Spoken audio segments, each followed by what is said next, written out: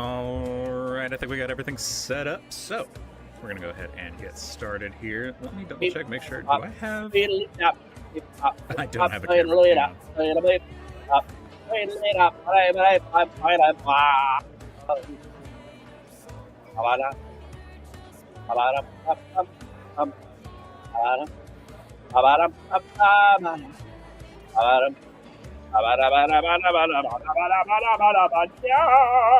Okay, alright, I'm back. Let me turn my camera on. Great. And we'll be good to go. There we go. Aha, I am here now. Excellent. So for those of you who don't know, we're going to StreamHollow. StreamHollow is our once-a-month D&D session with myself and my friend and James Canapé and Ruth is in charge of our trade. We have unfortunately only with the beginning of one end, but I'm thinking that like, hey, Moose. buddy. Hey, buddy. Are you using a different mic? No. Okay. Do I sound different? You sounded very different while you were doing your StreamHollow speech right there. You sound good fine different? now. Wow. Was it good different, bad? It sounded like maybe you were either using, it sounded like maybe you had, a different mic set up as your default mic, because it sounded like you were really far away from whatever you were talking into. Oh, man, I've also got the mic, I'm wearing a different type of shirt that's a little looser than usual, so everybody can see my tatas. And nice. As a result, the mic drip's just a little looser, I got to compensate for that deep V I got going on here. Got it. You need to save that. You need to save that deep V for when I show up. Ah, shit! You right. The deep V makes a return. Hello, I came into this conversation at a weird time. Hi, Doc. Hello, how you doing? What's up, Doc? Oh, it's Freaky Friday. Oh, so excited. I was just telling chat we're going to see Randy Feltface tomorrow. Yeah. No. Yeah. We're literally going next week. What? What? Guys, why do you guys get to do all the cool things? Why didn't we just go at the same time? Wouldn't that have made sense?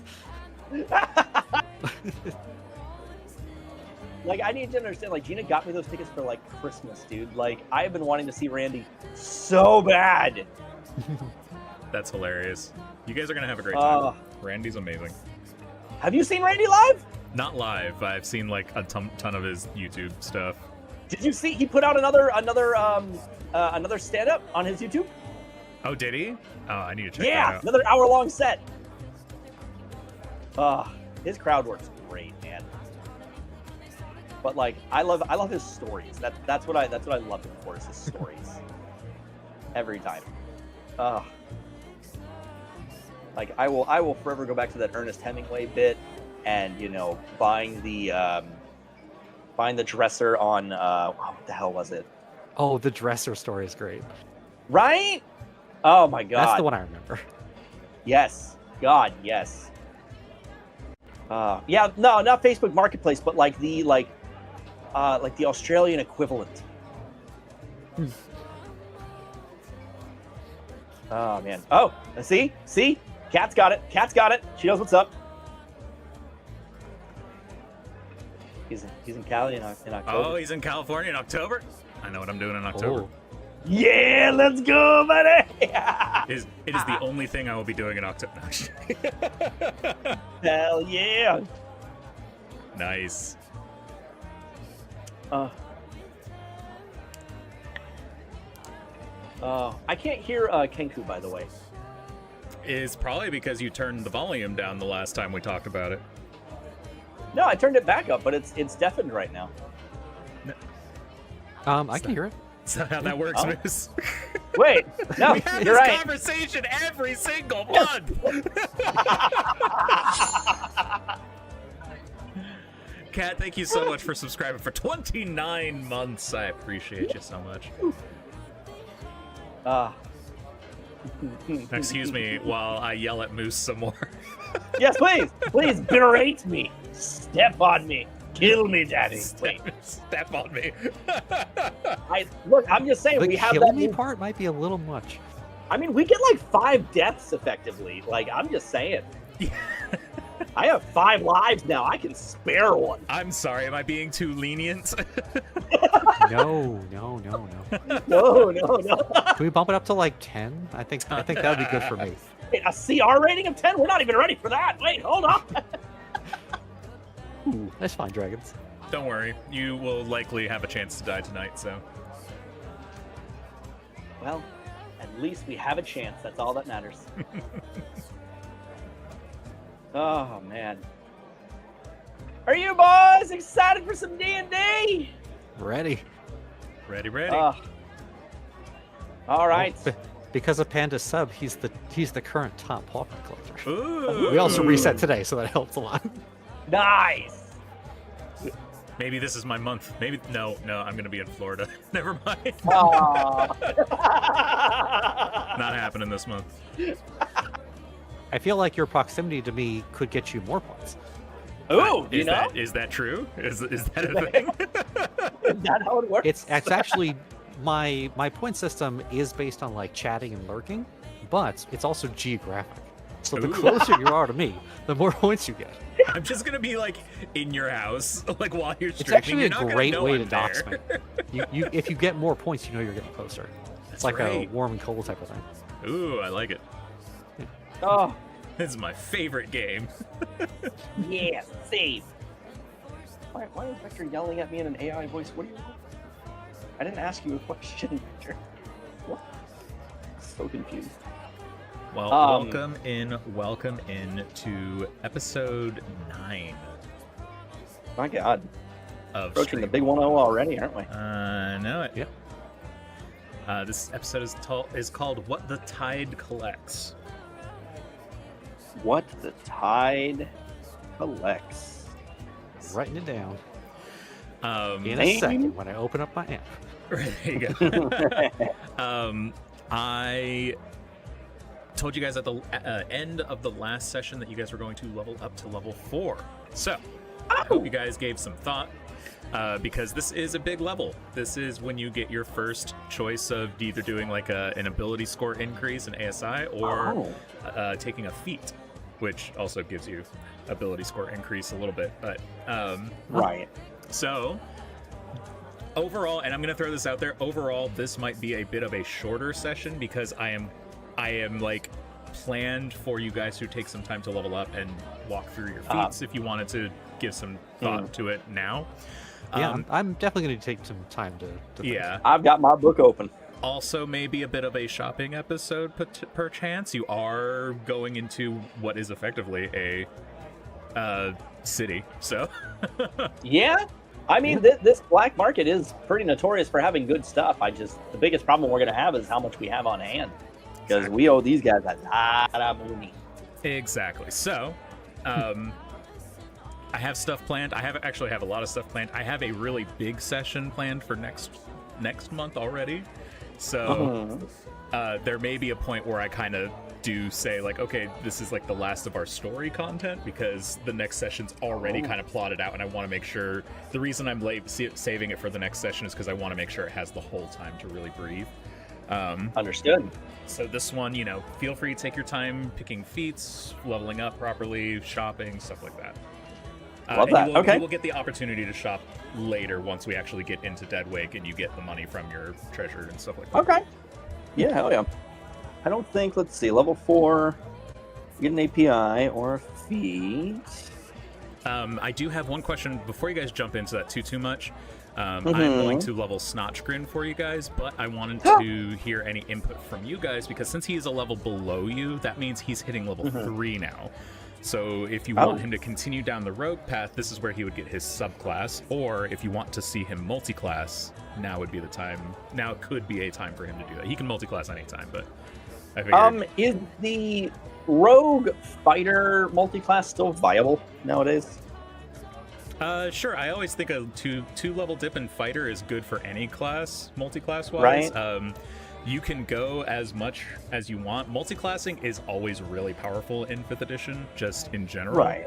So, There's very few multi-classes, like hybrid class things that don't work super well, but you do have requirements to meet to get there, so it's good to have an idea in mind if you would like to do that. But yeah, fighter, pretty much always a solid option for any melee class. Right, because you get the action surge, you get the fighting style, second wind, stuff like that. Exactly. And that I'm would excited to... Oh, no, wait, I can't say anything. Never mind. I will tell you next time, maybe. Okay. Let me just go back to the... I have not read through Rogue yet, so let me just sift through that real quick in my book here. Sure. Doc, feel free to as well. I forgot he has Thieves' Cant. Weapon Mastery, Cunning Action, Rogue subclass. He's hitting level 3, you said, right? Yes. Okay, it might even be better to just take his level 3 and then... Because level 4 is ABI. So it might be better to just take his level 3, get the subclass, get steady aim, and then bounce off whatever we want from there, because the subclass is going to affect what kind of stabby boy he becomes. Arcane Tricksters. I've always wanted to do like an Arcane Trickster, but like I know it's like a pain in the ass to juggle as a class by itself.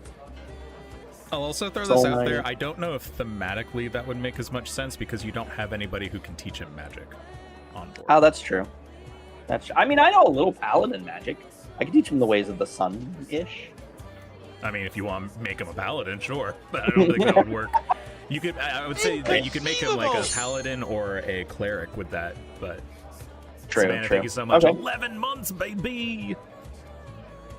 I might be able to teach him that thumb trick where you separate your thumb from both hands. That would make him a really good soul knight. Sure, give me a sleight of hand check, and then maybe. You roll a 1, your thumb comes straight off. I'm just letting you know now. Let's see. Where's the sleight of hand? So the easy one is advantage because I'm so good at it. Let's see what we get here. But then there's what is this? Psionic? Solid 11. Oh, a 12, yeah. A 12, ooh. A 12, ooh. Afraid No, that's not to fool a enough 5-year-old, to right? teach him a full range of wizard spells, unfortunately. Yeah, I don't know. But it is a solidly performed trick, so Oh, yeah. very believable. What is Soul Knife? This one's kind of cool. Because it's a discovery within oneself of physical and psychic energy. These rogues discover psionic power. Could work. Right? Like I could probably flavor something in that vein. Or you might have sought out an order of psychic adepts. Psionic power. You have your offspring. It's represented by your psionic energy dice, which fuels certain powers. The Soul Knife energy dice table shows these number of dice you have when you reach certain rogue levels. Die size is a d6, you get 4 of them. So what do you do with these 4? Any feature in the subclass that uses a psionic energy die must use dice from the subclass. Some of your powers expend a die. You can't use it if required dice used. You regain 1 of your expended size when you finish a short rest, and all of them when you finish a long rest.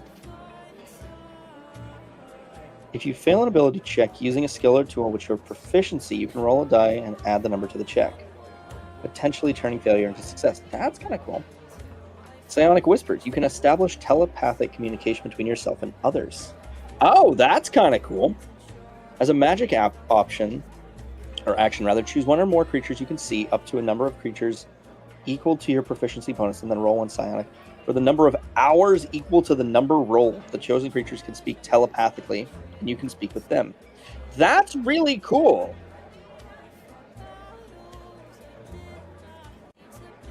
That's really cool. That's like free. What the hell is it called? Oh my god, what is that like? What's that spell you get like heckin' late? That lets you just like be telepathically connected. God damn it! It's not the one that turns you into a fart cloud. Oh my god, it's not telepathy, right? Panda, I'm not crazy here. I have no idea what you're talking. I have no idea what you were talking about. No, there's a spell. It's like the whole point of it is to establish a psychic connection with you and your. You have given me a spell that you get later on, and it is not Stinking Cloud. Correct. Right. Like we're that's a very wide range of spells, Moose. Right. Right. There's right, only right. so many spells. Just process of elimination. You're right. Exactly. Let's see. Arcane Lock. Armor of Agatha. I'll throw this out there. If you do want to use the was it Psionic Blade? Yeah, I'm just looking over it. If you want to use that, I can think of a plot line. Oh, that's cool. To like work him in that direction, right? Because like the easy route is just be like, yeah, he becomes an assassin. Why? Because he's really good at opening doors and shutting his blade on his enemy. You know what I mean? Like that's the easy one. But like, I've never like Archetype's new, right? For the new PB here. Say again. The what you call it? The Soul Knife is new for this PHP, right? For this edition. It is new, and it is actually newer than that. It's new for. Actually, no. I think. Wait, are you reading in a physical copy of the book? Yes, I am. Huh. Then yes, it is new with 2024. Sorry, I thought it was one of the addendum ones that just came out like a few months ago, but. Oh. Do we have addendums already? Oh yeah, I mean the game's been out for almost 2 years now. It has, hasn't it? Oh my god, I didn't even think about that. Oh, blast! Just throw Snotchgren into a warlock, give him Eldritch Blast, call it a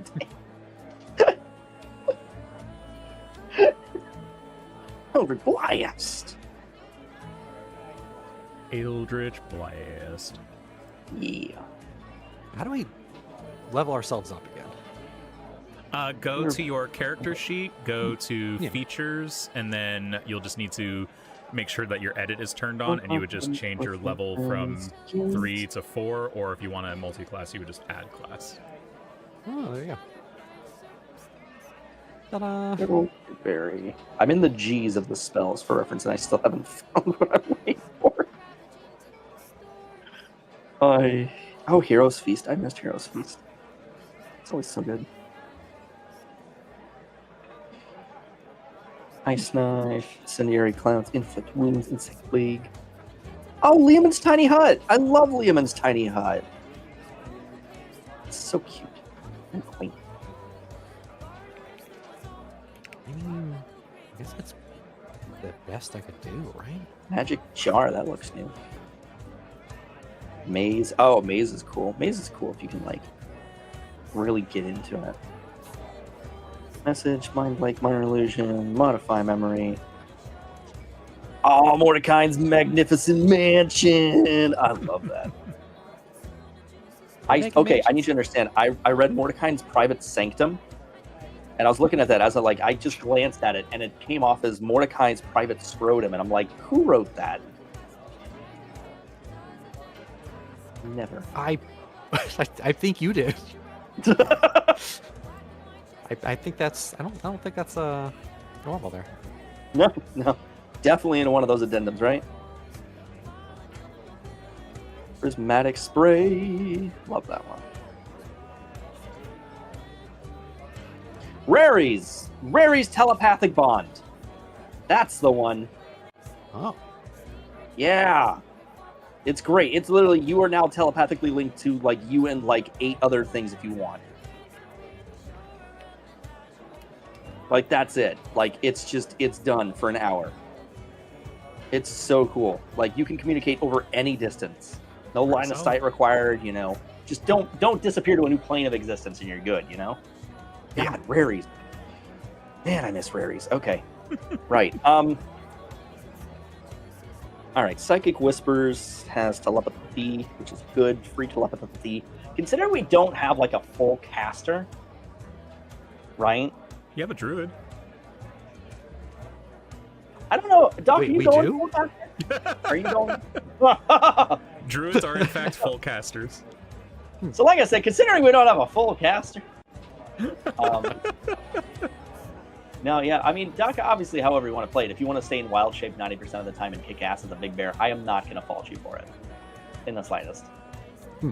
But if you want to go pew pew magic, let me know, because it would effectively, like, if we've got Big Bear doing magic, right, and we've got me doing Smitey Smites, and we've got Snotchgrin doing half magic too. That's kind of like we've got a gaggle of like half casters, Yeah. I will probably do mostly transformations. And I don't blame you in the slightest. I don't blame you for wanting to be a big old chunky bear. Eventually, we gotta flavor that bear so it's a giant kitty. It's the only way it's gonna work. I mean, he could just be a giant kitty. This is true. That is also an option. That is true. Right. Psychic blades. Here we go. You manifest shimmering blades of psychic energy. Whenever you take the attack action or make an opportunity attack, you can manifest a psychic blade in freehand and make the attack with that blade. It's 1d6 psychic plus ability modifiers. It's finesse. It can be thrown up to 120 feet. Oh, that's really nice too. Because it's psychic energy, we don't have to worry about retrieving it either. That's really nice. The blade vanishes. Ooh, this is interesting. The blade vanishes immediately after it hits or misses its target and leaves no mark if it deals damage. That's interesting. That's pure assassin. Like Ezio Attatori de Firenze would have loved that. After you attack with the blade on your turn, you can make a melee or ranged attack with a second psychic blade as a bonus action on the same turn if your other hand is free to create it.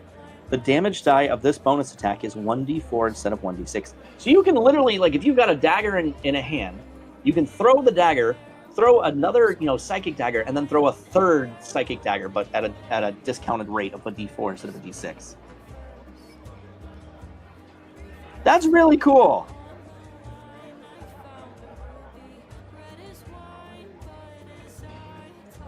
Wait, does that use psionic power? Represented by your psionic, which fuels certain powers you have from the subclass. Only Psychic Whispers and Psi-bolstered Knacks talk about using psionic power. Like, Psychic Blades is basically free. What? No way. Yeah, Panda, can you double check that for me? Sorry, let's see. You're talking about the Soul Blades at level 9? No, the Psychic Blades at level 3. Oh, Psychic Blades at level 3. Okay. Manifest Shimmering Blades Psychic Energy. Whenever you take the attack action or make an opportunity attack, you can manifest a Psychic Blade in your free hand and make the attack with that blade.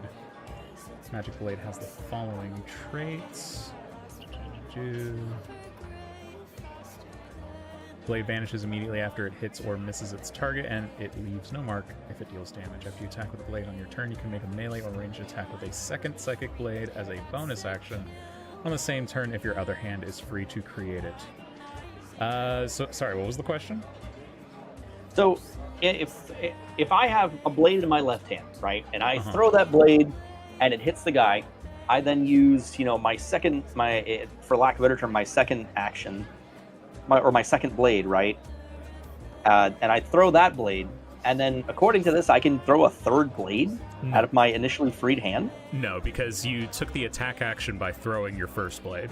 So as part of that attack action, you can then use your bonus action to create the second blade if you want to, but you still threw the blade with the first action, with your actual action. Does that make sense? Right. So you'd still only get 2 attacks. It's just one of them would be with a real dagger or sword or whatever, and then the other one would be with your psychic dagger. The only part that confuses me about that is because in the first paragraph it says you can manifest a psychic blade in your free hand, right? And attack with that blade. So I would be going, if the guy's right in front of me, I go dagger, right? And then so let me if I were to leave that blade, let me ask you this: How are you going dagger? Well, because I have a dagger in one hand, right? And then this says I'm manifesting a psychic blade in my free hand and making an attack with that blade. So, right, when you take the attack action, what are you attacking with? I would be attacking with my regular blade. Like in my right hand, I've got a blade. I go and attack the guy. Right. So that's your attack action. So now your attack action is done. Now what are you doing? You only have a bonus action and your movement left. Right, and it says I can use my bonus action to manifest a second psychic blade, but this up here says whenever you take the attack action, you can manifest a psychic blade in your free hand and make the attack with that blade. Right. So when you it take like the trades attack out the blade on action, my hand. yes, if you choose to take the okay, attack okay. action, that's what you're doing. Or Okay, and then a bonus for a second blade, basically. exactly. Gotcha. And if I'm reading that correctly, and again, correct me if I'm wrong, that does not require psionic power. It does not appear so, no. Okay. So effectively, if Snotchgrin goes in empty-handed, he still has blades. Yes, So, that is correct. My boy has 2 blades, he can go dagger. Like attack, bonus action, and that's dagger. Yeah, effectively. And it's immediately a 1d6 psychic. What does a dagger normally hit for? 1d... 6? 1d4? 1d4. This dagger. Dagger's 1d4. Yep. And this one only has a range of 20 to 60, whereas the psychic daggers have a range of 60 to 120. Yes, they do. Like, dude, let's go. Like, there's almost no point in carrying a regular dagger around anymore, right? You would, like, want to use the... Literally, man. Okay, and now just... To be fair, he technically doesn't have a dagger. He has a letter opener that we decided was Right. the equivalent of a dagger. That works. Yeah. Right. Okay, by that account... Okay, Which, so we by the agreed that way, freaking... your soul knife does actually increase as you level up too. So like it's You see D6 that, right? now, but it Right? will become better later. Like, dude, a D8. Like, I can do 2 D8s per turn Well, with, D8 and you know, D6. with potential for, like, you know, rogue sneak attack and all that jazz, dude. Like, come on. You can do 1d8 and then 1d. Well, actually, technically, I think it'd be 1d4 for the offhand. Touche. The damage die of the bonus attack is 1d4 instead of a d6. Does that scale? Do you know? Like, is it just the dice lower? It doesn't appear to scale rules as written, Yeah. but I don't know. I might. No, you know what? Rogues are too powerful as it is. No, that does not scale. I almost gave that to you, and then I realized, like, no. Rogues are stupid powerful as it is. So close, Doc! I was so close! So close. I could have got it. It's all right. We'll bring this back up in a couple months. See how he feels about it. Right, well, after I've forgotten. Yeah, right? There you go. Oh, man. Oh, God. By then, you'll be wanting to use your bonus action for other things anyways, so it wouldn't really matter. Right. Jesus. Thank you, Scrambles, for grabbing that that scroll and reminding me I needed to turn the volume on quiet and block raids for tonight. Thank you, Scrambles. I'm just looking at all the feats, and I'm going down It's like a cool, rabbit right? hole of spells. And there's this It's one. cool.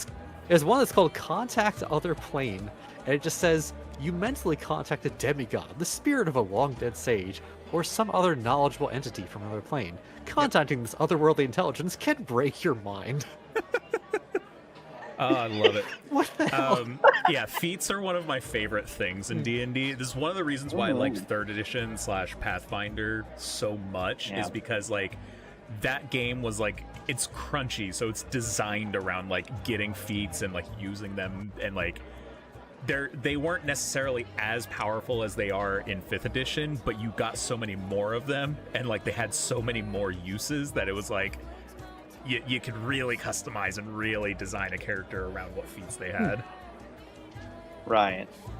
This is so cool. You basically ask the dungeon master questions, and they say yes, no, maybe, never, irrelevant. Yes. Oh, man. Oh, complete and total, like, segue for a second. So you guys know the Backrooms movie that's coming out, right? Yeah. So Dante, being, you know, the 12-year-old he is of course obsessed with, you know, the Backrooms and the lore, right? And, you know, he's like, yeah, no, these people just no-clipped into this space and all that jazz. So A24 is selling a sticky poster of the Backrooms wall design. And we have secretly ordered it, and when he's not here, we're just going to randomly put it on his wall and pretend it doesn't exist, and just watch him lose his mind over it. I like it. So are you going with the soul knife then?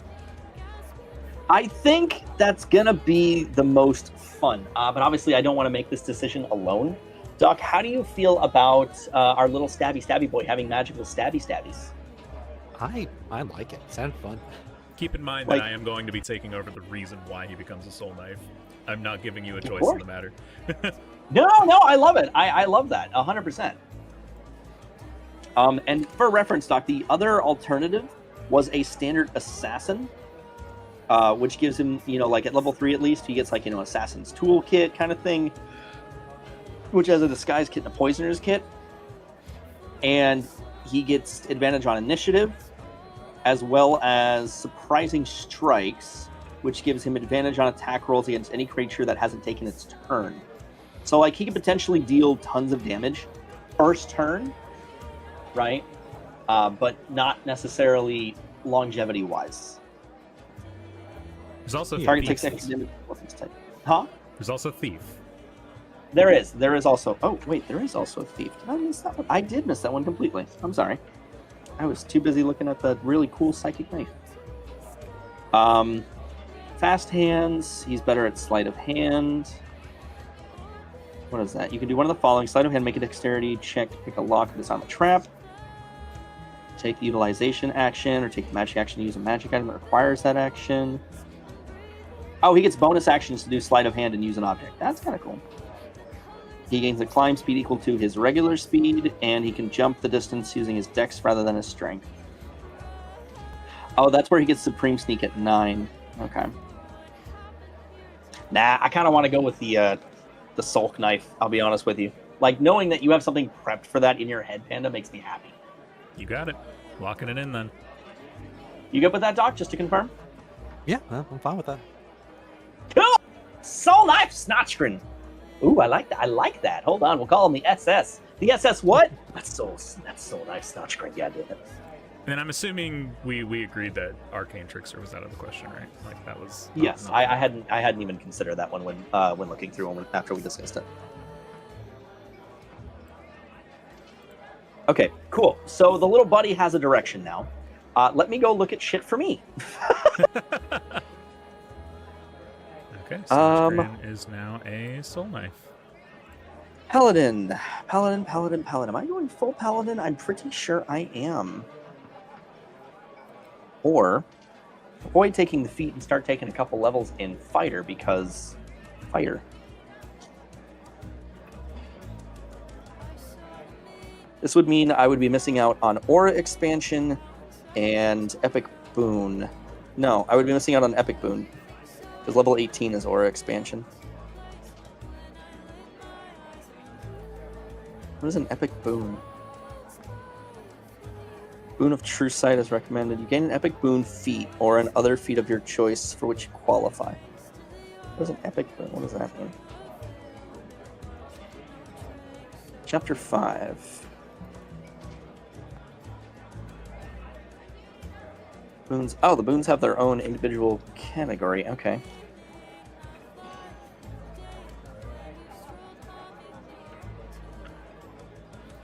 Those are general feats.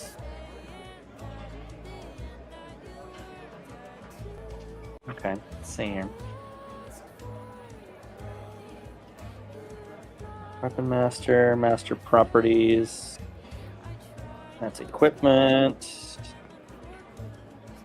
Epic Boon feats. Okay, so I would be missing out on one of these.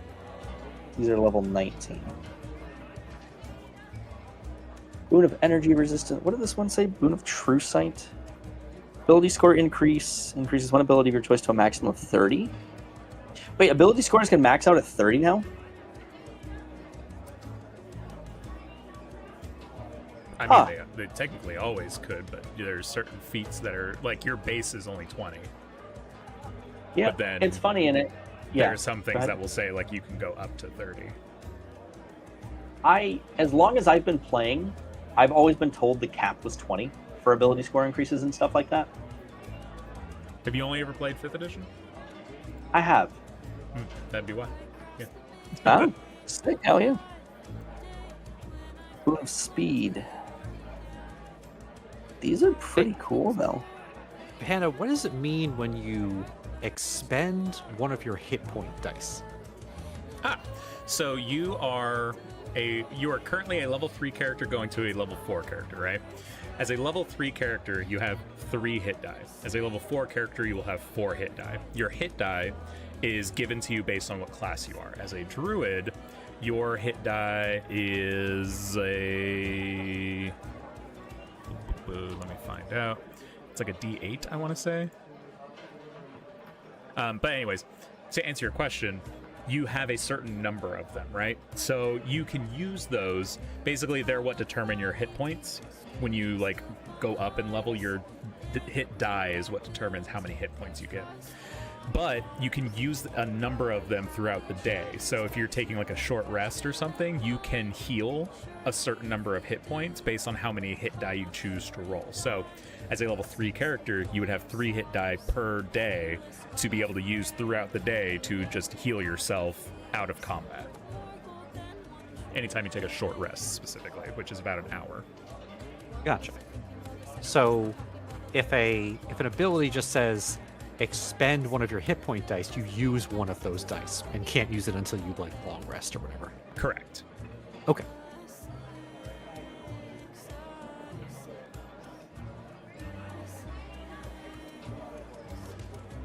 Dude, these epic boons are really sweet. Yeah, you don't get epic boons until level like 20. No, yeah, until level 19 for the paladin, right? Yeah. Let's just make instant epic boons. I like it. We're gonna do Right. this. Wait, do I get to turn into Godzilla after if I have an Right? epic boon? Oh yeah, I forgot about the kaiju class, the kaiju subclass. Oh, God. All right. I need Talco to die. I want to be a kaiju. I mean, Right. no, I was just looking into it because if I take fighter for 2 levels just to get the fightery goodness, I was curious how that's going to affect my my late game stuff if we ever make it that far. Like a good planning ahead kind of thing.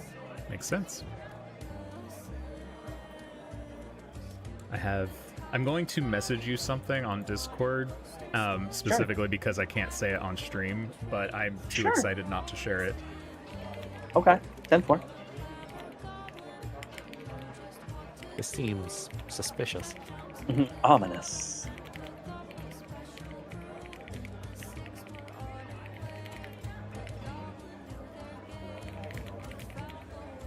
There's so many feats. I want all of them. Can I just take all of them? Right? They're nice, right?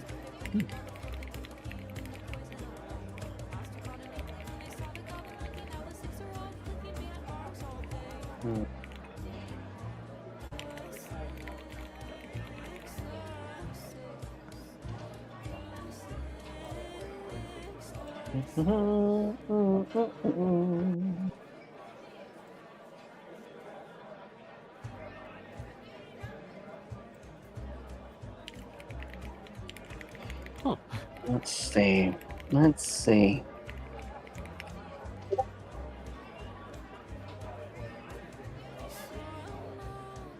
Huh. That's interesting. I'm not familiar with that. That's it's a like Is it in the fighter here? Like in the PHP? no, not in the regular PHP. StreamHollow is a like not addendum, but it's like basically just like another setting, but it has its own. It's part of like the 5th edition, like the 5.5 world. So technically, it counts as a book. Right. It's like those expansion books we had for 5th edition for like a hot minute. Exactly. Nice. And that's working for him? Oh my god, dude! The amount of dying I'm not going to be doing, I'm so excited. Excellent. Okay, then I think I'll go that route. I was gonna say, just as a thought, just as I built this character out, so if you want to just rip directly from it, you totally can. I'm totally fine with that. Okay, cool. Then I will take a level in fighter. And I just need to check real quick if you can, because multiclassing does have requirements. So, oh, right. as a multiclass character, you have to have a minimum. you have to have minimum stats in both classes to be able to multi-class. For fighter, you have to have a 13 in either strength or dexterity, and paladin, you have to have a 13 in strength and charisma. So basically, yeah, you just need 13 in strength and charisma, and you're good. Yeah, I have a 15 in strength. And charisma? And charisma, I have a 13. You're good to go. Fantastic. Let's go. All right, let's pop the little thing on Talco. Oh, So crap, then I forgot how we level up. I was going to say, so you're going to go to your features tab, make sure you're in edit mode, and then you will click add class next to it at the top of your thing, and then you'll add There we go. fighter 1. Beautiful. And you said I only have to die 5 times in order to be to get to my kaiju class, right? Yeah, I mean, if you want to just let your character die and so you can become a druid as well, by all Just means. jump off the boat. Right. Yeah. Right. Yeah. I right. mean, Talco I just mean, realized. Oh, no, you don't have to go through all that. You can I just will hand me put your you in character this now. lantern so fast. You won't even have a moment. I'm dropping your ass in this lantern immediately. Now let me see this. Let me see this build through. I've always wanted to play a paladin, so let's see it through. Wait, why is there 3 fighter classes? Because to choose from the companion browser? each of the classes have like why do you have 3 fighter classes to choose from on your thing right now? Yeah, from the companion browser, because I've got the SRD 5.1, the SRD 5.2, and the PHP 2024 version. Yeah, you want PHP 2024. Okay, perfect. That is the only one you can use. Like that I will let Okay, you use. Perfect. For the hit dice, I have to take the one that I'm going into, correct? Yes, but it should be the same. I believe fighter and paladin both have D10s. Yes, that is correct. All right, let's roll the D10 and take a chance, shall we? Sounds good. We also have a Hydra redeem. Privately rolled some dice. 4. Excuse you. What? I didn't know. I just hit the dice. Did it come up as a private? So, I have some new mods installed. One of them is this dice tray mod. So at the bottom of your screen, you should see under the chat box a bunch of dice, like a bunch of pictures of dice. And so they're basically like quick selects, right? So you can, if you want to roll a D10, click on it. Yeah. And then it will basically, it's supposed to like throw it into the chat for you so you can just roll it, but for some reason it's not working for me right now, and I don't know why. Hold on. Tried to click it and it did not do the thing. Yeah, why are you not doing anything? Damn it. You were working earlier today. Hold on. Oh, wait. Hold on. D10. Roll. No? D10. Roll. D20. Roll. Hold on. I'm going to reset. Okay. Oh, And then, go for and then I'm going to reset again. So How dare you? I know. it. Dropping me in the dark.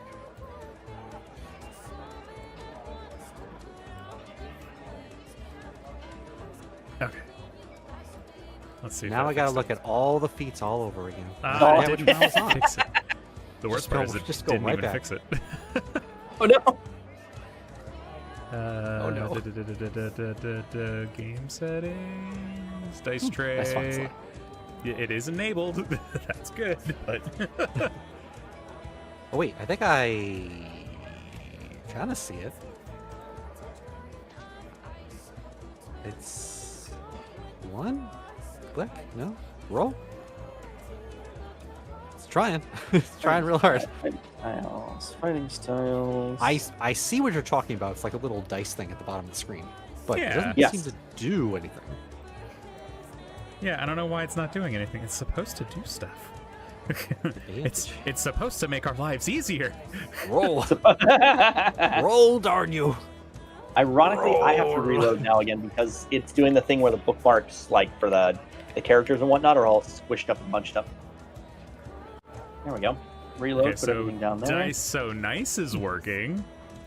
So that's good. So our 3D dice are still working. That's plus. But yeah, basically, so like what I did to do that was I just typed in /roll, Right. And, like we normally. like we normally would. So this is basically supposed Yeah. to just do that for you. So all you have to do is click rather than type it in. You know, it's funny. I actually set one of those up in my hotkeys for each of the Ds. That's funny. I have one set up for the D20. That's about it. Telco. Back to this. Okay, I rolled just because I'm not, a cheating asshole here. I'll take the 4 that I rolled. You'll For my take the HP? 10 that you rolled and you'll like it. Yeah, right. I was very close. The 4 is right next to that 0. I'm just saying. Wait, do I have to level up again? Oh, good thing I picked the... Ah, I shouldn't have taken the, shouldn't have taken the average. I could have rolled twice. Yeah, my average would have been 1 point higher in retrospect. That's all right. I'm too afraid to not take the average. I always take the average. It's just one, it's simpler, and the average is in the long term going to be better for you. Oh, for sure, for sure. I got really lucky on. But what if I get those extra 3 points? Maybe they'd stop me from Right. getting one shot by everything. Right, right. That's my logic, man. I'm gonna tell you right now, if I want a one shot you, I'm gonna one shot you. We obviously, I 3 think hit we've points already aren't gonna- established this. 3 It hit points seems aren't gonna like change anything. this happens quite often, to be perfectly honest. If I had a nickel And people are for telling every me I'm time being I've too been easy one on shot as a bear in this game, I'd have 2 nickels, which isn't a lot, but it's weird that it happened twice. exactly. And people are telling me I'm being too easy on you guys. No, I'm telling you, outside of combat, Who are these maybe. You people? let us get away with a lot of weird Where shit. is this suggestion box coming in? Right, yeah, right. And how do I throw it out? Oh, beautiful. Where are fighting styles written down in chapter 5? Thank you. Okay, well, I will try and get dice tray fixed in between sessions, because I have a feeling it might be that I need to update it, and I don't want to, like, kick you guys out just to try and update this thing. No, you're good, man. I get it. Fighting styles. Here we go. Origin feats. No. General feats. No.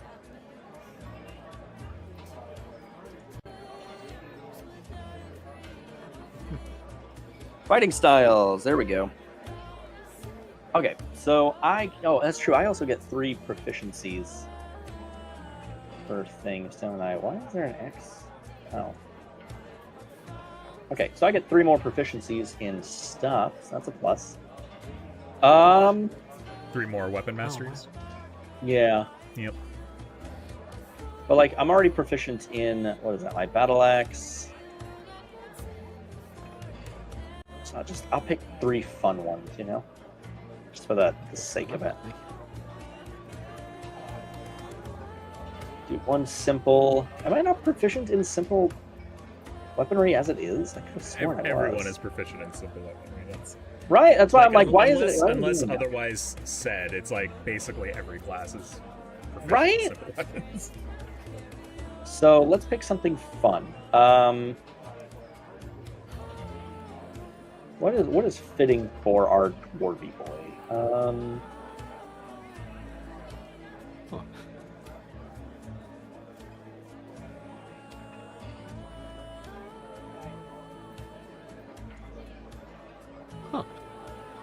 Battle axe. Hey, am I doing unarmed strikes when I'm a bear? Yeah, let me check that, actually. That's a good question. Right? That- That's that's a a good decent that's a question, good question. I want to say that you're technically doing slams, but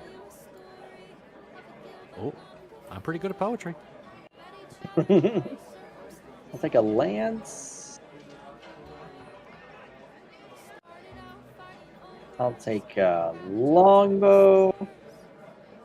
And it almost seems right as a dwarf to pick a warhammer, doesn't it?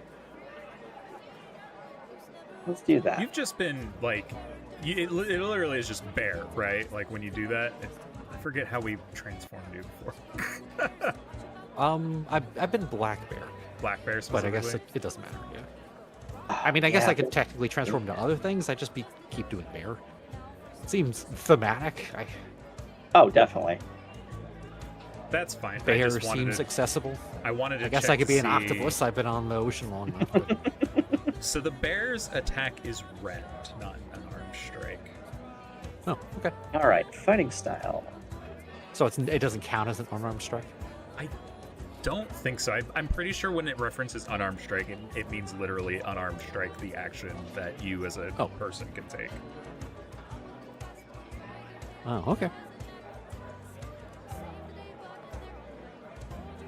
When you make an extra attack as a result of using a weapon that has the light property, you can add your ability modifier to the damage of that attack if you aren't already adding it. Oh, so if I one-handed something, I can get the...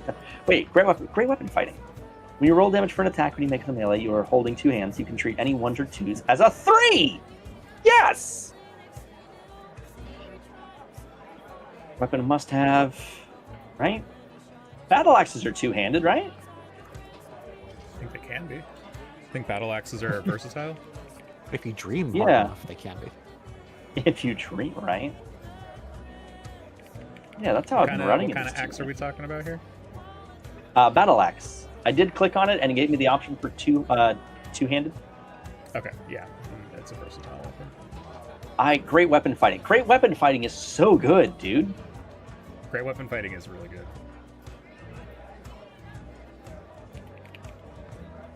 Blind sight. Oh, Panda, do you want to explain to everybody about what our new rule is for death, just so we're all on the same page? Oh yeah, sure, I'd be happy to. So I came up with a table. We had talked before about not allowing player character death because just the trauma of losing your first character is a lot.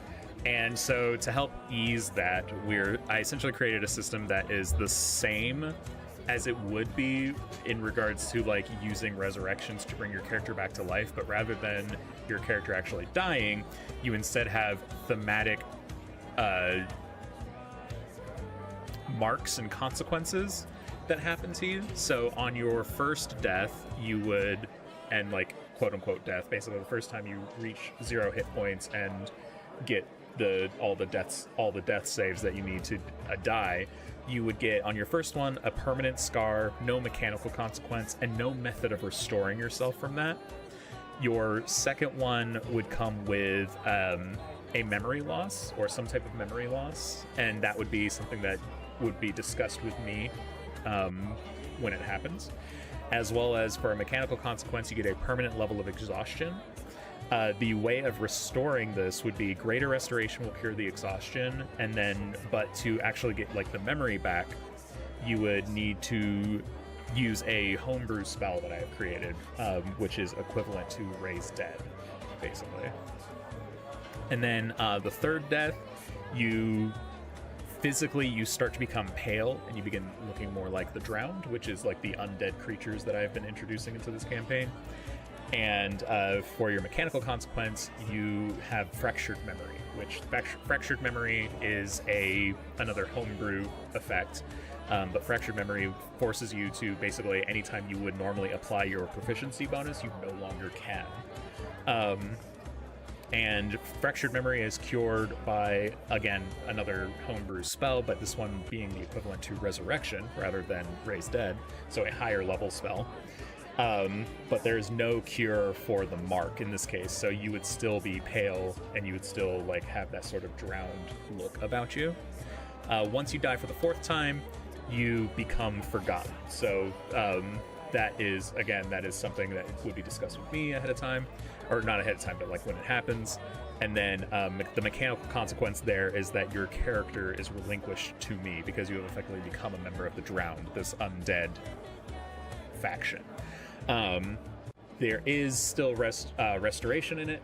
In this case, you can use True Resurrection, which is the same as like the base game. True Resurrection is like the only method by which you can come back to life if you become undead. So this is sort of following that same line of like, if you want your character back after 4 deaths, you can. It's still possible, but this is sort of Do you the even want him back at that point? like at this point, how many times you've died? Are you sure you don't want to just play a different character? But no, I like that. That is what that spell is there for. Exists so that you do not have to lose your character if you die. But this is to alleviate the trauma of actually like your character actually dying. This is more just flavorful and makes it easier to digest. And but still has the consequences behind it, so that you don't feel like you're immortal and you can just run in and do silly things just because I'm not going to let you die or anything like that. Moose.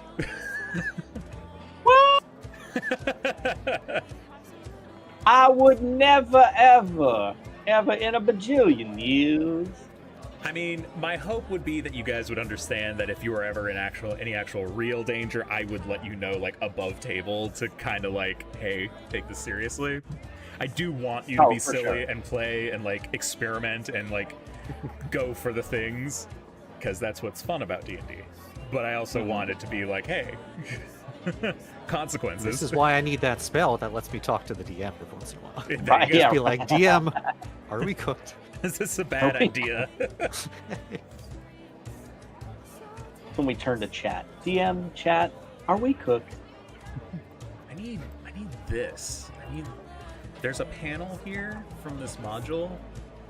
And it's It's like a perfect panel that if I could just have this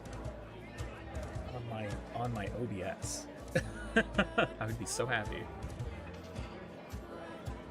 Dumb question. Shield has to be wielded to get the AC bonus, correct? Like Correct. shield in one hand, battle axe in the other kind of thing in order to get shield you have bonus? to have it equipped, yes. That's what I thought. Okay. 10-4. Are you reconsidering Great Weapon Master now? No. If I make it a point to just remember to pop on Shield of Faith initially, I still keep an 18 AC, and then I can have my Great Weapon Mastery. And then if it comes down to it, at being a versatile weapon, I can equip my shield in combat, make a run for it, and have an extra 2 AC to kind of potentially save me if I need it. So that'll give me a 20. I love the idea of you having a lower AC. I didn't what? say all that. It makes me very happy inside. So I think I'm gonna go with heavy armor training. Right? Get my AC up a little bit here. Right. I do want to also make mention that when I did pick my new proficiencies, like weapon-wise, it did, at least from what I'm seeing, it tossed a long sword and a javelin into my pack. Did it really? Yeah. Huh. Weird. Yeah, like I have no intention of using it. I just wanted to make it known that it kind of ended up there. I mean, if they weren't there in the first place, I'm deleting them. Yeah, no, please, by all means. Yeah, because I had just the battle axe.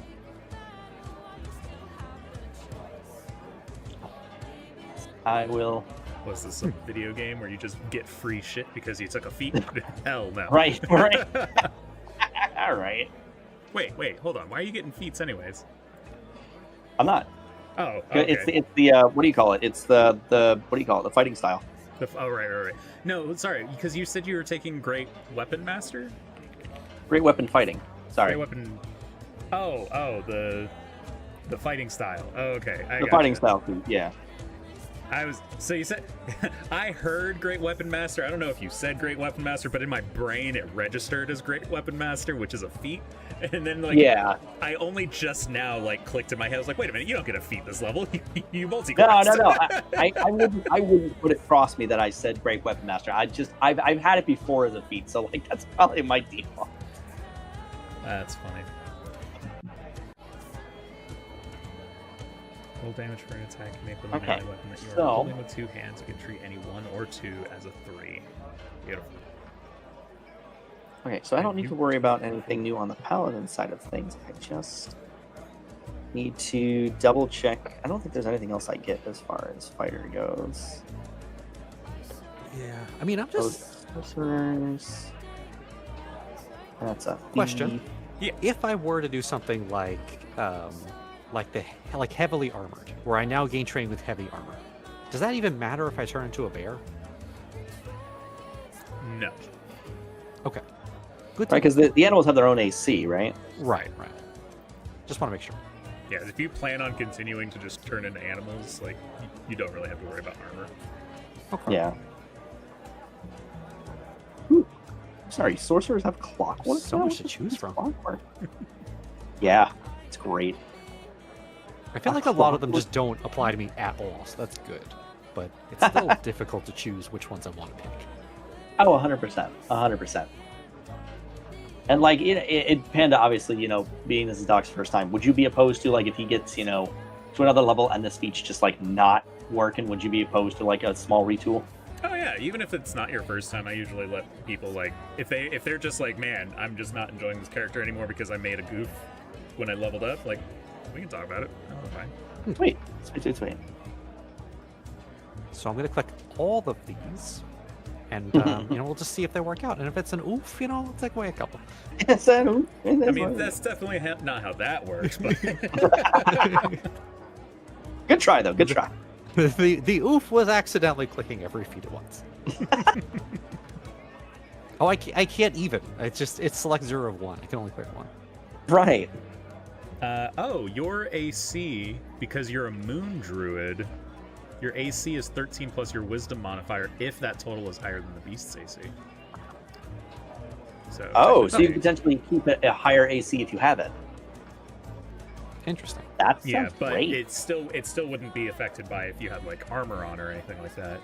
But you can just like pump up your wisdom modifier and just get a crap ton of AC that way. That's true. That is true.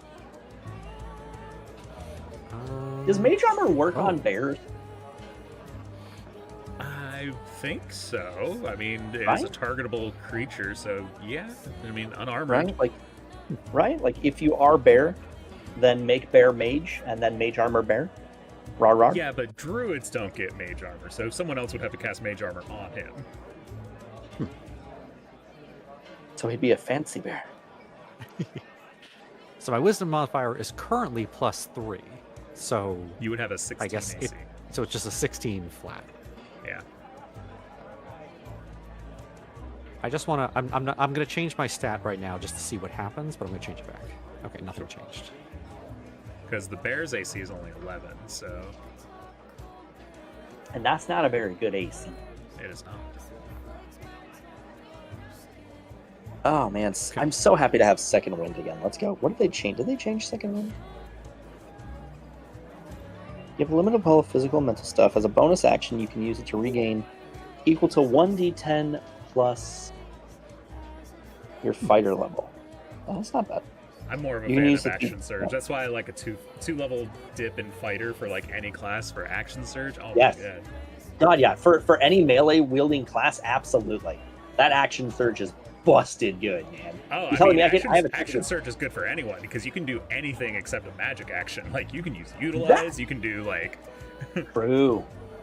like I'm That's an a second action potion. surge to dash so I can Right. so I can catch up to someone, and then beat the shit out of them.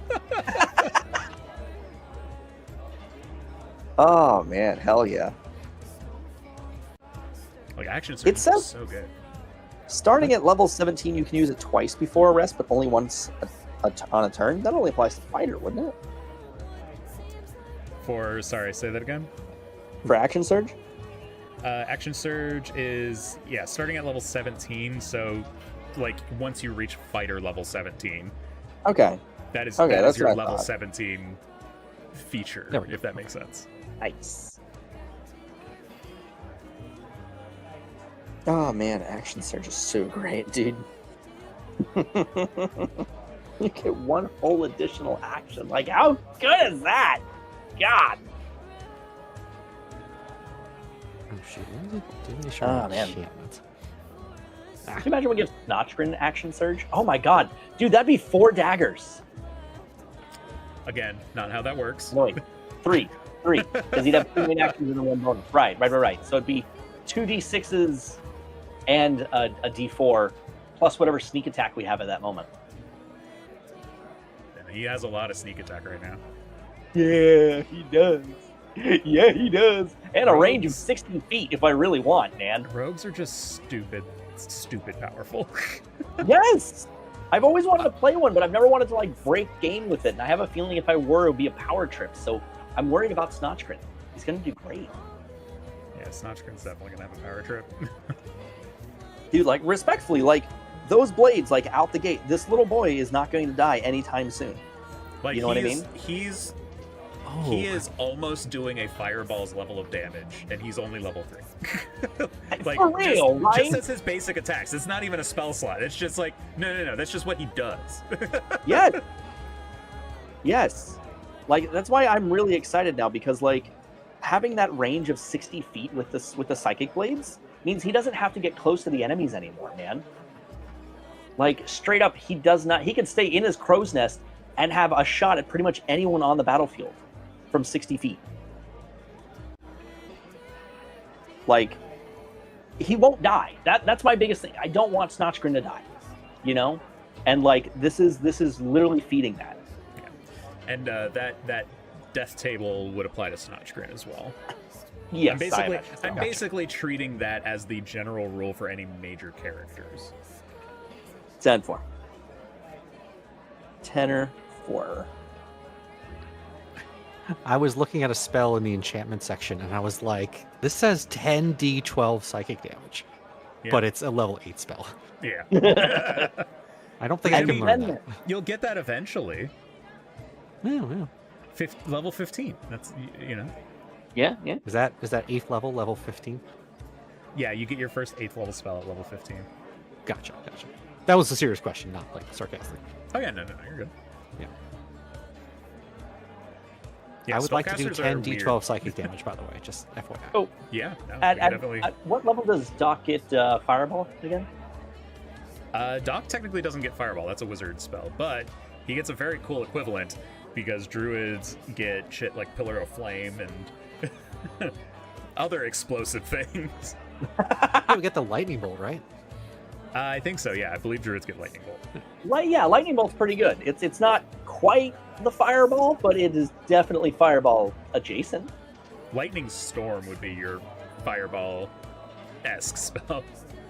Right? Because that hits at the end of each turn. It's a concentration, if I recall Yeah, it's correctly. like it's a concentration, and you're just like constantly electrocuting people. Yeah. Like, For, you like- are Nami from One Piece. God, spoilers. Otto's irresistible dance. One creature you can see within range must make a wisdom saving throw. On successful save, the target dances comically until the end of its next turn. Yep. I like it. Yeah, I like Otto's irresistible dance. Great crowd control. I can't learn Siblings. any of this stuff. Finesse and Throne. 1d6 plus the ability. Oh wait, it's a 1d6 plus. What is the plus? What is the needs level 3? Psychic. Oh, here we go. I'm going to equip those. I'm going to take the daggers off of his favorite. I like this one. Like, it's an 8th level spell too, but like glibness. Until the spell ends, when you make a charisma check, it's just automatically a 15. Additionally, no matter what you say, magic tells everyone that you're telling the truth. Amazing. Yeah, that sounds fun. Oh man. Psychic Blades. Bestiary. There we go. Okay. When you attack, you can melee together with a second Psychic Blade as a bonus action. Oh, that's cool. So I get a D6 There's a and sleep D4 spell, plus but 4. things that don't sleep, like elves, just don't care. That tracks. Huh. That tracks. Sorry, I'm looking at all these spells and I can't cast half of them, but they're fun. That's okay. Next level, when Snotchgrin gets up, we should make sure his dex goes up, because he has a 19 in dex. And if I could max that out on a rogue, oh, he'll be set. Doc. He will be absolutely set. Hey, Doc. Yes. What's up? Something you may consider, and just because you mentioned before that you typically go with Black Bear, for your wild shape, you have access, because you're a moon druid, to higher levels of beast. Basically, you can wild shape into anything up to a certain challenge rating. Base druid is like 1/4, like there's a whole table for it. But moon druids get up to your druid level divided by 3 rounded down, right? So you have up to challenge rating 1, whereas normally moon druids only go up to, or normally druids only go up to like 1/4 at your level, right? The reason I bring this up is because if you wanted a bear specifically, you could do the brown bear instead of the black bear, which is also challenge rating 1. The black bear is challenge rating 1/2, where the brown bear is challenge rating 1, so it is like twice as powerful. Oh, all right, then Like- I'll keep that in mind. Yeah, just as a thought, because like you do, like they both have multi-attack, but brown bears have a bite and a claw instead of just the rend, and the bite does 1d8 plus 3 damage, as opposed to the rend, which only does 1d6 plus 2. Fancy. Granted, the claw is 1d4 plus 3, so I don't like it's still more damage overall, and you also have a better attack. But anyway, I just something to keep in mind. You have like a list of challenge rating 1 beasts that you can technically turn into, and just might be better Yeah, for you. Oh yeah, thank you. I appreciate that, because there's so many things that I can turn into, and I was limiting it to some extent, but Let me I'll have to check it out more deeply. Let me send you a small list. These are just the. I'm gonna send it to you in a Discord message. Ooh, that would be great. Oh my god, that would be perfect. So that Where is is it? the Level 4? list of level 1 beasts. That's 13. You Oh my cannot God. turn into the swarm of piranhas. That just happened to be in the list because of alphabet, for whatever reason. But yeah. So you could be a tiger or a lion or a giant toad. Oh. Giant octopus, I like it. Giant Let's octopus. just pull people into the ocean. You absolutely could. Like you have options. So I just want to make sure you're aware that like there are things you can turn into instead. Nice, thank you. Um, I'm probably I have a gonna pick a feat that keeps me from dying a bit more. So For once I pick the sure. feat and I get through this level up stuff, I'll look at some of those creatures and see which is like the best thing to turn into. Yeah. And I mean, there's always like turning into something small too for like RP things or like sneaking around things. Like if you really Yeah, wanted to turn into like a house cat, you actually can do that. Like yeah. Oh yeah. I remember in Baldur's Gate, I used to be able to turn into a cat and go through like the tiny holes. That was Yeah. fun. Yeah, stuff like that. Absolutely, man. You can 1,000% do that in this game. Panda, question for you. I'm here. What can I do for you? I am looking at some of the feats here, just planning ahead for Snotchgrin, right? What do they mean when they say a weapon has a light property? So your weapons have properties on them, one of which can be light. Those are going to be things like daggers. I want to say the short sword also has the light property. And it's essentially smaller weapons that you can wield in both hands at the same time to be able to like attack, like use bonus action to attack with the other one. Okay. Because I was looking at the Psychic Blade, and it's considered a finesse and a thrown weapon, but not a light weapon. Correct. Okay. Because I was looking at, specifically, I was looking at Defensive Duelist as something for him later on. Which is, obviously, I get that increase of the ABS.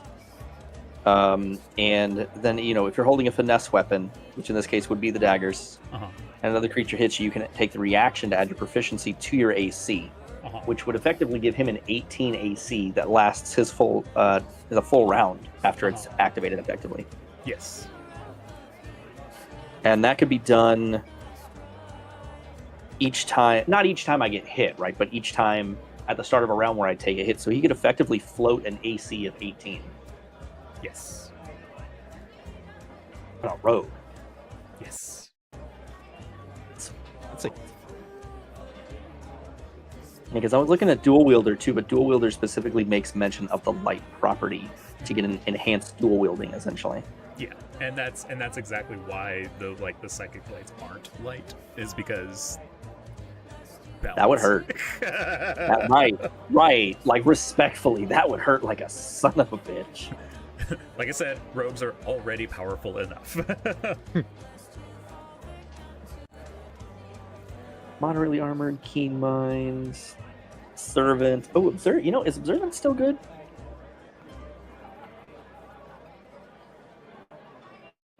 Can take the search action in the quest bonus. Yeah. I think I'm gonna try lucky. Ooh, there lucky you go. feat's always good, man. Hell yeah. I start Yeah. out with 2 luck points. I can roll anytime I roll a d20. Mm-hmm. I can spend 1 luck point to give myself advantage on it. Or if something else rolls a d20 for an attack roll against me, I can spend 1 luck point to impose disadvantage on it. Then I guess it just comes back after a long rest. I believe that's it, right? It's a long rest. Yes. Yeah, lucky is a really, really good feat. It is so good, in fact, that many DMs ban it from their tables. Oh. It is very good. I do not ban it from my tables, specifically because I tell my players the reason you have access to it is because all of your enemies also have access to it. Oh, Yeah. okay. I'm gonna make a note here. I'm surprised to hear that. It doesn't seem... I mean, it seems like fun, but I wouldn't think it was like super OP since it's limited. It was more powerful in base 5th edition, 2014 5th edition. It has slightly been nerfed in 5.5, but not by much. It's mostly just a DMs will ban it because it's well, this prevents you from failing things, and I don't like you not failing. Gotcha. Yeah. I could see if a bunch of people had lucky and you were just yeah, let's just roll this and just roll advantage on everything we have. I can see that being a problem. There's a dungeon tuber out there who does animated things, animated Dungeons and Dragons content. Oh, is it the little dude? Oh God, I think I know exactly who you're talking about. Oh, wait. I could just give you his name. Yeah, please, for the love of God. Z Bashu. Not who you're thinking of? No. No, okay. So he has an episode on making just the most ridiculously lucky character. Wait, yes, it is. It's It's better yes, lucky it is than good. okay. And it's he basically made a halfling portent wizard with the lucky feat. So because halflings are lucky, so they already reroll ones. Portent wizard would basically give you specific die rolls at the beginning of each day that you could then choose to use in place of an actual die roll. Then the lucky feat being as good as it is. So it's basically you basically get to control your dice and you just remove randomness from the game. Yeah. Oh man, halflings are so cool. There, I added some notes to Snotchgren's biography just so I don't forget what I'm going to do with him later. I got a level 4 feat of defensive duelist, and then at some point we'll take 2 levels in fighter on him just to get him that extra action surge. So just to clarify, it said I went from I gained an additional cantrip. Can I just go to the list and add another cantrip onto my list? Yep. Okay, just making sure. I am going to stand up real quick. Hi, JJ.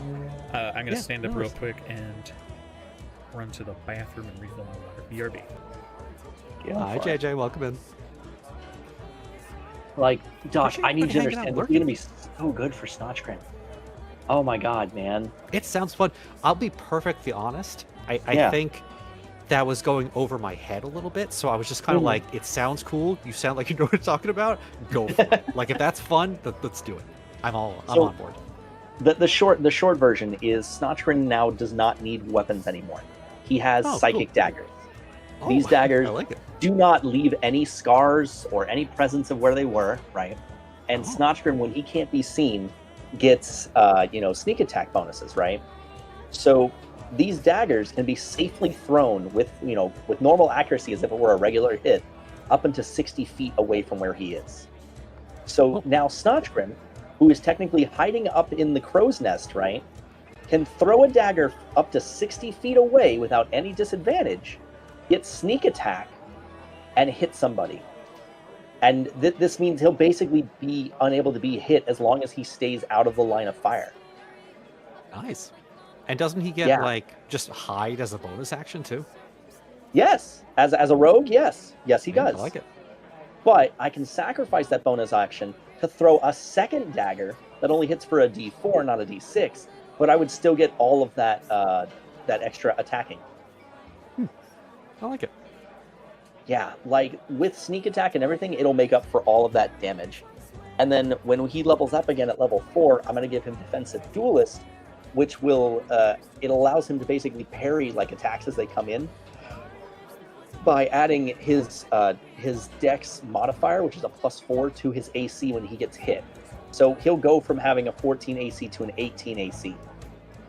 I like it. I mean, whatever keeps everybody alive more sounds good, right? That's my jam. That is 100% what I'm going for, is trying to keep everybody alive as long as possible.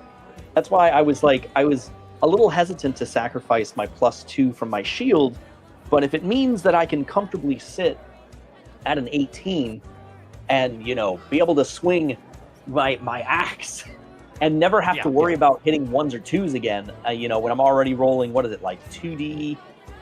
What am I rolling with this thing? What the hell's the damage on this thing? I always forget. View item.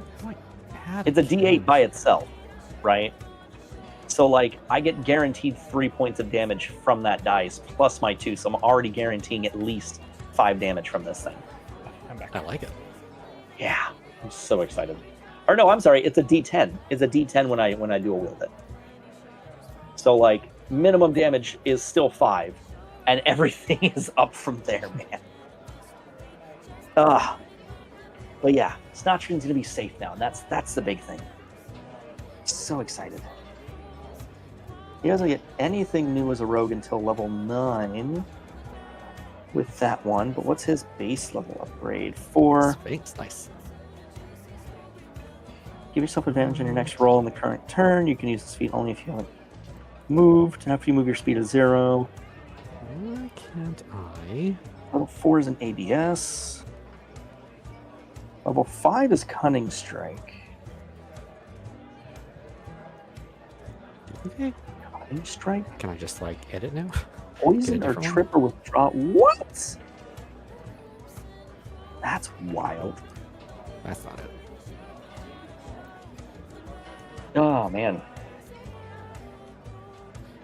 So what are you thinking for other animals that you want to shapeshift into? Because obviously you can do this outside of combat too, Yeah. Well, it seems like I have a large list of things that I could just sort of turn into. Yeah. But I guess from a efficiency perspective, Panda was sharing that list with me, and tiger sounds good. Right? Direwolf sounds good. Yeah, I was gonna definitely recommend looking at lion. Lion sounds good too. Yeah. Yeah. Because you also get their full stat blocks, right? Right, Panda? Yeah, you essentially get access to everything. Right. So you get if they're really dexterous or if they're really strong, you'll have access to that to help out in a variable situations. Makes sense. Mm-hmm. Okay. I saved myself having to worry about paladin nonsense by taking a level in fighter. So I am good on that front.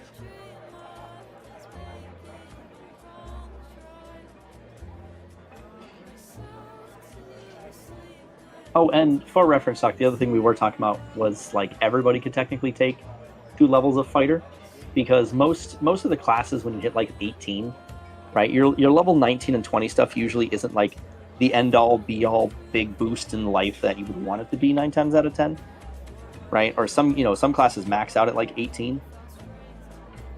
Taking 2 levels in fighter gives you access to a couple really good things. Second Wind is basically free HP. Action Surge is a whole ass other action that you can do in the same turn, like once per short rest, essentially. So like it is like viable as hell, man. Like that is an extra potion. That is, you know, an extra dash action. Like, dude, Action Surge is just so good. That sounds fun. Yeah. I think otherwise I'm good to go on this end with Snotchgrin and Talco. Okay. Todd, are you good on your? How do I like specifically look for druid cantrips? Because I'm just trying to add one cantrip to my guy. Oh,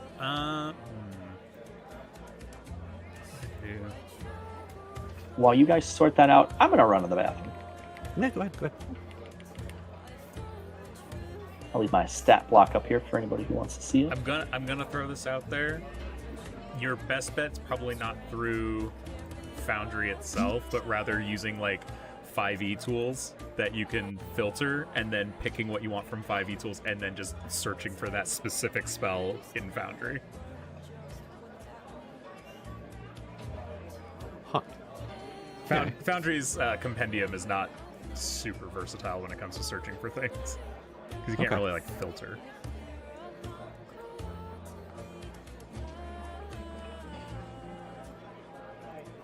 But here, I can definitely get you a list of druid cantrips here if you would like. Okay.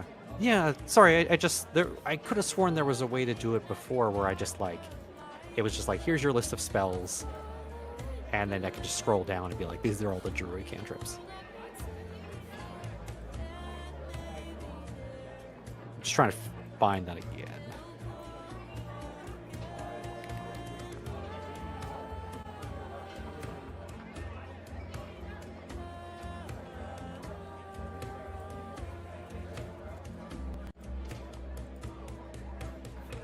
Just accept this for now. Let's see if I can find it here.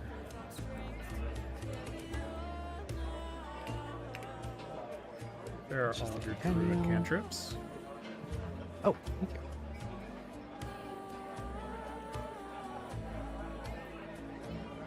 Okay, so these are all the things that I could just add right now. Yes. Okay.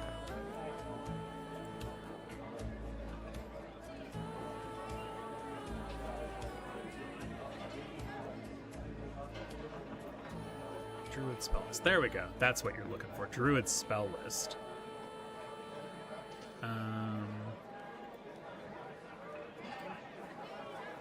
Show players. Oh, cool. Yeah, there we go. Perfect. Yeah, this is exactly what I was looking for. Perfect. I couldn't figure out how to open this before.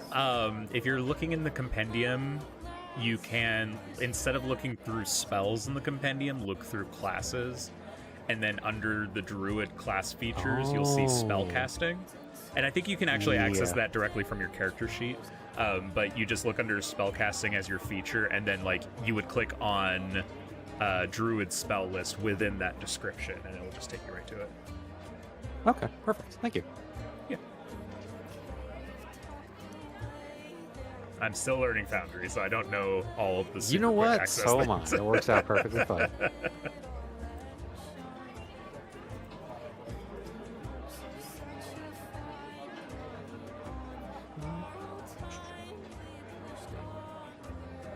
Darn, this dice tray is not working. Makes me so I think I very have a lot of random ones. Maybe I should just take guidance. That sounds pretty good. Just adding dice roll to things. sad. Yeah, guidance is really good.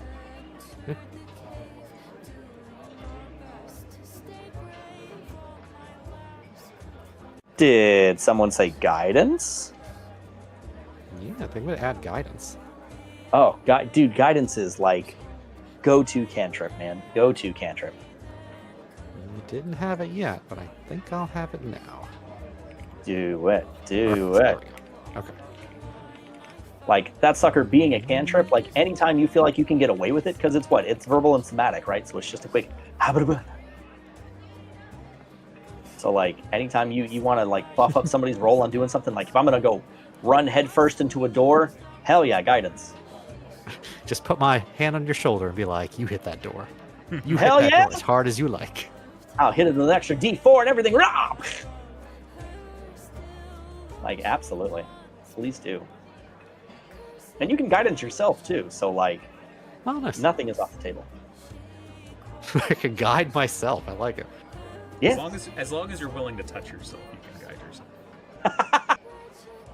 These I guide scales, I am very touchable. And I touch myself.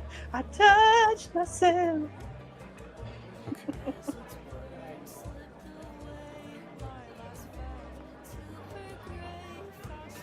Oh, man.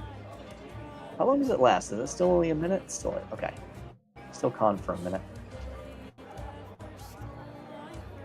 Ah, because it's a cantrip, you can do it as much as you like. Ah. Oh, you're still missing 2 prepared spells, Doc? It says you've only prepared 5 out of your 7. Oh. No, I should have plenty. Are they not prepared? Yeah, because every day when you wake up, you prepare a certain amount of spells to use for the day from your spell list. Is that correct, Panda? That is correct, yes. A So, like, few if of mine they- are always prepared. Maybe that's why. So okay. as a level 4 druid, you have 7 prepared spells outside of the ones that are always prepared.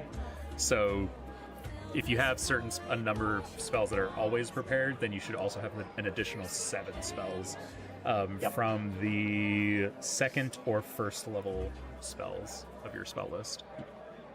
Oh. Yeah, because I have Speak with Animals, which is just on all the time. And then I have got a bunch of spells and Moonbeam. I've got a bunch of first level spells and then Moonbeam. Doesn't he get access to another spell or so every level, Panda?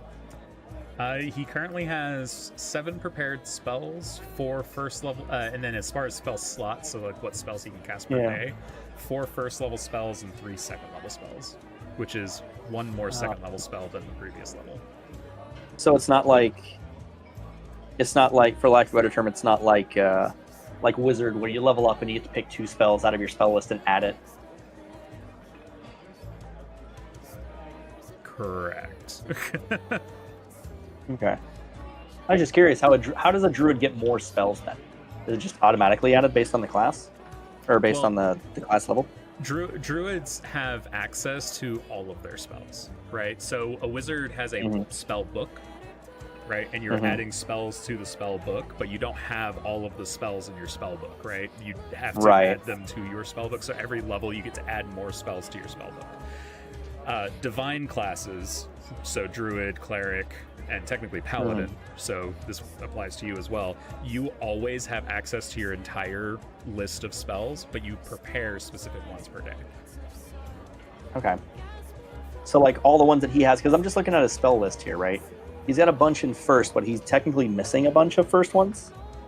Like Thunderwave's not on there. Longstrider's not on there.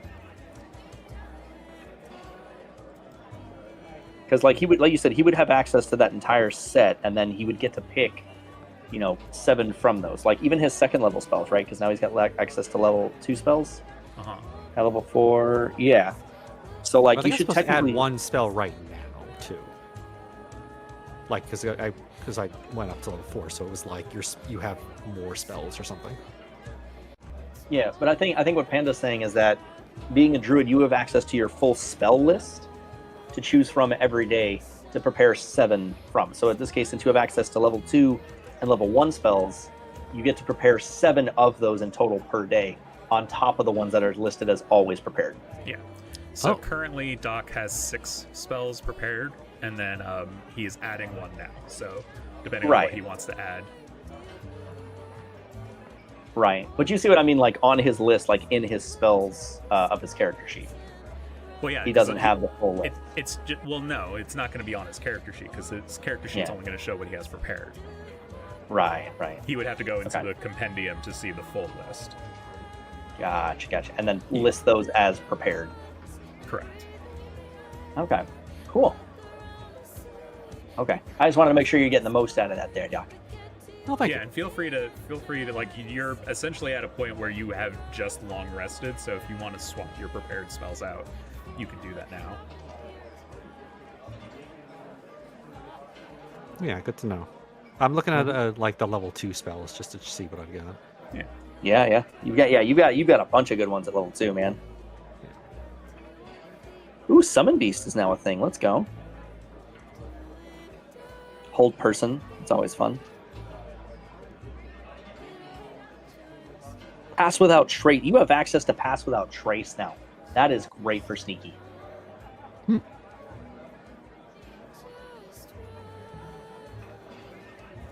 Bark Skin if you want some more AC.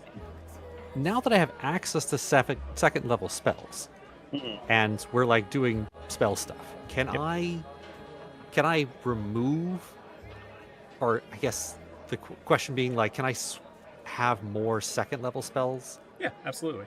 You could technically have first-level only spells? second-level spells at this point if you really wanted to. Okay. I don't recommend it because you only have specific types of spell slots, but... Right. Yeah, like you got 3 level 2 slots and 4 level 1 slots right now. Well, yeah. So if you want, like, what I used to do with my wizard, I was hunkered down on the ones that I liked from level 1, and then focused on like the ones that I could utilize for level 2, and that's kind of how I went up like the spell list, because it is a big spell list at the end of the day to choose from. You're like, it is very easy to get overwhelmed with all the choices. I will throw out there, just as a thought, I actually play differently. I prefer having a wide array of lower level spells because you can upcast, and usually upcasting makes those spells more powerful. So I will have like a handful of whatever the more powerful spells are, but I will usually limit that amount of more powerful spells, like higher level spells, because you become more and more limited on how many times you can cast those spells. Whereas if you focus on upcasting your lower level spells, you get more access to them. I love that approach. Hell yeah. It's all about balance and how you want to play your character, you know?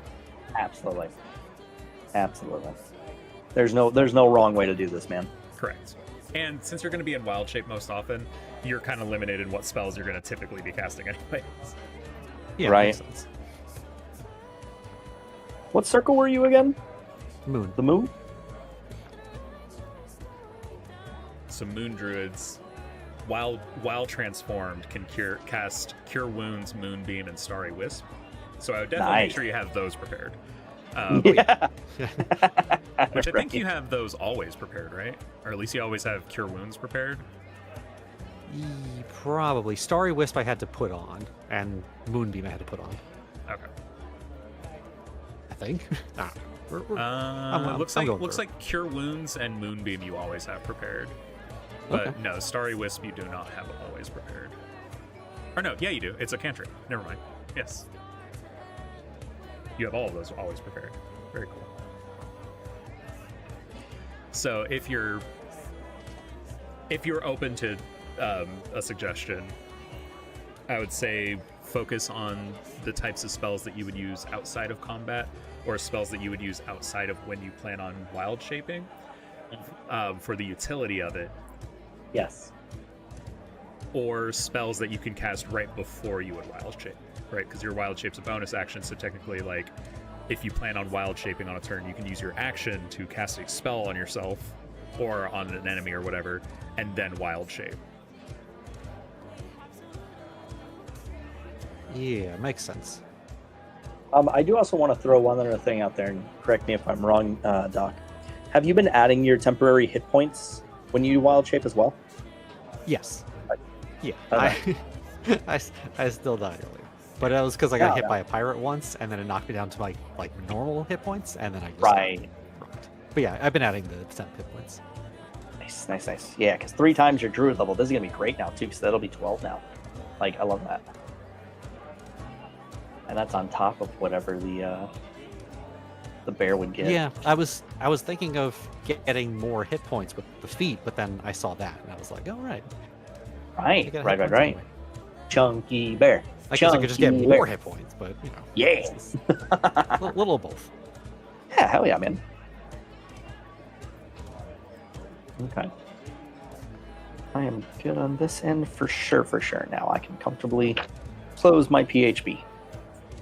Woo! Very cool.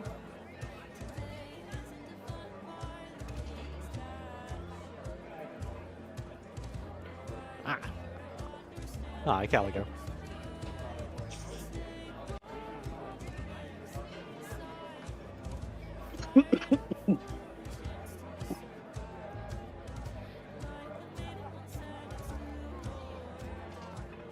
Huh. Yeah, that sounds cool. I like that one.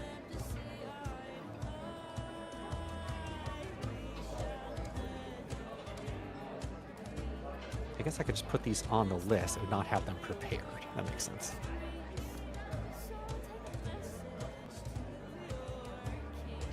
So we just got to prepare one less. And then I could have... Well, I have to prepare two less, I guess?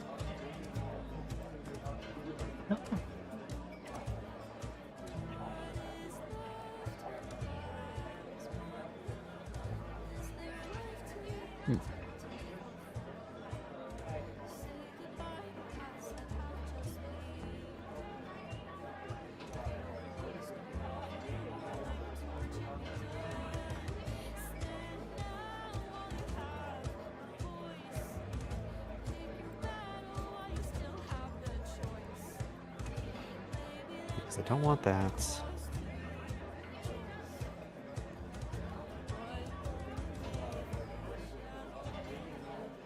Every time I think I can ice knife somebody, somebody else is around me. Ice knife is, it sounds cool in practice, but it's a little much. Oh, yeah. Again, if you want to try it out just to see if you have any utility for it, give it a shot. You know what I mean? You can always swap it out later. Yeah, no, I've had ice knife on for a while. I just never get a chance to use it. Oh. Oh, no. I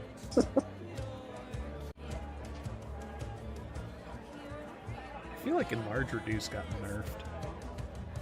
So I was gonna be like, oh, because I was gonna suggest like, oh, you should take Enlarge Reduce because then you could be a bigger bear, right? But yeah. But I'm looking at what it does, and I feel like it got nerfed. I feel like it used to be so much better, but now it's just like, oh, it adds an extra 1d4 damage. It's like, that's it?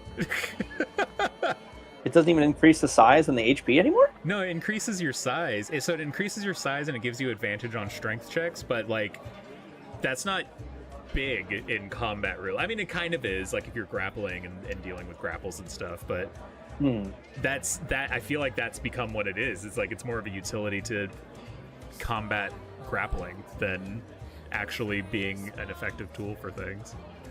It feels more utilitarian now rather than like something you would use in combat. Right.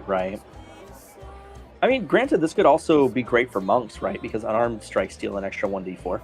Oh yeah, huge for monks. Like I would say even like Goliath monks, because they already have the ability to make them large, like make themselves larger. So Goliaths make themselves larger than they have Enlarged Person cast on them, so they become huge creatures. Yeah, hell yeah. That's a huge... And then, you multi-class into a druid and become a kaiju. And then become a huge kaiju. Instead of being a huge kaiju, you become a gigantic kaiju. I like it. Become the King Kong I was always meant to be. It's like, I am a Tarrasque-sized creature right now. What are you going to do about it? It won't matter. What's my HP pool? 20? Yeah, right?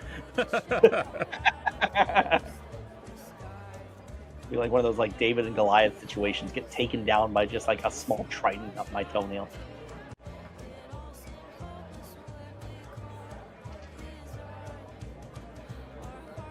They're not David and Goliath. What's that?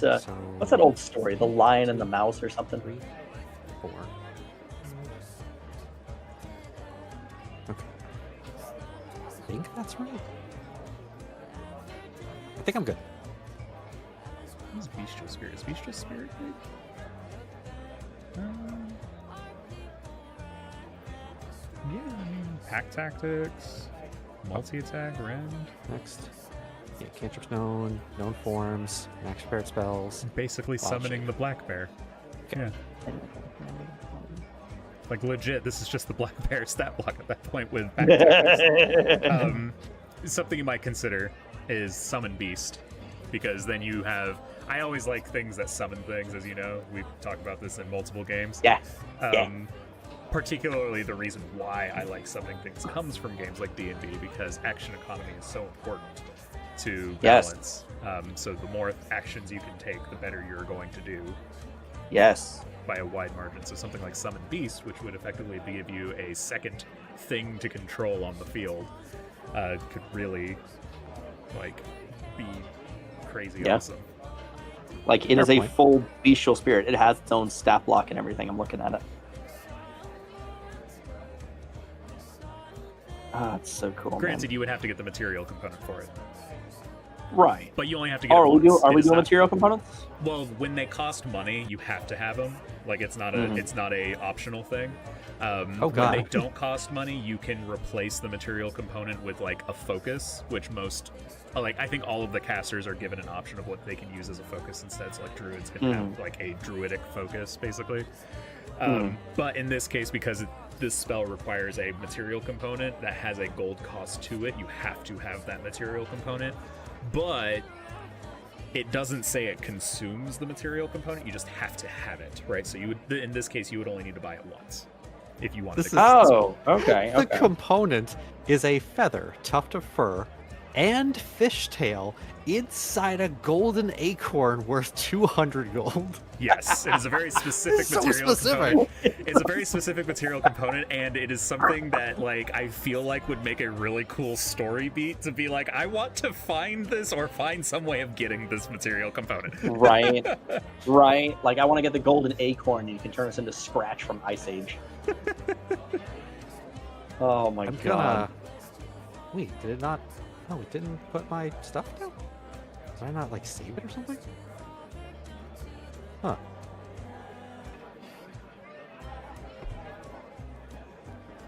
It didn't move any of my spells over, which is weird.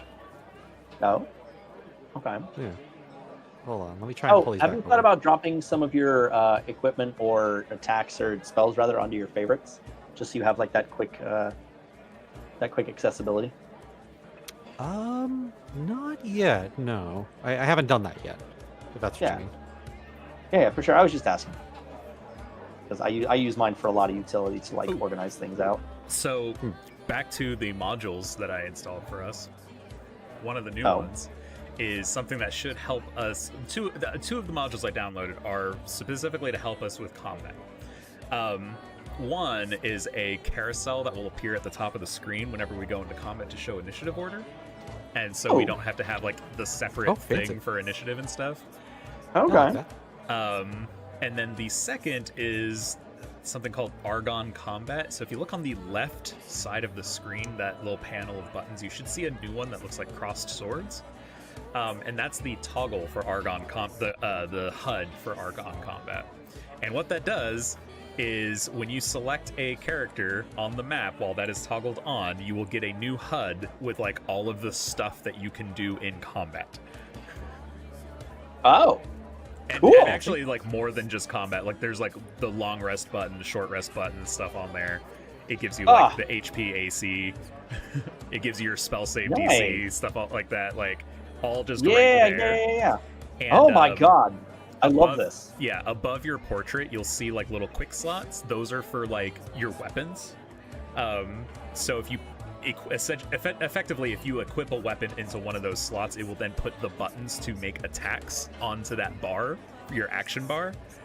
And it'll tell you like what actions you can do with it, what bonus actions you can do it, what reactions you can do with it. And then when you then click on that, it'll tell you like, okay, what are you targeting with this? And then you can then click on what you're targeting and it will just do the dice rolls and stuff for you.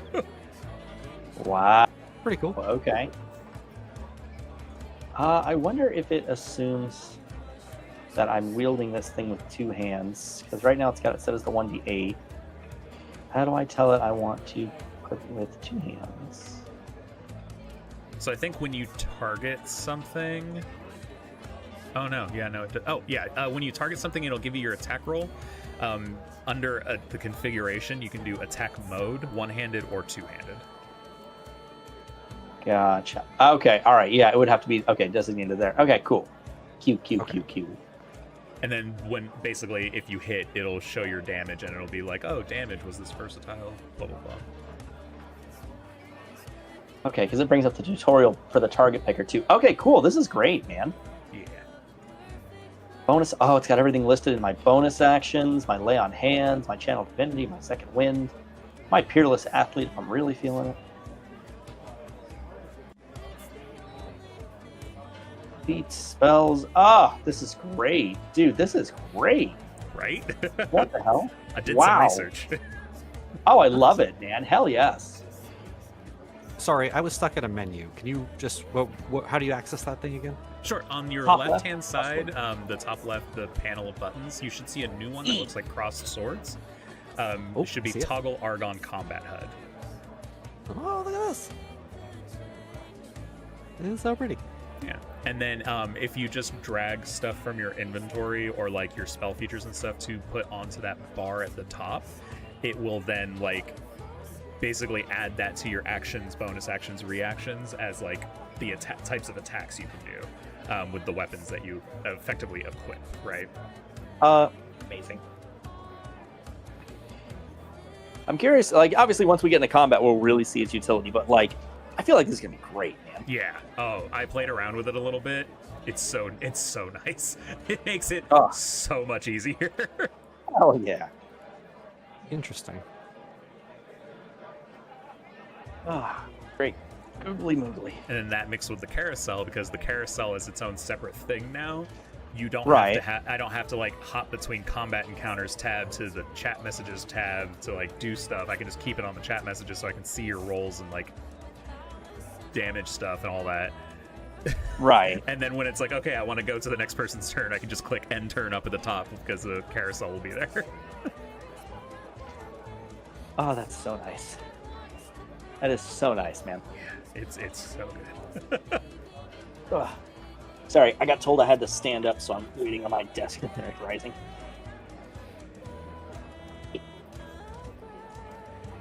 Ugh. Oh, man. Oh, there's even a little roll initiative button. Yes. Amazing. So, gentlemen, assuming we are all done with our planning, are we about ready to finish up this boat venture and land back on land? Doc, how you feeling? Oh, I think so, yeah. I think we're good. Great. Sweet baby beans. In that case, who would like to give me the recap from last episode? I'll do it. I feel like I haven't done it in a while. Yeah, go ahead. Go ahead. All right. So last month's episode was The Lantern Brightens. And what ended up happening was our lantern would randomly sort of burn brighter and then return down to normal. And what would happen is we started seeing ghost children around the boat. And they had like very simple phrases affiliated with them. We had one ghost child who was like, hey, you know, did I fall? You know, looking over the side of the boat and all that. And we had to kind of very gently explain to these children that they did in fact not have a very happy ending. And when they disappeared, they would leave behind a rock that looked like the rocks from the old Oracle Island, the little salt rock.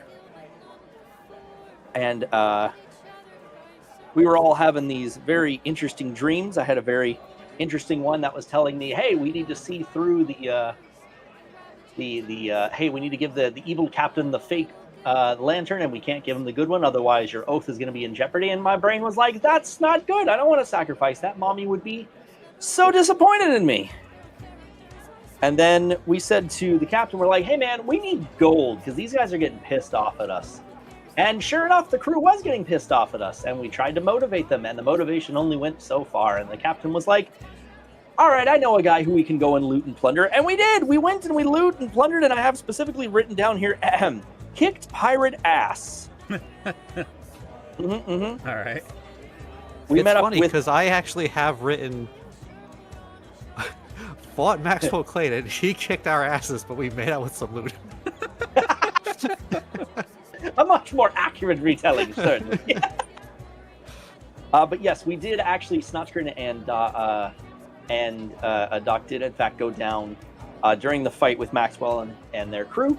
I managed to talk Maxwell down as a, hey, look, you're trying to hit me, it's not working. I'm trying to hit you, it's not working. Why don't we just take something and go? Maxwell wasn't happy about it, but they did give us a good handful of loot, which will get us some nice coin when we get back to the island that we're returning to. Because when we get back, we've got a little bit of shopping and selling and bartering to do to get the most to make sure we can pay our crew so they don't turn on us. And then we have to go talk to a man about a lantern. And I have a feeling there's going to be an extra large glowing save point right before we walk into that door. I don't know what you're talking about. But that should be about it. Did I miss anything, gents? No, I think that about covers it. Yeah, I think we're good. The only extra thing I had that was that Barlow's going to handle the sale of the stuff that we got from the pirates, and we're going to handle the lantern stuff. That's right. That's right. He's going to do some haggling. That's right. That's right. And then we were safe to basically take the lantern as soon as we get there, if I recall correctly. But Penda, you were saying you want us to explore a little bit and do some shopping, correct? Well, so let's go ahead and go about this properly, because you can't really do your shopping until after you get money. Yeah, that sure. makes sense. So you are continuing to sail back towards Deadwake. You have a moment if you wanted to discuss anything with Barlow, anything like that. You can do that now before you arrive, but effectively you are going to arrive shortly. Is there anything you wanted to talk about before heading up? I think I'm good on this end. Let me just make sure I hit a long rest on Telco. But otherwise, I think I'm good. Very good. Doc? No, I think I'm good. Okay. So in that case, yeah, you arrive at Deadwake. The ship docks and is pulled up as it was last time. You are becoming more and more familiar with how this place works. It is the man-made island built on the bones of several wrecked ships. And as you are hoisted up, you are welcomed warmly, in quotes, by the dock workers. And you hear them call to you, basically the equivalent of catcalling. You hear some whistles and jeers, and you hear one guy shout, "Ah, the lantern hunters have returned!" Oh, as you are being brought up onto Deadwake's pier. As you begin to exit the ship, you had agreed ahead of time for Barlow to go and sell off the loot that you had found so that you can get some extra cash to pay the crew. Barlow approaches you and says, maybe you should let me take Snotchgrin with me while you deal with Blacktide. hey, yeah, that's fine. Yeah, Snotchgrin, you give it that. Yeah, I can help. See? The lad's got it. Absolutely. Okay? I think I'm all right with that. Aye. Excellent. Let's conduct our business, eh? As you make your way back to the Scuppered Maiden, which is if you recall, the tavern that you had met with Blacktide before. Just to verify real quick here, Kai, do we want to leave the real lantern on the ship? Yeah, I don't think we want to bring the real lantern with us. Cool. Sorry, I didn't know if we were leaving the ship yet specifically. Yeah. Before we leave the ship, we got to relight the old lantern. Oh, yeah. Good call. Yeah. Definitely. Yep. So I'm gonna use the same druid ability. I'm gonna relight the lantern and make it green, so it matches the fake lantern or the real lantern.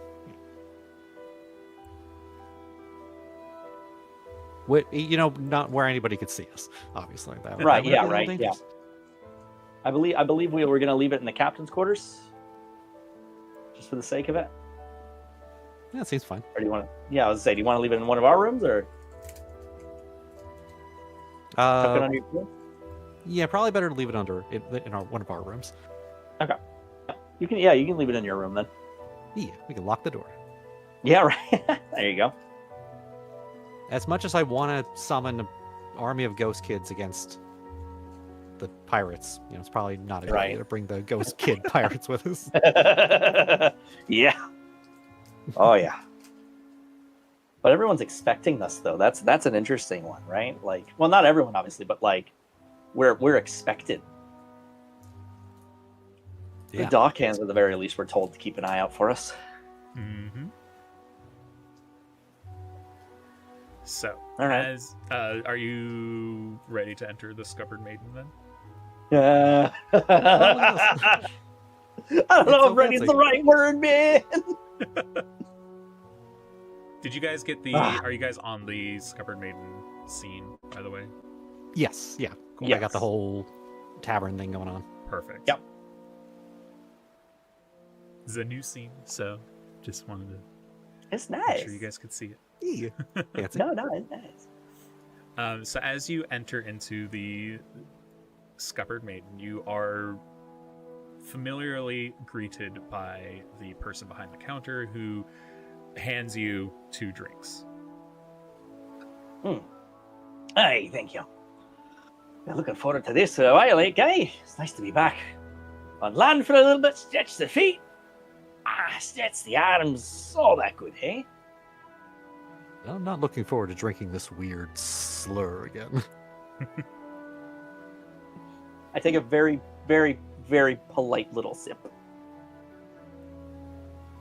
The bartender kind of just stares at you. Hey, what? Save it a bit, save it a bit. Drink as you can. That's not how this works. It's all right. It's all right. Take a bit of a swig.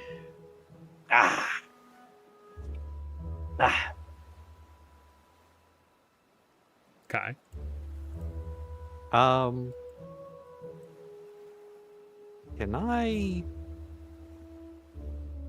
Can I like try to fake a swig? Ooh.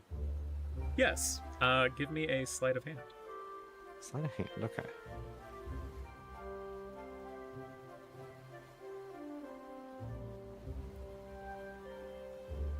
Well, Oh, we're off to a great start. Hey, look, get those ones out of the way. That's all I I mean, ask. it's a 2 at least. Right? It It's did not not a pass against the bartender's insight. At this point, I just like I try to fake it and then I slip and just take the whole thing. Like I just swallow the whole bottle by accident. You're Oh, like, God. I'm gonna not swallow this. That's how I'm gonna get by this, and then you just swallow it anyways. Hey, that's one way to do it. Just Yep. put a little hair on your scales. Yeah. I stare directly as the bartender as I just slowly pull the empty bottle out of my throat. Just put it back on the table. Incredible. So you have now had your required measures of storm wine, so you are now impaired both audially and visually, so you are only able to really see and hear things that are very, very much within your immediate vicinity. This, of course, as we talked about last time, is the in tavern method of making sure that private conversations can stay private. Right. I imagine we're up by the bar then? Yes, but you are, because you are looking for Blacktide specifically, you are going to be moved over here. I'll put you right before the entrance so you guys can decide how you would like to enter. So we can save. Right. Quick save. Exactly, yes. Yeah, quick save. Oh, I don't like that there's tokens. Oh, I don't like that there's tokens. Oh, boy. I'm so worried about this exchange. Okay. I think the obvious answer here is I walk in as a lion. I mean, you can choose to do that right now. I have a don't charisma think I will. +1. I'm only slightly charismatic about this. All right. Whew. All right. I turn to Kai and I'm like, all right. Shall we? Just like put my arms on my hips and everything, just trying to put on as deep of a breath as I can to slow my heart rate. Hold on.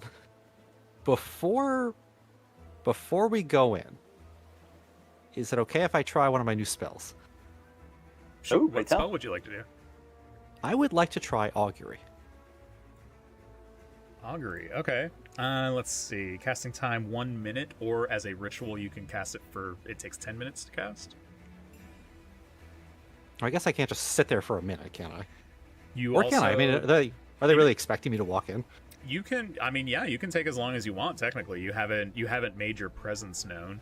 I will Right. say that It this might does look a little weird doing a have a ritual for material someone in the component, middle of a hallway. though. To Oh, it. it does. Okay.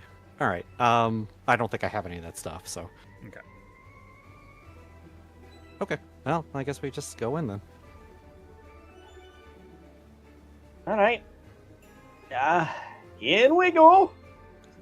As you enter into this somewhat more private space, back into the back of the tavern, you do see that there are a few people here that are patrons, just, other pirates who are not associated with Blacktide. They don't wear his colors, they don't wear his symbol or anything like that, but you do happen to notice that there is a large concentration of Blacktide's crew in the room. So a few of them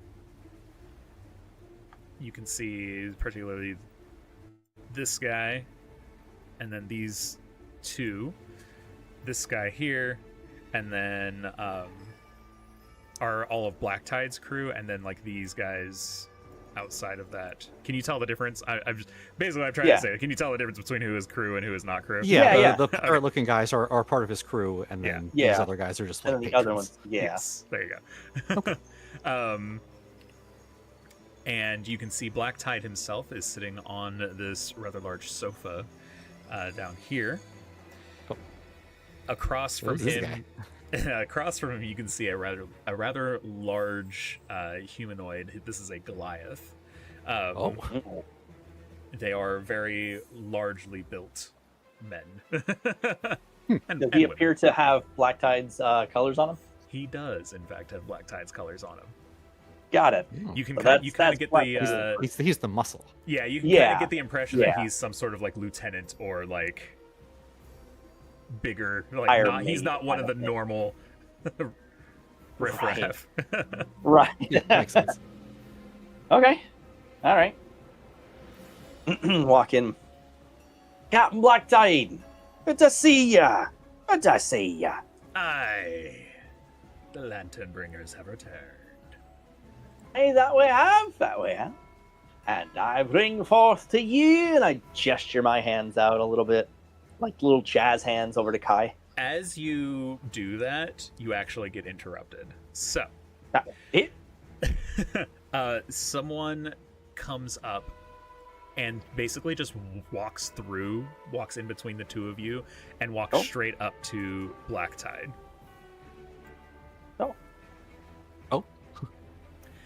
And Blacktide looks at this person, looks at the two of you, and says, pardon me, I have just a bit of business to do before we settle ours, okay? Of course. Take your time. Looks to this person who has come before him, and you can tell that they're scared, and that they are shaking a bit, and they say meekly, you summoned me, to Captain Blacktide. I called you here about the contract that we had. It would seem that the item that you gave back to me was in fact not what you had promised me. It would seem that you tried to pull a ruse. Is that right? And the person's like, no, of course not. I would never do something like that. And as this person is trying to make their case, you see this large Goliath start to stand up and walk behind this person. And Blacktide, being a reasonable sort, listens to the pleas of this rather unfortunate-looking person before putting a hand up and saying, "Lad, there's nothing you can do now to convince me. I know what you gave me is a fake. Whether it be your fault or not, we cannot have this." And at that moment, you see him basically like give a signal to the Goliath. The Goliath then grabs this person by the head, and with a quick snap, their neck snaps, head twisted, and their body slumps to the ground. Apologies, friends. It's all right. Just You do what you have to. Of course, of course. Now, you have come bringing me a lantern, yes? Yes, where was I? And Johan! Sky! If you'd be so kind to give the captain what we went for. Trying not to react in any way to what I just saw, I go ahead and pull out the lantern and hold it open in my hands. Remind me again, what is the spell that you use to create this? Let me go back. If I can find it. I think I used a combination. It was... Where are my spells? Here we go.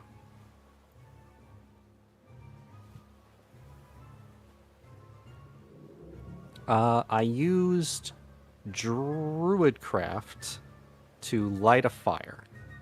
And then I used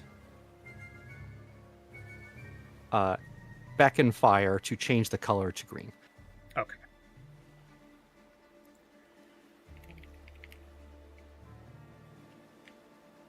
Beckon Fire? Yeah.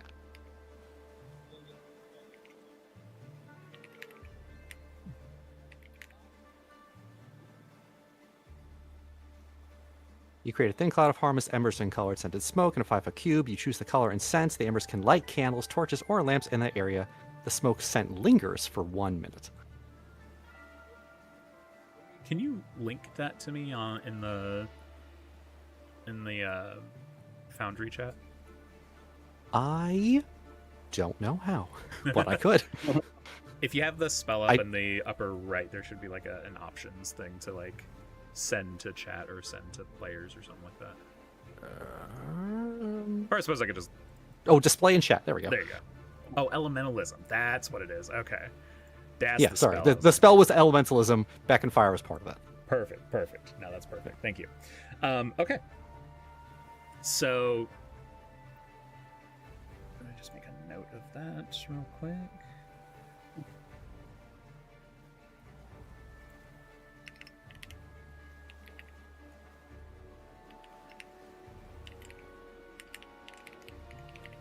Elementalism and Druidcraft.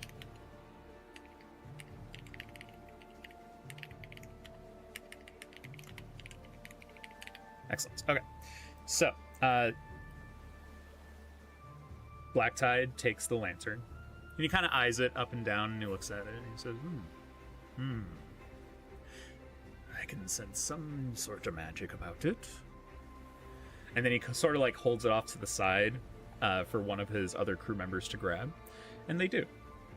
Now, what I am going to need from you guys here is a deception check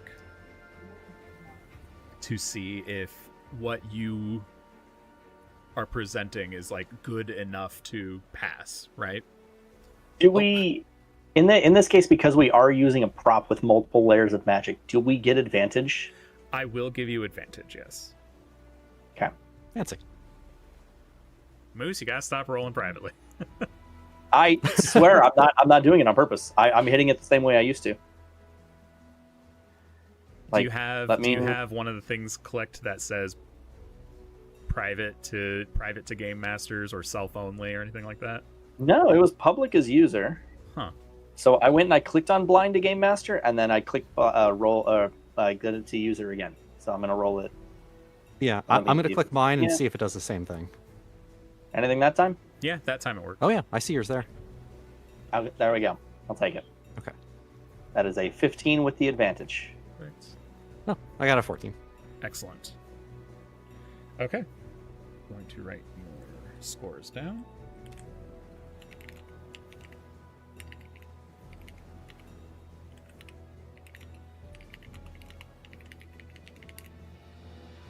Excellent. And with that, you have the pirate holding the fake lantern off to the side and sort of like looking it up and down.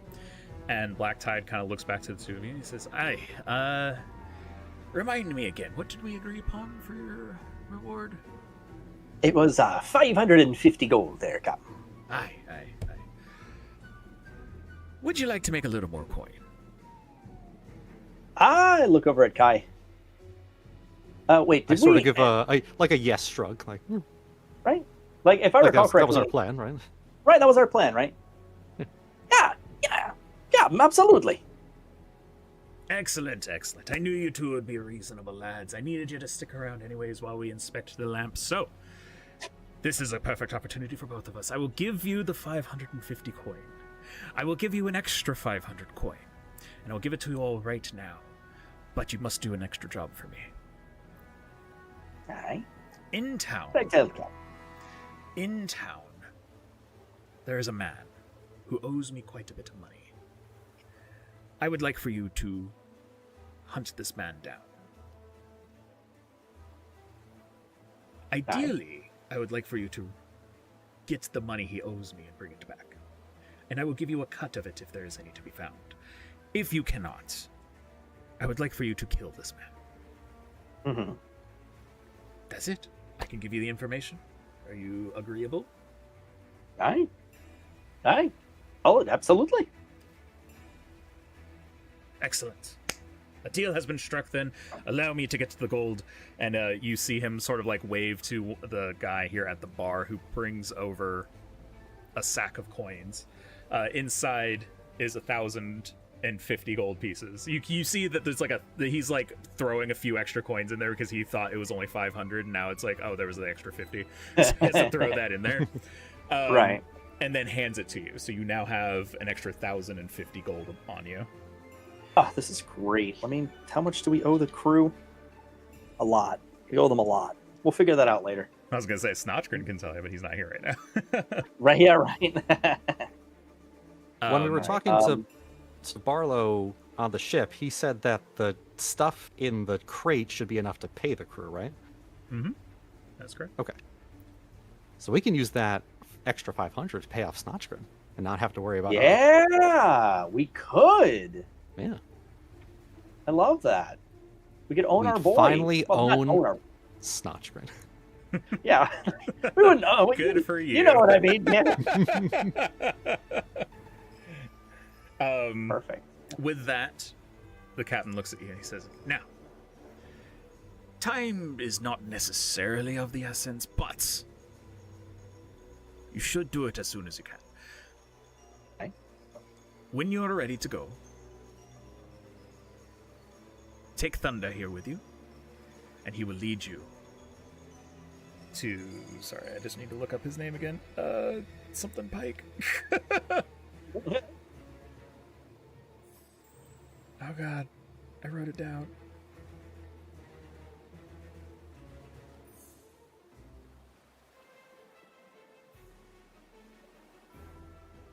Here it is. Ren.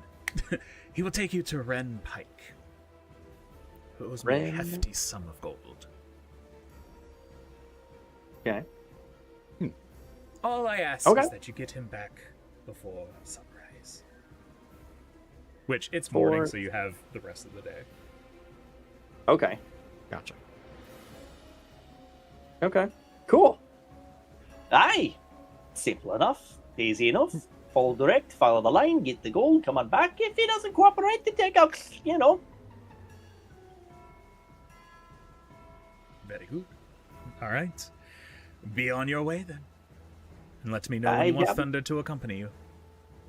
Aye. Kai, we can come back from him, aye? Yes, I think we should be fine. Yeah, divvy this up. Blacktide, one thing to note. Aye. The lantern that we procured, there was an otherworldly presence on the island when we procured it. Aye. Fair warning, there does appear to be a side effect of the artifact that creates unsettling dreams. Dreams, you say? Yes, yes. Interesting. I suspected I'd be seeing the souls of lost children. Hmm. We haven't seen any souls of lost children yet, have we?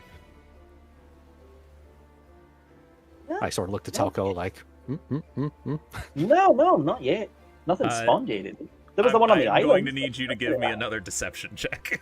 God damn it! Well, I didn't want him to, like, just have a weird dream and be like, this is fake. You No, know, we could I have just think that's walked a out of there, man. I think it's a solid call. I think it is a perfectly reasonable. I don't like my neck getting snapped. I like my neck where it is. I like my neck. Oh, fuck me. Okay, hold We on. don't get advantage on So- this one, right? You do not get advantage on this one. If you would like Okay. one Yes. person to take the roll at advantage, I would let you do that. But otherwise, you each would roll individually. Okay. It's deception, right? Deception. All right. I am going to try to use one of my lucky points. Oh, Okay. yeah. So I'll get advantage on it, right? Isn't lucky just a reroll? Yeah, I was about to say, it's like I think you roll first, and then if you want to re-roll it, then you would use your lucky point. Oh, is it really? I Yeah. thought it Mhm. was... I could be wrong. Hold on. Let me double check. That might have been one of the changes in 5.5. Where do I see my feats? It should be you just under gotta look your...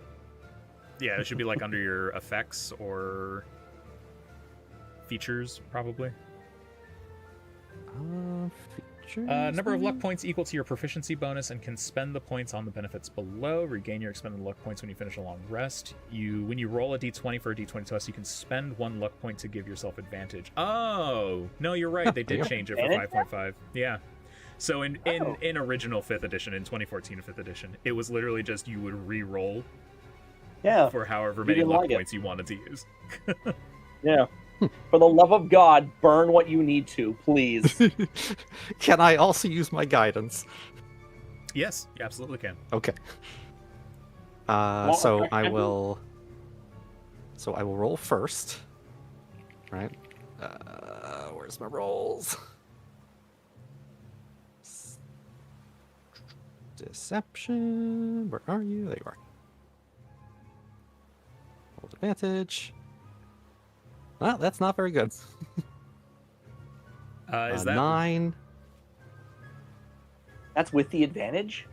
That was with the advantage, that's but was that with your guidance? Because that should have been at another d4, right? No, I didn't do the guidance yet. Was I supposed to do Okay. guidance beforehand? Like, does it automatically do it or just after? I had assumed, I don't know how Foundry would handle it, but I mean, if you want to just roll a d4, you can. Like, if you want to cast guidance and roll a d4, you can. Yeah. Oh, okay. It's effectively the same thing. Okay, sorry, I didn't know that's how it worked. No, I thought you did guidance afterwards and it just rolled a die for you. So the way it works is that you cast the spell ahead of time, and then you have concentration on it for up to a minute. Yeah. Okay. Okay. So now I just roll a d4. Mm-hmm. Okay. then you would just add it. For guidance, I think for Foundry, it's going to ask you to like what skill check you want to use guidance on. So you would do like deception guidance.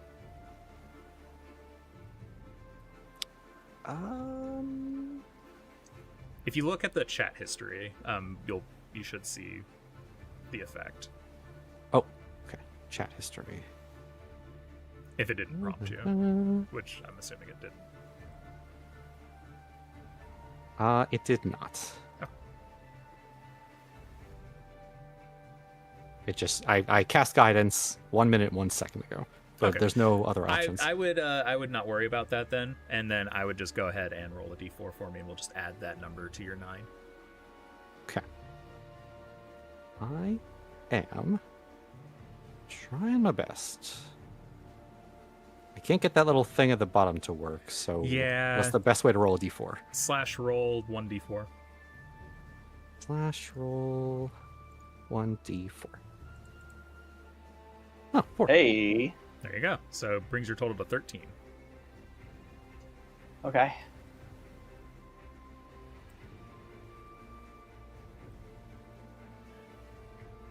And you're not seeing this, right? No. Perfect. Okay.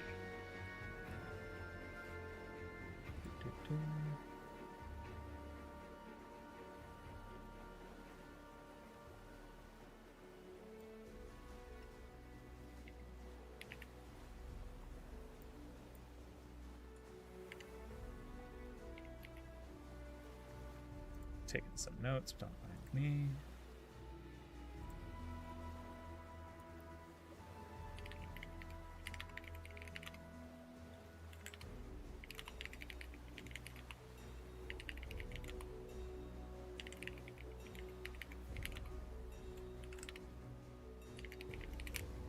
Okay.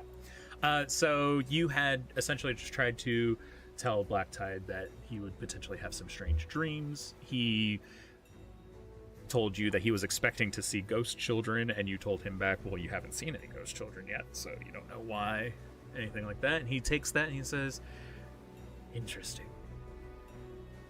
Very interesting. Thanks for letting me know. Of course. All right. Enjoy the coin, boys. Die. And what was it? What was his name? What's his name that's gonna be coming with us? Thunder. Thunder. Thundercats. I'm sorry, are you making fun of the DM's character that he made specifically for you guys? Do you want to play this card right now? No, I've said I mean, nothing. Thunder. I heard you say, thunder, and laugh and snicker. Rolling a saving throw. A 9, I'll take it. All right, Captain. We'll be back to pick up Thunder, and we'll get this taken care of for you. Excellent, lads. I'm looking forward to seeing you again. Die. All right, and with that, you are welcome to take your leave. All right, and we get the fuck out of Dodge. Like, no clip through the walls and everything, man. Wee. Wee. I mean, we're inebriated at some point, so I guess it feels like we're no clipping through the walls. And there you go, right?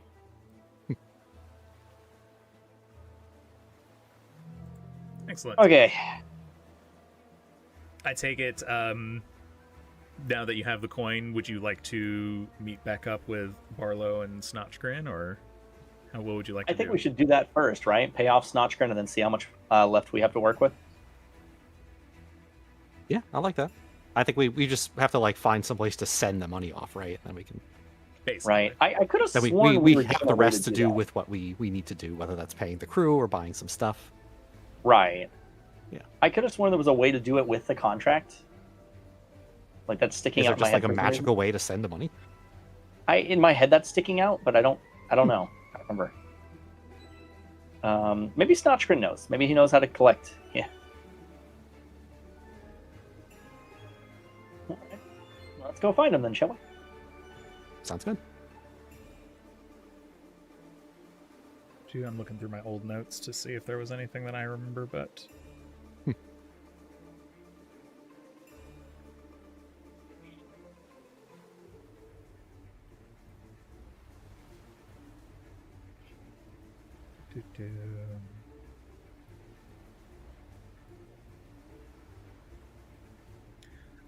I don't have any notes specifically to that, but I do have something in mind for it, so you don't have to worry. Okay. Great. Okay, so you leave the Scuppered Main and head in the general direction of the sort of like merchant quarter of Deadwake, in the hopes of finding Barlow and Snotchgrin, and eventually you do come across the two of them. You can see that the crate of like goods that they originally had that Snotchgrin was carrying when you parted ways is no longer in his hands, so you can assume that they have successfully pawned and sold off any loot that they have Beautiful. acquired. How would you like to proceed? Hey, Snotchgrin, did you sell everything? Aye, Captain! Sold everything! Made good money! Did you? And you helped? I actually did all of it! Barlow didn't do much of anything! Aye, see, that tracks. And I tap Barlow on the shoulder. Aye, see? Look, little one's picking up his own weight right there. Look at him. Look at him. Aye, he's doing a good job. Aye. Are we square with the crew? So Snotchgrin hands you a sack of gold, and it contains 2,400 gold pieces. Oh. He then pulls out his book and starts flipping through some pages, and he says, so as of right now, we owe the crew 1,074 gold pieces. You also owe an extra 166 gold pieces for my contract. Okay, wait, hold on. And you handed me how much? There's 2,400 gold pieces in there. Okay, let me just add that there. All right, and then It's a heavy sack, by the way. He's like weighed down because that's a lot of gold. When you said he was carrying the crate, I was like, wait, how did he carry the crate? He's so tiny. He's like an ant. He can carry 50 times his own weight. Look at him. Yes, oh yeah. All right, let's, Barlow, can we go back to the ship and distribute where we need to? I think that's a good idea. Did you want to pay for Snotchgrin's contract while we're still here? Oh, yeah, is there a way to do that? Aye, there's a crow service, so you could fly the money back with the contract if you needed to. That'd be great. That's great. You got your contract on, then? I do! And you see, like, And ruffles through, like, his clothing and eventually pulls out a piece of paper that's kind of, like, crumpled up. And he says, it's right here! Perfect. Thank you, lad. And, Barlow, and I put the sack down for a second and I rummaged through. How much did I need for Snotchgrin? 166 gold. 166. I'm going to subtract that from what I've got. Oh, fuck me. What is 3465 minus 166? Mm-hmm. Okay, so I have 32.99 left. Okay, and I take out the 166, and I say, Barlow, if you'd like to take the sack back to the ship, start distributing. Kai, you, me, and Snotchgrin want to go. I wink at Snotchgrin. Give this man a free life.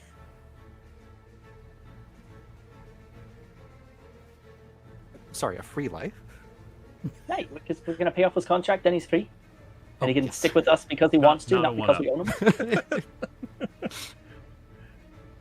I thought this was like a Stitch situation. We paid the $15 for him. We own him. I mean, technically on paper, but like, we're not gonna stop. Sorry, that was over the counter. No, oh yeah, right. No, this is definitely a Stitch situation. He is 100% the dog from the pound, but he got hit by a truck. You know what I mean? Yeah. Well, then I'll put my hands on my hips and say, "You hear that, Snotchgrin? You're going to be a free man."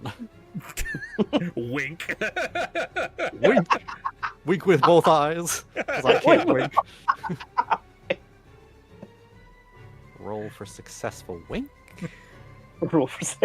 Nope. Ooh. Wink with both eyes. Sir, You did you blank. just blink at me? Yes, I did. I don't understand what you're trying to do. It's a double wink. Snotchgrin. You've never heard the double wink? Is that That's like a double negative? No, a No, double it's a wink. double positive because you're such a positive fellow. Oh, okay. And he blinks at you too, like really heavily blinks at you, and like it bobs his head down. Hey, yeah, Oh, lad. I slow blink you too, buddy, and I give him a little head scrap.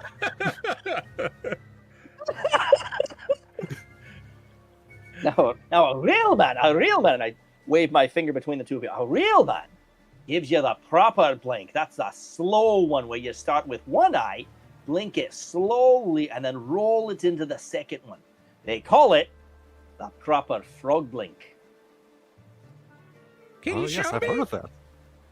And I give you both a proper frog blink, just like. I'm gonna need you to just roll blow for it. frog blink. Oh, let's go. What is that? Performance? Athleticism? No, just a D20.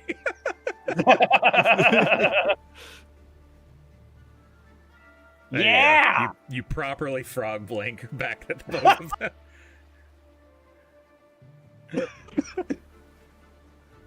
Yeah. Hey, there you Yeah! go. He doesn't know how to wink, but he can definitely frog blink, apparently. Back in my home country, we call this the Arnold's cousin blink. Hey, poor Arnold! What did Arnold do to you? Who's Arnold? Who's his cousin? This is Oh, he's just a fine fellow. Is he a frog? He had a bit of a blinking problem. But we loved him all the same. a bit of a blinking problem. Yeah, you see, it's one of those things. Him and his cousins, the three of them, they're small and green. They stand on lily pads, and one goes bud, one goes Y, and the other one goes zer. Sometimes they do it in order.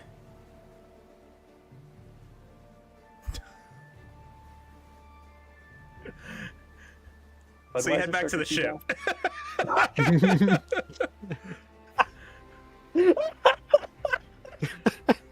Just no We're acknowledgement. I'll doing take great. it. Oh, I'll take it. So Barlow takes the money and heads back to the ship. And you said he's just taking the rest of it and paying out what is owed to the crew? Well, yeah, he was gonna take what's needed and then keep the rest in in his quarters, so we can distribute what we need to for supplies and make sure we have enough for equipment for us to go shopping. Essentially, Okay, so how much did you hand to Barlow? how much is needed to pay off the ship? Well, I mean, if you're handing him everything. Well, let me rephrase. I'll take out what I need, right, for our boy, for Snotchrim, and then I want to send the captain back with what he needs to pay off the crew. And then you're keeping the rest? Well, I mean, I got to give the captain something, but I need to know what that difference is between the crew and what we have left in order to give him stuff. Got it. So the crew is owed 1,074 gold. We could 1,000. give him the 2,400 and just use our 1,050. That way he's got what he needs to pay off the crew and supplies and all that jazz, and then we've got our little pocket. You don't have to worry about supplies and stuff outside of that. Like that 1,074, that's what you owe to get the ship running up to this point. Oh. You might So, want to consider keeping more on hand for like the rest of the traveling time that you might keep this crew. Right. But the 1,074, that will pay everything off up to this point.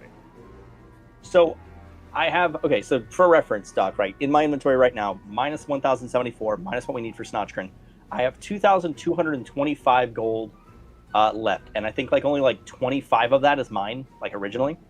So effectively, we've got 1,100 gold between the two of us, or if we want to split it 3 ways so that Captain Barlow gets something for him, you know what I mean? Because we don't want to leave the captain high and dry, right? He has to maintain his physical form, and his physical form needs to be, in some kind of shape, right? Yeah, So, that makes sense. Right? Like my running thought here is to split, you and I get the 75% of this, and then we give him I don't know, 250 or 500 or something like that, because he does maintain the ship and take care of the whole damn thing while we're off, getting whatever it is what we need for the mission and putting ourselves in the real danger kind of thing, Yeah, it would be good if he had his own quarter of money, Right. So what do you think? 250, 300? 250 just right off the bat, and then we can, we've got the money if we need anything else. So Okay. So so I'm going to do that. So we're going to give 250 to Captain Barlow to spend as he will, right? As a thank you for letting us use your ship, we appreciate you for not killing us, wink wink, nudge nudge, throw slug, slow frog blink. And the rest of that for the crew, and then we take what we need for Snotchgrin. That means Doc, go ahead and add to your end 987 gold. Okay. 900. So Oh, whatever that's you've got plus I think 987. that's a perfect 1,000 because I have 13 gold. Nice. Ah! Beautiful. So I hand the captain Slightly off his heavier. portion of it, right? Hand the captain the sack and say, all right, this amount's for them. About 250 of that there is for you, right? We're gonna go do some shopping, get some supplies for us to get situated, get Snotchkin situated, and then get him paid off. We will meet you back at the ship before lunch to discuss the next steps, and then we'll actually be here at least through the next day or so. Aye, I can do that. All right. So then we'll touch base with you around lunch. All right. Very good. All right, Captain. We'll talk to you then. Right. Snotchkin. Aye. And I grab Snotchkin's little hand and I throw him up onto Kai's shoulders. Let's go get you settled. Okay.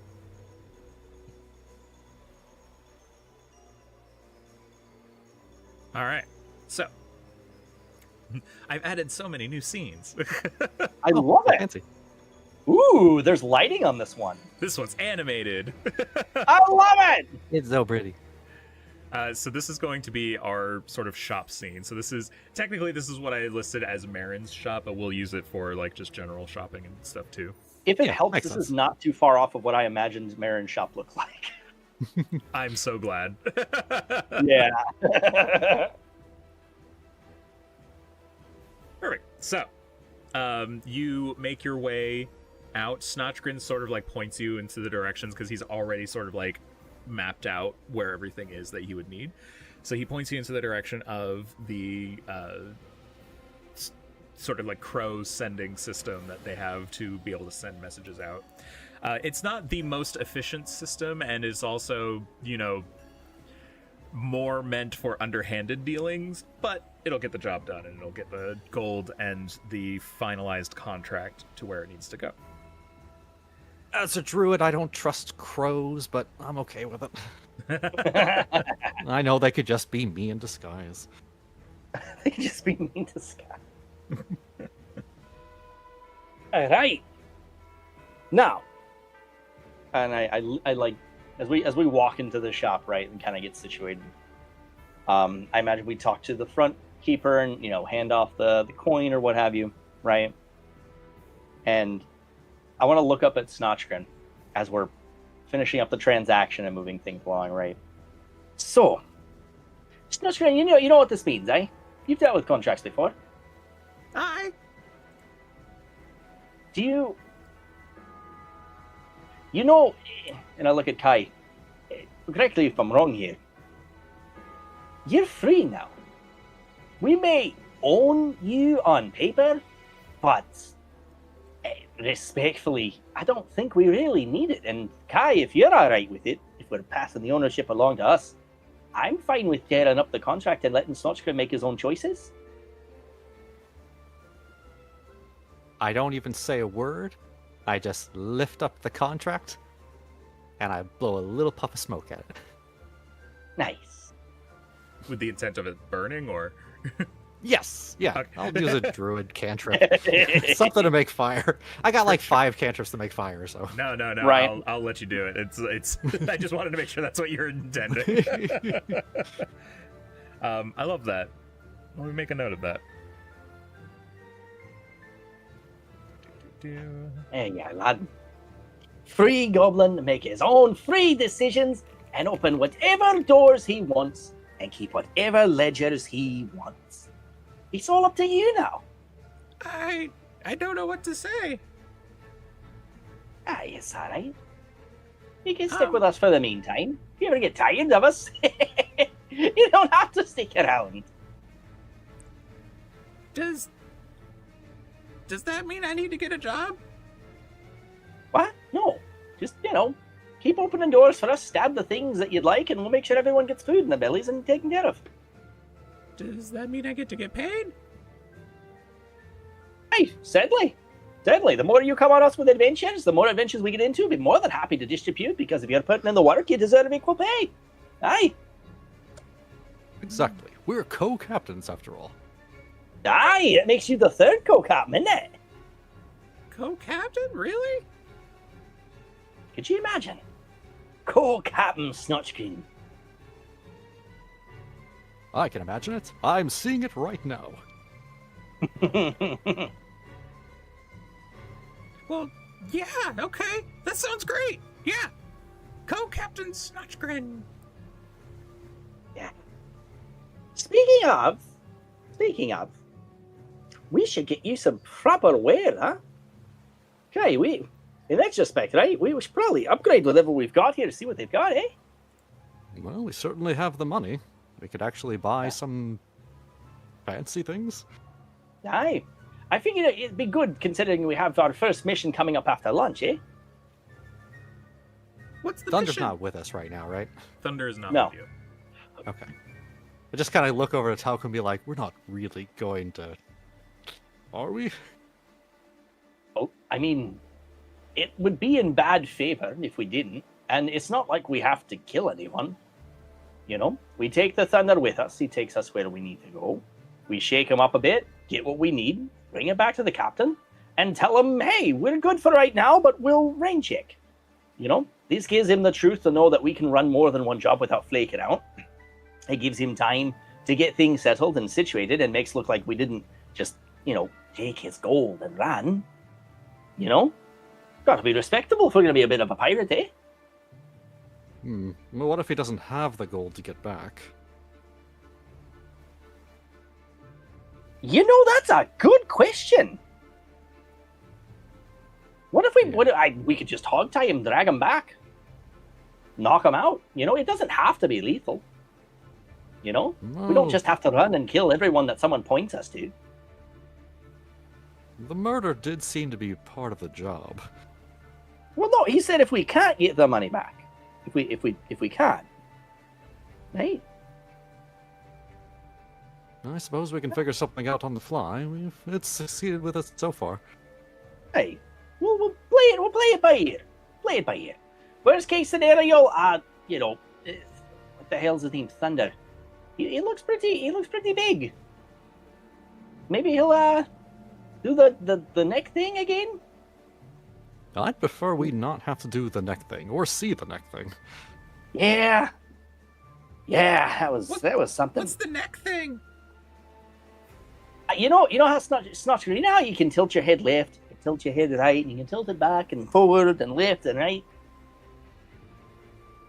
Is this like frog blinking? Kind of, only it's more permanent. And Thunder can make heads twist in the wrong directions. It's a big guy. You know, we should probably have this conversation outside in the suspect. We might be scaring off the patrons. Did you want to give a side eye to the guy who's behind the counter and just be like, I hope you're not listening to this. He's just like tending to a crow, like. Right. I'm gonna squint at that crow and be like, that's not me, is it? Right. I had him like sitting behind the counter, just like, so you guys want your receipt or what? Yeah. I've got the speak to animals always on, so I'm just gonna look at that crow and be like, you better get that money where it needs to be, or I swear to the many gods of this world. Oh, what are you gonna do about it? Just kind of like punch my hands together. I heard that one before. No one else can hear this conversation. No one else can hear this conversation. No. I just I mean, imagine the crows Kai- can, but yeah. I just like get down real low, close to him, and be like, I will turn into a larger crow, and I will find your nest, and I will replace all of your eggs with mine. That's. You got me there. I've not heard. You haven't heard that one before, have you? No, that's a new one by me. Okay, it'll get where it's going. Don't worry. Thank you very much. Oh god. Oh god, absolutely. I don't get to use the animal talk much. Absolutely. Being a druid's great, isn't it? Oh, God. man. It's worth Okay. it.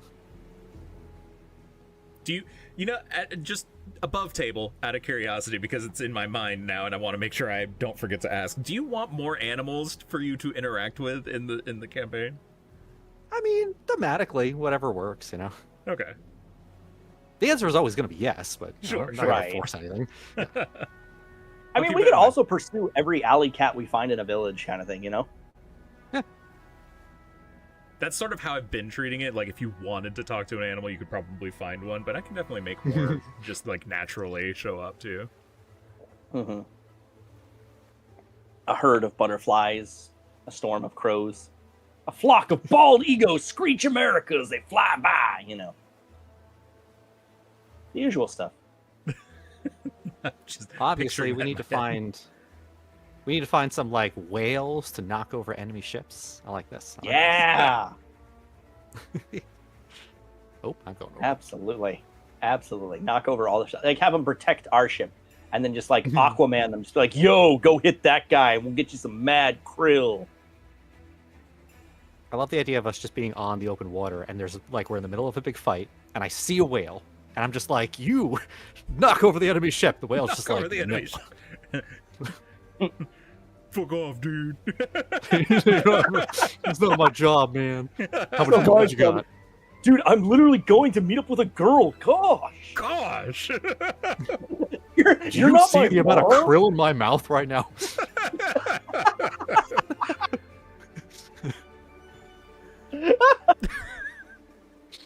Amazing. 10 out of 10. This is how we do. This is how we roll now. We are Aquaman. I like it. Well, Oh, all no. right. So, did you want to do any shopping while you're out? It's time to go shopping. Yeah, I mean, what do they got? Like, do they have clothes in Notchgren's size? Or- Yeah, I'm gonna say so because you're in essentially a man-made port town that is like a pirate sanctuary. You can find most anything that you might want. You would definitely can find any of the basic adventuring gear that you would find in the PHP. As far as like magic items are concerned, you probably have a decent selection of like any of the common and uncommon items, and probably a handful of the rare ones. If you're looking for something specifically, you could probably get your hands on it or find the right person with the right checks / conversations. Right. So if you are interested in like reading through the books, you find specifically what you want, let me know, and I can tell you if you would be able to easily find it or not. Or if you want me to like give you a selection of stuff that might be good for you, that you could potentially get, let me know, and I can look up some things. So this is I won't even lie to you out the gate, Panda. This is kind of where part of my knowledge falters on the equipment side of things. Sure. I don't know what you would consider to be the next step up from, in my case, chainmail, right? What's the next step up for someone like me, being a paladin? Just as an FYI, I'm going to reset real quick, so I'll pop back in. For sure. Okay. For Smidge lag. For you, I would say probably a magical set of chainmail. You could, like, the next step up in armor for you would be plate mail, but plate mail is very expensive. You cannot afford plate mail right now. Okay. So I would go with magical chainmail, because that is Okay. actually cheaper than plate mail is. Okay. What is the cost of plate mail currently? Plate mail is, I believe, 5,000. Oh, okay. We're going chunky. Got it. Got it. Plate armor. Oh, sorry. Plate armor is actually 1,500 gold pieces, so you could potentially afford it. But I'm not said, gonna take away from everybody's distributed amount. That wouldn't be fair. Yeah. Let me look up. I had a table.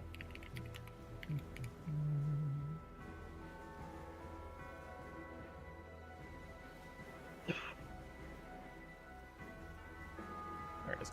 Oh, you know what? I misspoke, actually, because +1 armor is rare, not uncommon. So +1 armor is actually a lot more expensive. So I would not go with +1 armor. +1 weapons, though, are uncommon, so they are definitely affordable for what you guys have right now. Well, Okay. if I'm planning to be a bear, then I feel like some form of equipment would probably be better for me than weapons, right? Because my weapon isn't going to really do much. Yeah. That's what I was talking with Panda about, was trying to figure out like what the next step is for our equipment. And he's recommending currently that we just take a magic version of what we've got. Well, I would say, yeah, like if you're looking to just directly upgrade something, like if you're looking to upgrade your damage, +1 weapons, if you're looking to upgrade like your AC, Talco might do well with a +1 shield, which is also uncommon. Yeah. Then there's also like just general magic items too, like wondrous items. So you could get like a cloak of protection, for example. Oh yeah, true, the cloaks. Right. Or there's depending on if you're looking for like wait. mobility or if you're looking for different things. A cloak of protection is just +1 AC, right? Like I can just slap that on anything that I'm wearing, right? Let me double check, because I think it might actually have more than just AC on it. Because I think it's, or no, that might be thinking of cloak of resistance. Cloak of protection is +1 bonus to armor class and saving throws. Oh yeah, dude, 100%. If I could just clip that onto my chainmail, how much would that set me back? So I have the correct price. I will give you a price, and then if you would like to barter, you can barter. So essentially, it would be like, because you're on a pirate island, things are going to be generally more expensive than they would be if you live in like a big city. Right. But yeah, so yeah, if that's something that you're interested in, we can go through that process. Yeah, I'm looking. Okay, so just for reference, as of right now, what I want to look into, and you tell me how viable this is with 987 gold.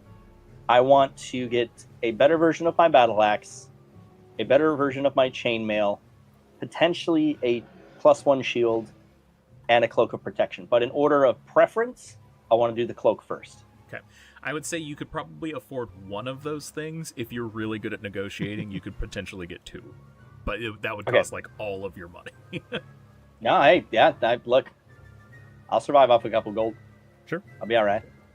So, okay, so on my end at least, I want to go cloak first, and then we'll do the battle axe second. Okay. So you would likely be able to find both of those things in the same shop. So we will just negotiate effectively once for both things. So the shopkeeper is going to look at you and he's going to say, for both of them, I give you 1,100 gold pieces. Let's see. Now, hear me out for just a second, right? Since we're doing both of them together, is there any way we can get about like a cost drop down on that? Maybe somewhere closer like to the 900 range? Well, I would have been charging 600 for each of them, so that's actually 100 gold off for getting both of them. Right? Say I was bumping up a little bit, I can meet you a little bit more than do 950. Roll me persuasion. I am proficient. Ooh, can I give him guidance, or is... Please. Yeah, you can give him guidance on that, absolutely. With a 16 as it is, with an extra D4. Nice. That's a dirty Nice. 20. That's Easy peasy. beautiful. He looks at you and he says, 950 is a bit of a cut here. Can you do maybe 1,000 even?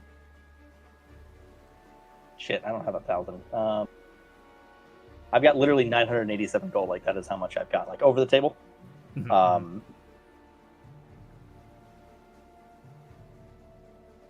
Let's see. Kai, can I borrow 20 gold? Sure, buddy. Sure. Just kind of like buddy. slip 20 bucks into his pocket. Okay.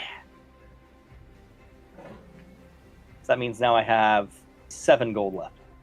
All right, you know what? We'll slap it down on 1,000. Yeah, slap it. Pleasure doing business with you. So, Yeah. he grabs the money from you and he hands you the cloak and you said +1 battle axe, right? Yeah, +1. Yeah, +1 battle axe and the cloak. Perfect. I'm They down are- 20 gold. I haven't They bought are anything yet. now. I know, right? I'm sorry. Are you comfortable adding those to your inventory, or do you want me to add those to you? If you have it up in front of you, go for it. Otherwise, I can go look for it. I'll go ahead and do that. I appreciate you, Cap. Oh wait, I would be selling my regular battle axe, wouldn't I? 'Cause I have a plus one. Yes, but you wouldn't be selling it for much because it's only worth 10 gold in the first place. Yeah, like throw that in for get my 10 gold back effectively. You wouldn't get your 10 gold back. You would be selling it for like a quarter of the price, so you get like 2. But sure. How do we feel about 5? He kind of just looks at you and he's like, "A used battle axe? No." No, I give you 2 gold for it. I got it. 3 gold is gold. Cool. All right, so I'll take that out of your inventory then. Ah, yeah. Where's my compendium? There it is.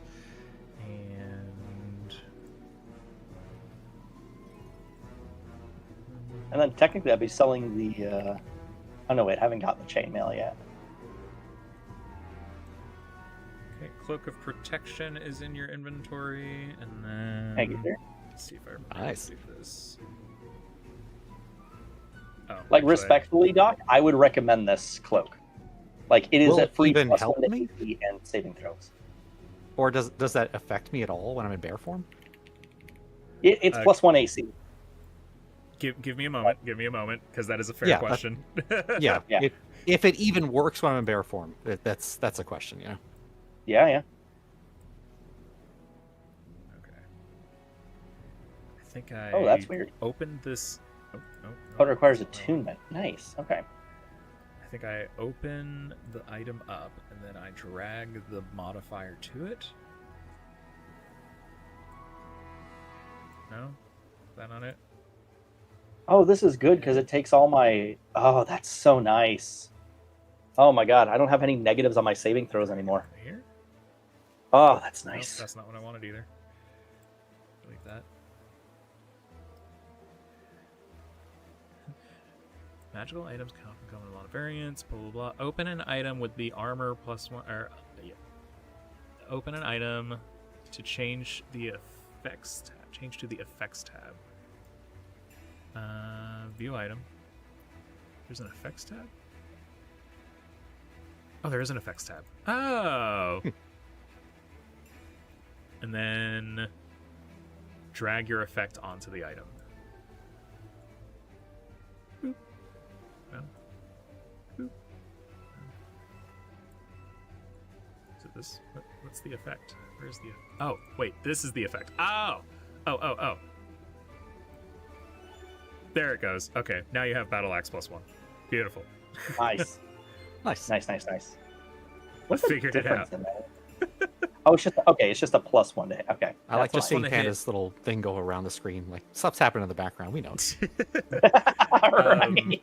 +1 Battle Axe is +1 to hit, +1 to damage. Gotcha. Okay. Nice. And then for Druid, for your question on when you wild shape, ability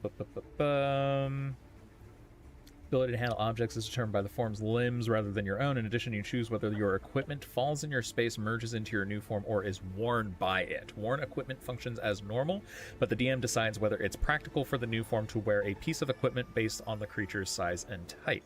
Your equipment doesn't change size or shape to match the new form, and any equipment that the new form can't wear must either fall to the ground or merge with the form. Equipment that merges with the form has no effect while you're in that form. So I get to decide. You get to decide if you want it to merge or not with you, or if you continue to wear it, and then I get to decide whether you're able to wear it or not. Since it's a cloak, I would say most of your animal forms should be able to also wear a cloak, but you would have to actually be wearing the cloak, right? So like if it merges into you, you are no longer wearing it, and thus you would no longer gain the benefits of it. If you are wearing it as your animal form, then you would continue to get the benefits of it. Yeah. I can see that being problematic from a thematic standpoint, like a bear wearing a cloak. And it's kind of one of those things where it's like if you're trying to be sneaky, people are going to notice a bear wearing a cloak. But if you're like, I'm in combat, I really don't care what I look like right now, you know? All right, I guess that makes sense, yeah. Like, it's up to you. That's why you have options. Yeah. You could have I the can Super merge when I Mario need to, world. or I can be, a cat not wearing a cloak. Right. Oh, but you could be a super kitty. That's true. It could be a super kitty. Ah, that sounds cool. Are there any, and maybe this is too general of a question, but are there any good items for like doing better on checks when you're doing stuff like deception or perception and stuff like that? Yeah. Let me see. Yeah. Let me see. Oh, and just a reminder, Doc, the Cloak of Protection that I've got specifically also gives a +1 to all saving throws. That's good. Yeah. Yeah, maybe I'll get like the cloak and then something for out of combat. There you go. Or, like you said, get a different cloak that does other things. If there's a cloak for proficiency in XYZ, push that route, Yeah, I'm thinking like a ring or something that might help with Yeah, there's rings for some days. stat, I don't have any rings right Yeah. now, so it could be something. And then Because we a can weapon's really not going to help me if I'm being Barry or Liony. And True. I guess the armor True, probably true, isn't true. going to do anything either. So just thinking, to help No, us of with course. story bits. Right.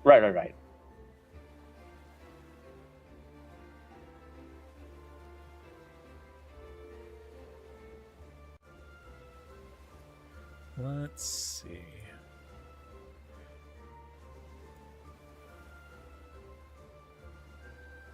Of the rings available to you, none of them really do like skill ups. Okay. But let me see. I mean, if there's anything that helps with druid form stuff too, that could be helpful, but I Yeah. don't know if there is anything specific. Oh my.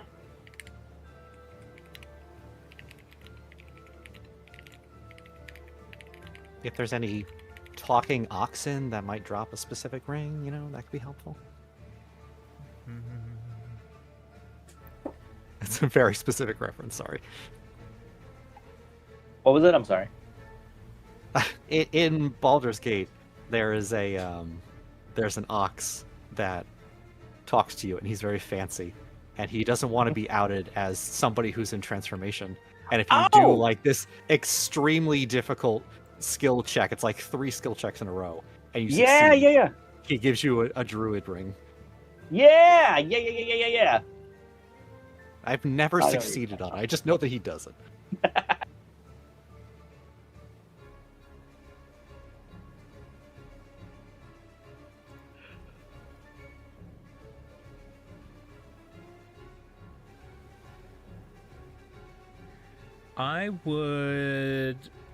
I've not seen, and it might just be because the rarity is a bit higher, and I've filtered some stuff out. But I'm looking through my list here, and if there was stuff that I would recommend maybe considering, oh wait, I thought I had.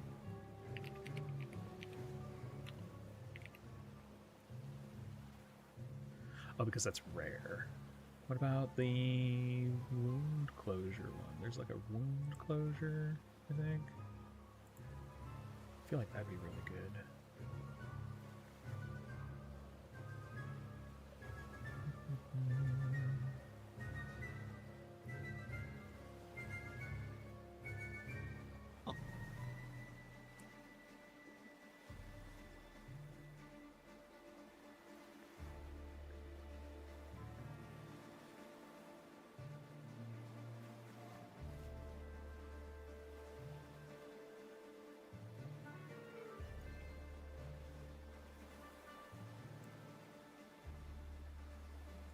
What am I thinking of? Oh, Periapt. It's not an amulet, it's a Periapt. Okay. There is a Periapt of wound closure that you might be interested in. And what this does is whenever you make a death saving throw, you can change a roll of 9 or lower to a 10, which would effectively turn any failed saves into successful ones. It also gives you a natural healing boost, so whenever you roll a hit point die to regain hit points, you double the number of hit points it restores. Oh, wow. That's really good. What the hell? Yeah, that's That sounds something nice. that one of my Kingslayer players has, and it's just like the most annoying thing because I can't kill him anymore. Well, I'm sure you could still kill me. That's not going to be a problem, but I like the idea of The possibility is Yeah. there, but it definitely makes it a lot harder. it. So that's something you may want to consider. Let's see, was there another Periapt that I was thinking of? The Periapt of Health is also a good one, along those same sort of like making you a little bit more tanky. Periapt of Health, you can take a magic action to regain 2d4 plus 2 hit points once per day, basically. And you also then have advantage on saving throws to avoid or end the poisoned condition. Interesting. I kind of like that first ring you were talking about, and the cloak maybe to Sure. put those two together. Periapt of Wound Closure and a Cloak of Protection. Yeah, sounds good. Absolutely. So again, same person, and he kind of looks at you and he's, are you two together? We are, yes. Aye. Are you also you're also purchasing a cloak and buying this Periapt? I am, yes. There's a couple of other objects I'd like as well. Oh, we're grab whatever and put it on the counter here, and we'll add it up. Okay. I'm just thinking of like, I don't know if these are available in the store, but I'm thinking of a couple of the spells that I have the component necessary. Right. So Oh yeah, you want to start stocking up yeah. on those? Yeah. I'll say that the spell components are probably going to be a different store, like a different person Okay. to buy from. yeah, But, that's fine. That's fine. you I'll, would we can talk about that probably- another time. then. Yeah, for sure. Yeah. For the 2 items that you have, he's going to offer you essentially the same deal if you want to do 1,000 gold pieces. Wait, do you want me to try and talk him down? Huh? I'll put my arm on the table and go, now listen here. I wasn't born yesterday. For 2 items such as this, I'd prefer to go a little lower. Say 850.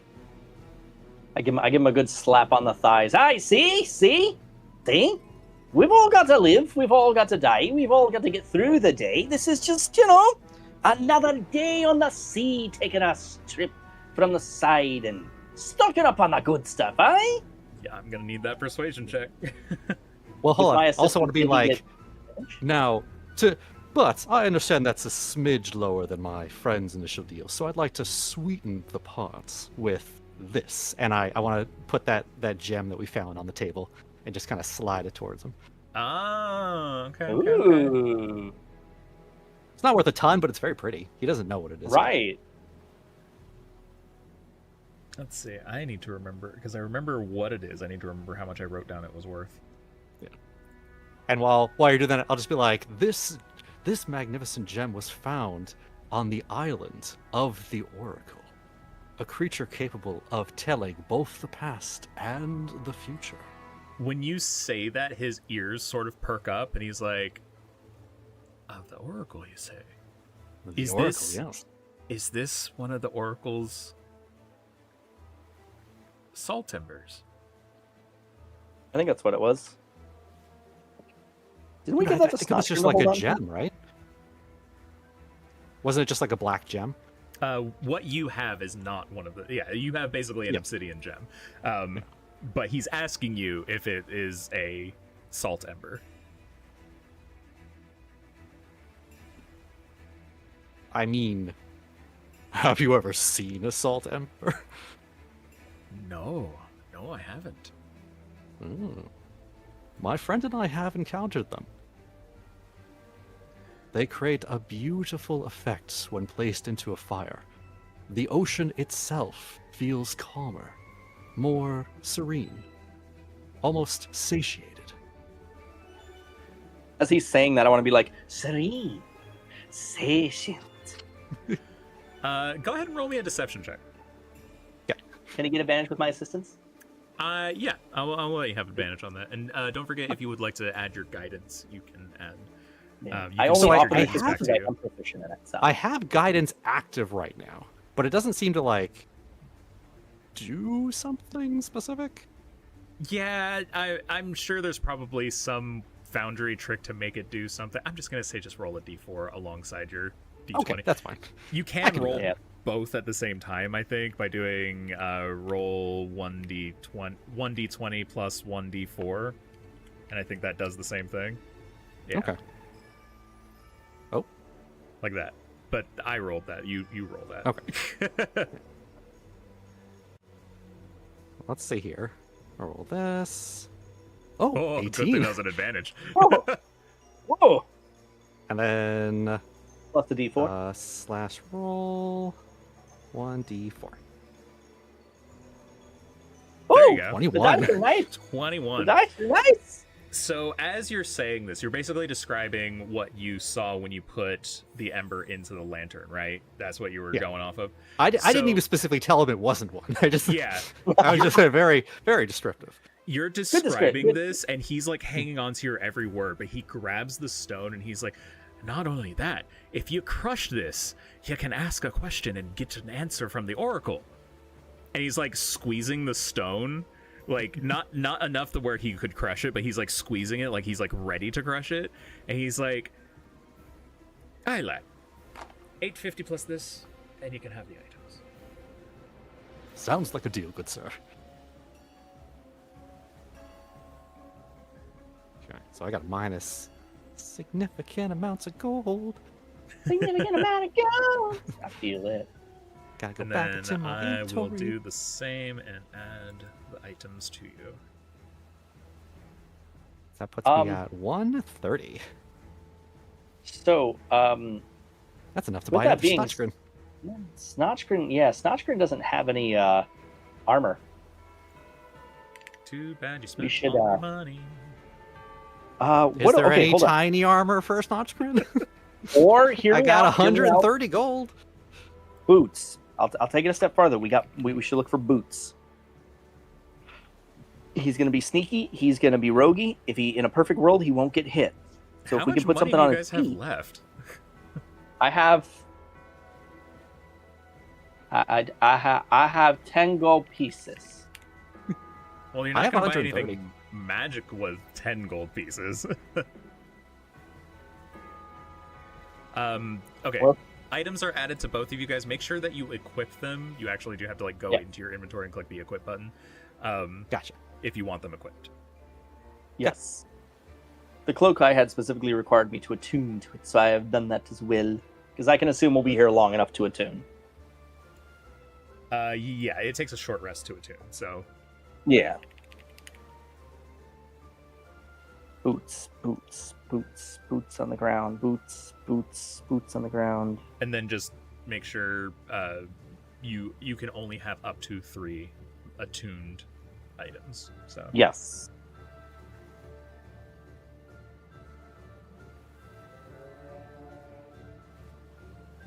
Oh, you don't even need to do a short rest anymore. They changed that. You literally just say, "I'm attuned to this." Very cool. Really? Yeah, that was a 5th edition thing. This is 5.5, so apparently that's not a thing anymore. Dokey dokey. Sounds good. We got that. We got that. All right. Let's.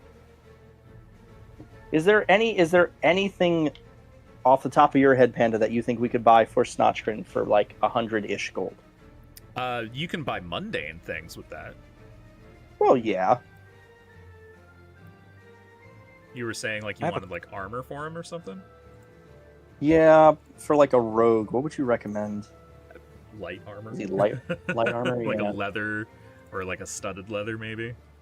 Yeah. Super quick question too. I just realized my quarterstaff still has shillelagh on it. How do I take that off? Oh. That's a good question. I don't think I even have shillelagh anymore.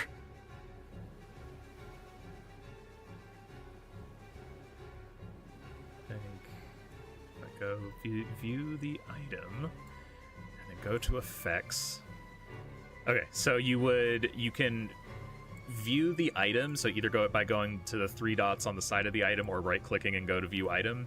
It'll bring up the item panel, like the item page, and there's an effects tab, and then you would just remove the effect. Oh, thank you. Perfect. That is Oh. exactly what I needed. Panda. No more shillelaghs. Perfect. They added something in between chainmail and plate armor now What you got? called splint armor. Oh, I guess technically that's always been in the game, yeah. Has it? Okay.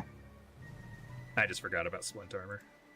That's all right. It probably would. In retrospect, it probably would have been cheaper too because it's listed at 200 gold. I don't know what your upcharging was per se, relative to the magic one, but For the mundane stuff, I tend to leave the mundane stuff at the actual price, like the base price. If when you start getting into magic, that's when I start changing prices for where you are. oh, then shit. Okay. All right. Makes sense. That's on me. Make things to keep in mind. But yeah, for Snotch Grin, if you want to do like studded leather, that's only like 45 gold. Yeah, hell yeah. Let's get him something. Yeah, because that's 12 plus his dex. Yeah, let's do that. Let's get the Probably boys gonna give some him studded something, leather right? armor. Yeah. Can you front that guy? Yes, I confront it. Hooray! Hooray! Hooray! Tabby has a sock. You've presented Snotch Grin with clothing! I'm free! It wasn't when we burned the contractor paid for it. No, it's giving him the studded leather. That's the signal. I mean, he doesn't even have clothing in his inventory, so he's just been naked this whole time. What a happy naked boy. I've just been running around in a little, I don't know, like a potato sack. Yeah. Just I out like of to think that curiosity. it's sort of like it's like really nice clothes that have over the course of this adventure just gotten dirtier and raggedy because he hasn't had his normal clothes that he can change into from the mayor's house. Right. Just because dumb question here. This is very much just me speaking out loud. With a little bit of buyer's remorse. How much was the battle axe by itself? Like The battle axe plus one. the actual cost of it, or No, like what I paid for it. well, because you purchased both items at the same time. He was initially charging Right. you 600 for both, then he knocked off some cash for it to make it 1,000. Shit. Well, you talked him down to 1,000, I should say. Right. Okay, shit. Okay. Damn. In retrospect, if I had caught the splint armor, I probably would have gotten that for the 2 and not done the battle axe plus 1. It's one of those things where it's like, we're here now, so it's like, I don't want to make you go back kind of thing, but it's like, fuck. I mean, we'll have opportunities to get more stuff later on. Or... Yeah. This won't be the Like last one of time those we things where visit the it's shop. Yeah, this won't be the last time you visit the shop. And like I said, the next session that I have planned out is it's a session. You're gonna get probably a lot of like treasure and stuff, depending on how you play it out. And I mean, you still technically have one more thing to do tonight, so who knows? Right. We could technically go shake this guy up for an extra 500. You know what I mean? And then that'll kind of put me back to where I am, and then I can probably even still get the splint armor. And that'll give me 20. That'll give me a 20 AC native. Yep. Like without any buffs outside of my shield. Speaking up, how are you guys feeling shopping wise? Good. Yeah, I got everything that I wanted. Well, I mean, equipment wise. Yeah. Snotchgrin has his studded leather that's equipped onto him. Fantastic. Good. Yeah, I'm good. I'm good on this front. Give me just like a couple minutes, then I'm gonna stand up and run to the bathroom and stuff, and then when I come back, we can proceed to your mission. Hell yeah! Um, I would like to just, if there's like a little shop around here, to find something for the Oh yes, let's do that the first. components. Actually. Yeah. Yeah. Yes. Let's do that first before I. While you guys do that, I'm actually gonna run to the bathroom real quick. That sounds good. Sounds good. Okay, so were there specific spell components you were trying to get, like from specific spells? Yes. So there's spells with specific components, and then a question. One of my spells is heat metal. It says the component is a piece of iron. is that the piece of iron that I'm heating, or do I need a piece of iron to cast the spell? I love this question so much. Because this is very much a like I'm playing D&D for the first time. All of the material components for spells are jokes. D&D has like always basically made joke references with the material components. So when you have a spell like Heat Metal that does not have a gold cost associated with it, you can either treat the material components however you would like to as a joke or flavor or whatever you would like to do, or you in your case, since you're a druid, use your druid focus to cast the spell instead. So in this case, because Heat Metal is one of those types of spells where it's like I need a piece of iron and a flame, because the joke is you are literally just taking metal and making it hot.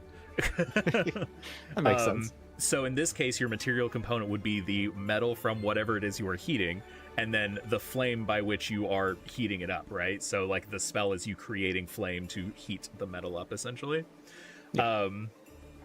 Yeah, so that's kind of what that goes with. And you can flavor that anyway, right? You're Dragonborn, so if you wanted to flavor it as like I use the fire that's in me as the flame for this spell, you totally can. Yeah. You know. I like it. Okay. So I also have Hold Person, and that just says a straight piece of iron. So do I need a piece of iron to hold somebody?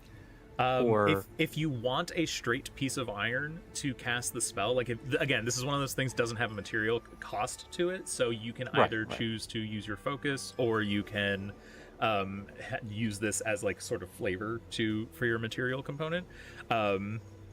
However you would like to decide that. I'm particular because I really like using material components instead of using like the spell satchels and stuff like that. So for something like this, I would probably like my flavor for it would be something like pulls out a piece of iron, and as I cast the spell, the piece of iron wraps around my finger as if binding it, right? Because that's what Hold Person does, is it binds the person. So it sort of mimics the action of binding around the person, but it's around your finger. Gotcha. Because it's concentration, it stays bound around my finger until I break concentration on it. Right. But you can choose to do the flavor however you want, or again, if you just want to use your focus or something along those lines, however you would like to do it. It's fun for you. That's basically what that's there for. So you say use the focus. What does that mean? So as a druid, so every spellcasting class, like when they learn spells, you are given some sort of focus, right? Wizards can use either a arcane focus, or they can use like their staff or a wand or something like that. You as a druid, in your class, it says you can use a druidic focus as a spellcasting focus for your druid spells, and that for you could be something along the lines of, and this is again more just for flavor than anything else, but anything along the lines of like a sprig of mistletoe, or a wooden staff, or a wand made of yew, yew the tree, not you the yew. Right. The wand is not made of me. Understand. Right, exactly. So if you wanted to like flavor, say, your quarterstaff as like your druidic focus, you totally could. Or if you had something in mind that was like, this is like my druidic focus, this is what makes me a druid, and this is what I use, then I would say that could be a perfect, example of what role play you want to bring to the table. Okay. Well, that should be full. All right. Last question. Of course. The augury spell, which I thought was pretty cool. I didn't get to use it, unfortunately. It says specially mark sticks, bones, cards, or other divinatory tokens worth 25 gold points. So is that something that gets eaten up, or is that just something I have to hold? So unless the spell component specifically says it consumes the material component, then you do not lose it upon casting the spell. Some spells will say consumes this upon casting, right? So in this case, you just need this material component. You only need to purchase it once, and as long as you still have it, like if it gets stolen from you or something, obviously that's different. Yeah, makes sense. Yeah. As long as you still have it, then you are able to cast this spell. So for this case, especially marked sticks, bones, cards. If there's a specific thing that you want it to be, we can find it for you, or if you want to like go to the sort of magic place, like the sort of area that you would be purchasing this from, I can just present to you what would work for this spell if that's how you would rather go about it, depending on how much roleplay you want to be, or how much involved you want to be in that decision. No, I like that aspect of it, because my immediate thought was it'd be cool if this was like I buy a tarot deck. Yeah. And I flip it, and that's like it could be like that's the kind of thing that answers my question type of thing. I love that. Yeah, that's great flavor. Absolutely. Yeah. Oh, I love hell yeah, dude. So I want to go somewhere where I can buy just a little piece of iron and something tarot deck related. Okay, perfect. So, yeah, you head to sort of a dark corner, right? Like there's some overturned ships, and the area itself is just very shady. And as you walk in, you can see just like the one red glowing eye of the shopkeeper, as well as sort of like different fumes and smokes coming up from different incenses that are burning at the moment. And he looks to you and he says, "Hello, puppet. What can I do for you today?" Good evening. I'm looking to procure a few components for my spells. Of course. Is there any specific kind of spells you're looking to cast today? I'm looking for something iron related that I could carry with me. It just has to be a small object. And I'm wondering if you have a deck of tarot cards available to you that I could use as a component. Of course. Would you like to have a reading today? Oh. How much is it? Well, if you're looking to purchase the cards themselves, I'll tell you what.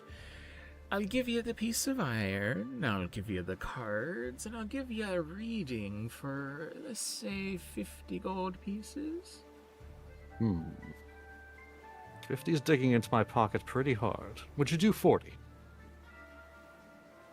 Give me a persuasion check. Okay. Gotta find my persuasion.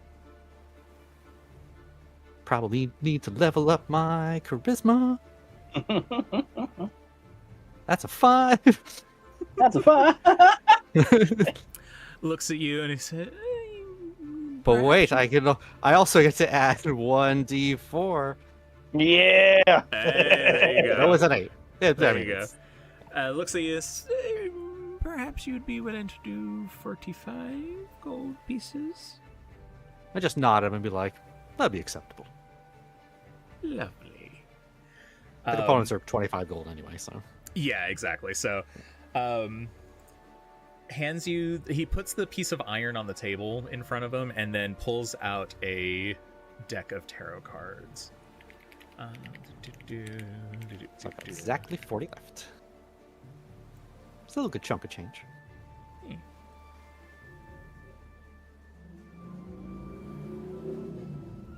So the one that he pulls out is a black deck of cards, and the backs of them you see have an eye in the center, and it has like an eye in the center with 2 crossed swords behind it, and then above the 2 swords is a goblet, and below the 2 swords is a pentagram. Oh. Just to give you a little flavor for the deck. I like it.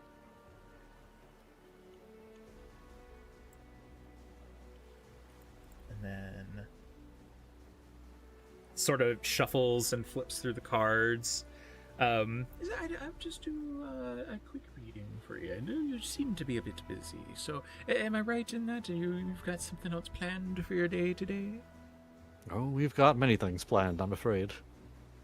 Kind of like flips through the cards, sort of juggles them between his fingers, and eventually lands on a single card. The 9 of Pentacles. And you see this card that he shows you is it looks like a gate, but the gate is made of pentagrams. So you see the doors of the gates themselves are made of 8 pentagrams, and then on top of the door is a 9th pentagram to show the 9 of pentacles. Oh. Yes, the 9 of pentacles. This is good for you today because you're a busy day, and after much hard work, this card, it tells you that you're going to have a time of opulence, luxury. You will feel satisfied after your work is complete, comfortable, at peace. As long as you maintain your self-control, you'll find that peace comes swiftly after your job is done. Just sort of nod along with him and say, all right, that sounds positive. Shuffles the deck back up, sort of puts them back in their little package of just like a loosely tied rope, and hands them to you with the bit of iron and says, "It was a pleasure doing business with you, dearie." A pleasure with you as well. Very nice. And so you now have your tarot deck, which will allow you to cast the augury spell. And then you have your bit of iron for hold person. And yeah. All Anything right. else you would I'll like turn to to- Talco and just be like, unless you need anything here, I think we're all set. We can move All on right, with our no, job. no. I focus through one thing, it goes up to the ones up there, they respond to me, I go smitey smite, and we're good. How you feel about your eating, though? Paladin that? after my own hearts. I have spell slots, but I only know Divine Smite. Right. I didn't ask how big the smite was. I said I cast divine.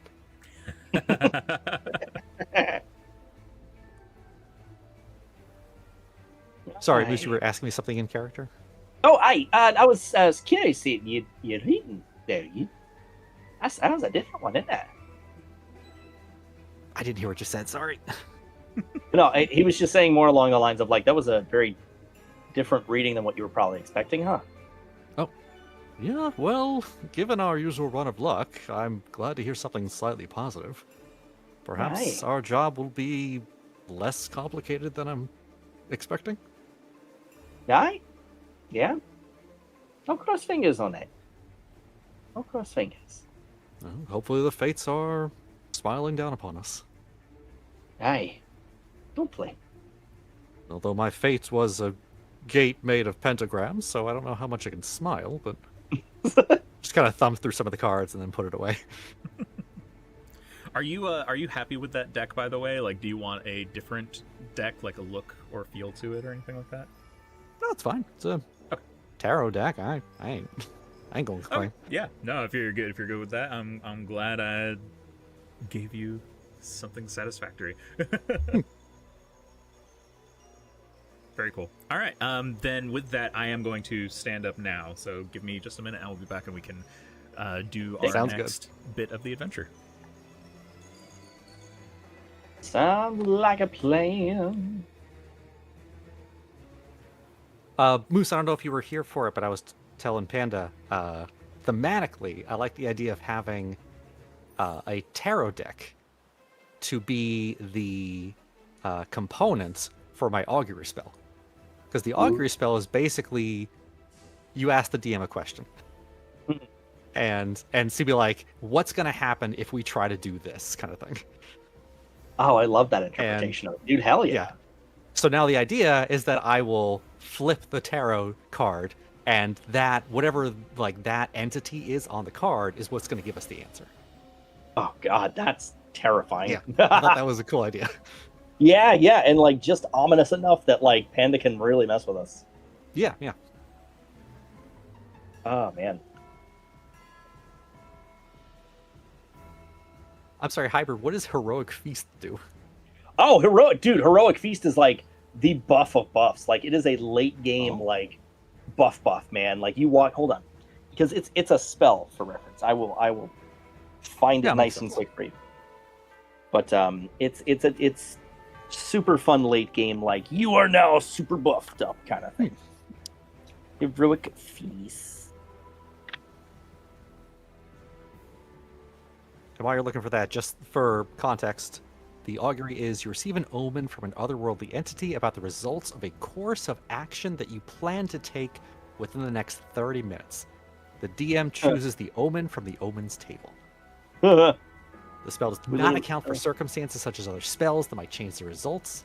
If you cast it more than once, there's a cumulative 25% chance for each cast after the first that you do not get an answer. So we're basically asking the fates, and if I use it too much, they'll just get mad at me. Right, we're basically asking the DM, are we gonna die? Will we be all right? I absolutely wanted to ask earlier, just be like, what's gonna happen if we try and lie about this? Is he gonna murder us? Yeah. Dude, I was so worried. We were gonna get found out on that, man. I'm still worried we're gonna get found out. Maybe he knows and he's just gonna murder us when we get back. Same, honestly. Like, but So that's the many thing. things could happen to you guys.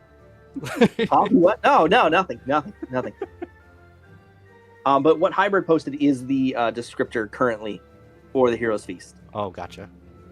Yeah, it is. For reference, the only thing he didn't post is that it is the size of a 10-foot like cube. Oh. And the feast takes an hour to consume.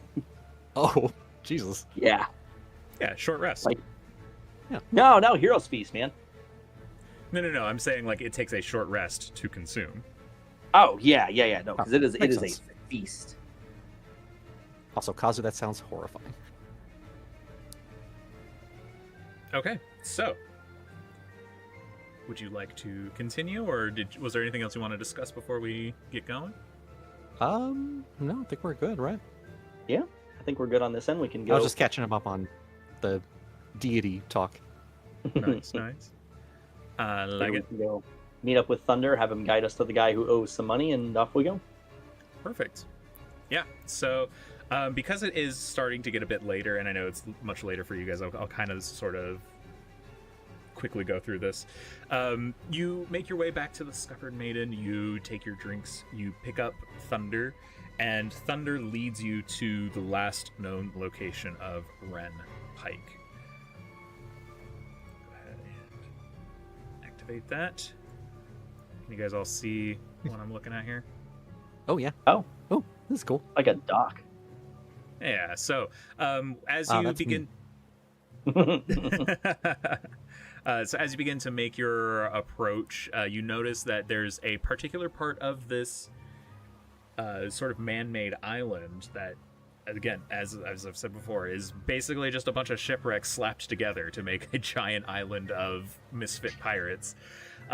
There is a section that is sort of become like a little pier almost, that is connected yet also still somehow hanging over space. So what you are seeing on the map right now is essentially a bridge that is hanging over water. Were you to fall off of this, you would fall down to 300 feet into the water. Oh, fancy. So it is you could say it's a bridge over troubled water.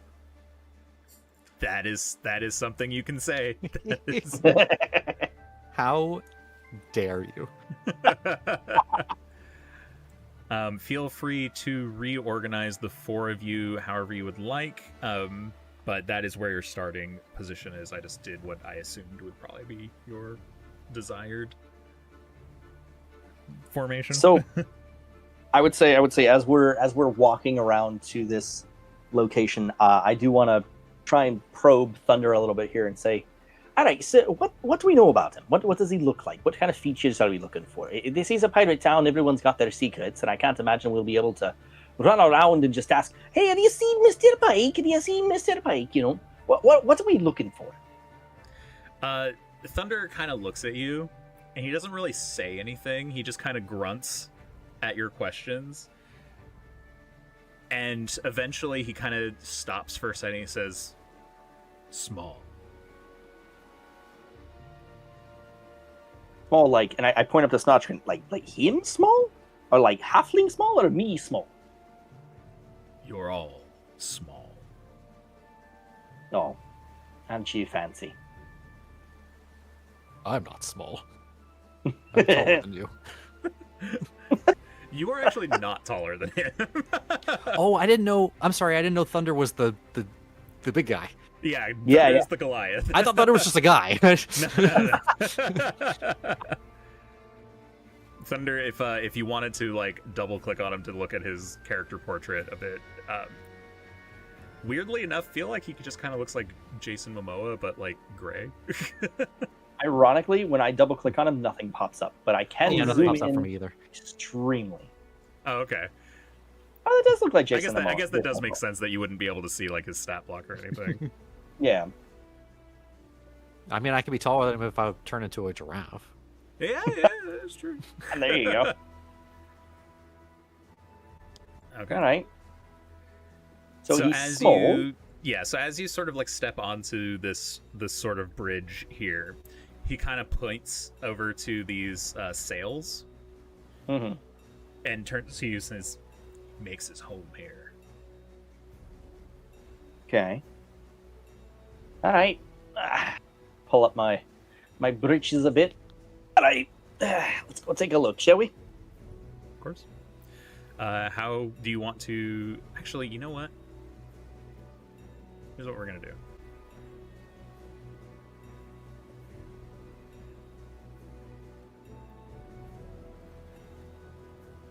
Yeah. Oh, fancy. Oh, cool. The thingy. The thingy. And then so that's the carousel up at the top, as I'm sure you can see. Yeah, Amazing. I like that. And then I'm going to roll. I'm gonna roll for the other two. If you guys want to roll for yourselves. Yeah. Oh, hit one. Oh! Ah! So excited there for a second.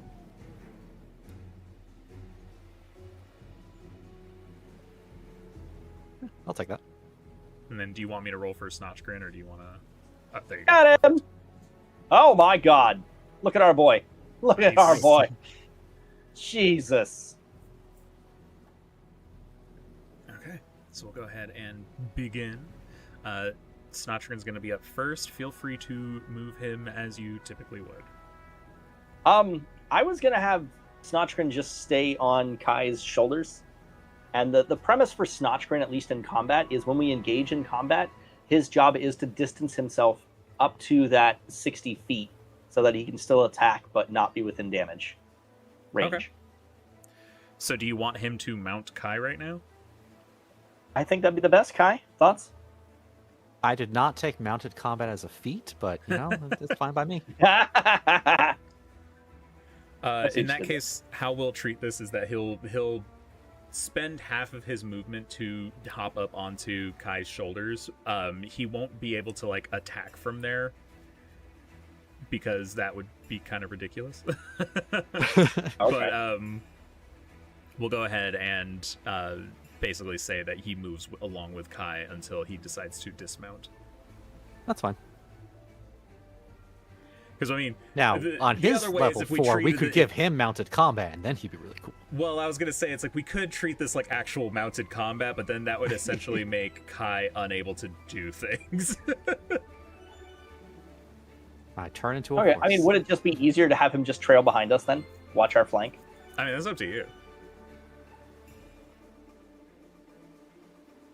Yeah. Have him, yeah, I guess we can just have him hold in action, I guess.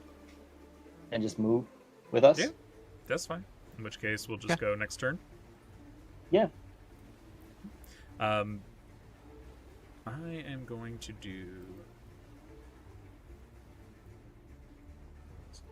Okay. Let me ask you guys something. Are you sneaking up, or are you like just approaching? Like, how would you? Well, how would you approach this situation? I have disadvantage on stealth. I imagine the Goliath is not very quiet. Kai? I mean, I could always try and turn into something, and Sneak up on him if you could. yeah, like I could fly over as a bird or something. Oh, yeah. No, if you could do that, like find his do you- location and then come back Do to you us. have access to flight right now? I don't think you do. That's a good question. Yeah, that would be think- perfect, man. Let me double check. Your wild shape. I think you don't get fly speed until druid level 8. Oh, okay.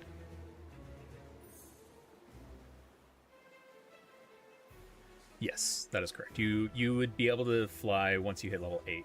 You can Okay, choose so I can't do anything flying related right now. Right. Okay.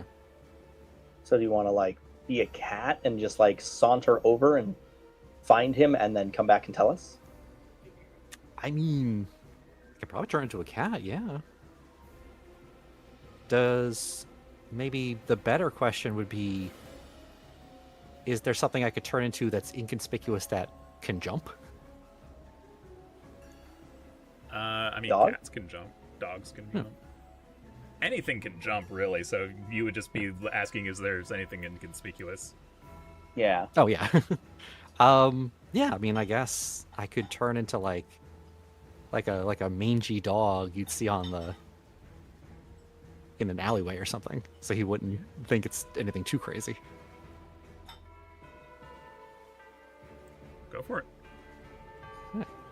I think that puts us in the same issue that we had last week, though, where I don't actually know how to like physically Oh right, yeah. transform Let myself. me look that up again. And I apologize. I feel like I'm the druid. I should know how to transform myself. It's just a little difficult on the system. No, honestly, it's a weird system. I remember it being a weird system before too. Like you have to like drag it wasn't something letting over. me do it last time is the problem. Yeah. Even though I found things.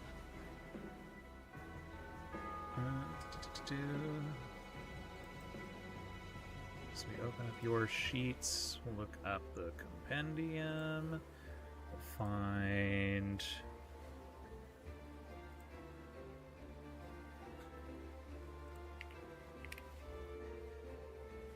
Wow. There's just no dog, apparently. That's weird. Oh, Really? It was like here's Hellhound and here's No. Blink no, I don't Dog. think I can do that yet. Is there cat? I'm wondering. Oh, cat is like just cat is a thing. Why is dog not a thing? Weird. Is there like an equivalent or like? I don't think a hyena is very inconspicuous. Right. Yeah. I mean, we can always like reflavor so that I'm just surprised there's no dog. Yeah, it's interesting. Oh, that's weird. Yeah, no, there totally isn't. I was wondering if maybe it was like a type of dog, like hound or something like that, but no, Yeah. not the Right. same. We'd have to like reflavor like a wolf or something, you know? I wonder. Oh, we'll do jackal. I feel like jackal's close enough. Yeah. Okay, so drag the beast onto the sheet. Configure transformation. Do I click wild shape? There we go. And transform. Kai, jackal. Jackal. Yeah, Jackal Kai. It's a jackal. It's a jackal. Huh. And then you have 12 temp hit points. Cool, so that went through correctly. You still have all of Perfect. your skills and stuff. Yeah, okay. I think that worked. Okay.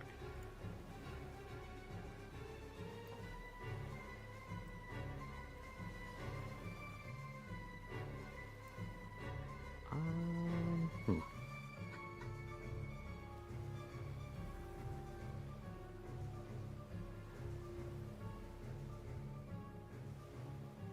Sorry, under what window is my just like wild shape cast? Just so I can make sure I know how many I've got left. Oh yeah. If you go to your like if you double click on your token, it'll bring up the Kai Jackal character sheet, and then you can just click on spells, and it shows Starry Wisp, Cure Wounds, and Moonbeam, since those are the only spells you can cast as a jackal. Oh yeah, sorry, I was just because I only have so many wild shapes, so I was just wondering if there was somewhere that says like you've used one wild shape, and I could just click that. Oh, let me take a look at your regular character sheet and see. I would assume that would be under either effects or features, maybe.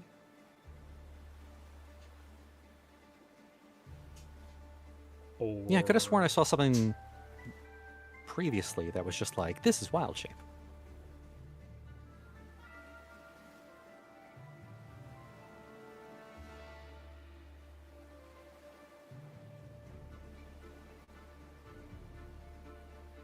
But I don't see it anymore. It's not a spell. Yeah. Huh. Special traits? Yeah. No. Thanks. Yeah, I don't say it either. Okay. Well. Okay. I think I have 2, so I'll remember I have 1 left. Yeah. Okay.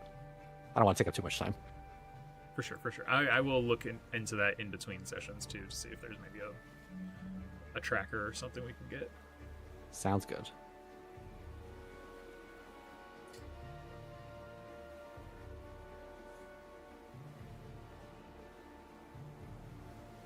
Perfect. It is your turn now, so if you would like to move, or how would you like to approach? Okay. I have 40 speed, so we can go like 5, 10, 15, 20, 25. Oh, don't go. Don't go in the water. Then if you use your action, yeah, you can dash and double that essentially. Yeah. How far can I jump? Can I jump over this thing? So the way jumping works, like essentially like a long jump, you would leap horizontally a number of feet up to your strength score if you move at least 10 feet immediately before the jump, right? So you moved up, and then you can jump, I think 8 feet for a jackal. Oh, that's more than 8 feet. And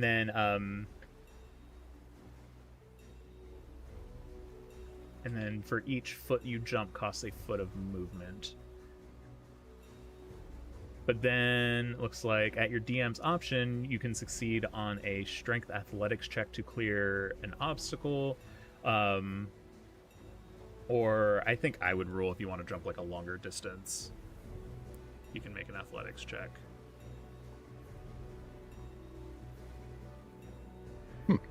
Because it'd be, what, another 15 feet? 1, 2, 3.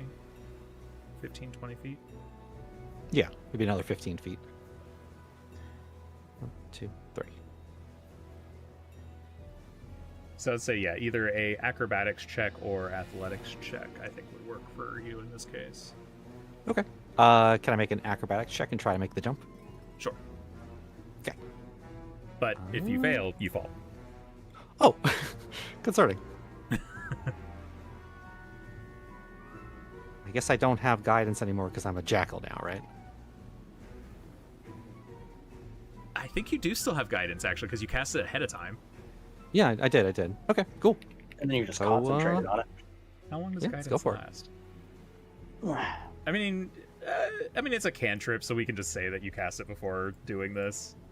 But it only lasts a minute, so for future reference, just, like, say it ahead of time. Okay. I will remember that for future reference. Perfect. Okay. So acrobatics. We're gonna roll it. Ooh. Oh, that almost went to 3. Very nice. Okay, and then slash roll 1d4. Okay, so +1. Okay, nice. Yeah. So I'll say that you made that jump. Whee! Just So kind that of would just yeah. Scramble my way up there. So that would use your additional movement, though. So since you only had a speed of 40 to get there, that was 50 speed. So that would effectively mean you had to use like the dash action to get over there. Yeah, so I'm done. Yeah, That's all I got. perfect. In which case, that's gonna bring us to Thunder. Which, if you have like direction, like are you like planning with him on how you want to go about this? Like, are you telling him like, yeah, he's gonna sneak in as a jackal to scout out and stuff, or? Yeah. It's been like, yeah, we're gonna hold off. We're gonna you're like, so it seems like this is the only, at least from our observation, this seems to be the only way in and out of this part of the port. Would you say? Yeah. Yeah. Aye. So, Thunder, yeah, if you want, you can stay here and guard this port. Me and the little one, we're gonna start moving in towards the long way here, while our buddy there runs a recon just to make sure that our guy's still there. When we call out for you, feel free to come join us, and we'll interrogate together. Aye? Mm. Okay. Good eye.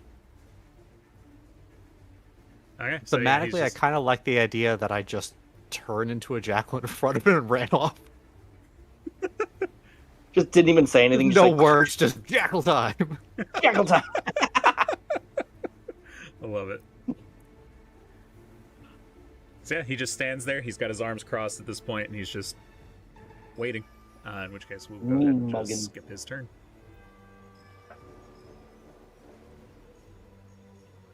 Talco.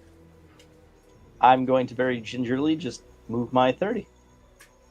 10, 15, 25, 20. Oh, that looks like you're starting to slip off the deck there. Yeah, so I was like, maybe- yeah, right? Like, there's 15, 20, 25, 30. There you go. There we go. Just moving across. Nice. Now you As you- can take like the dash action if you want to move an additional 30. Sure. Just to move the extra 30, right? Oh, okay. Make 45. sure you don't slip off the edge. Right? Clearly. There we go. Made some progress. All right. Is that your turn? Yeah, I think we're good on that one. Okay. Snotchgrin. I'll just have what's his movement? It is. Oh my goodness. His speed is listed as 0 for some reason. Oh, it is. I hit a long rest on him. I don't know if we ever did. I did a long rest on him prior to, well, basically at the very beginning of the game. Let me just double check to make Yeah. sure he doesn't have like any effects on him or anything that's keeping him from Right. moving. No exhaustions or anything. It states. Oh, that's an item now. Any No light- conditions. Light armor? That doesn't prevent him from moving or anything. Hmm. That's weird. Right? Is it because I made him a custom class? It might have been because I made him a custom species. Yeah, it's because I don't have a Oh. species on him. That's why. Okay. He's a goblin, so he has 30 feet of movement. Right. So we'll just have him move his typical goblin amount here. Which is weird. I don't know why I can't make him a goblin.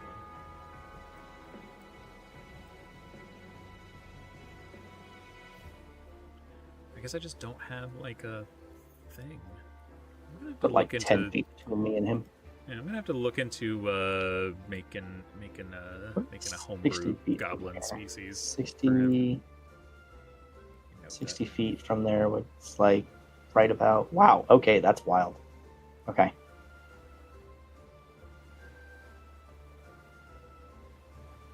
And I think Snotchrin's good.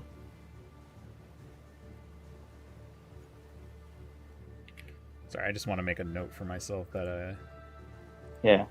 I make a custom.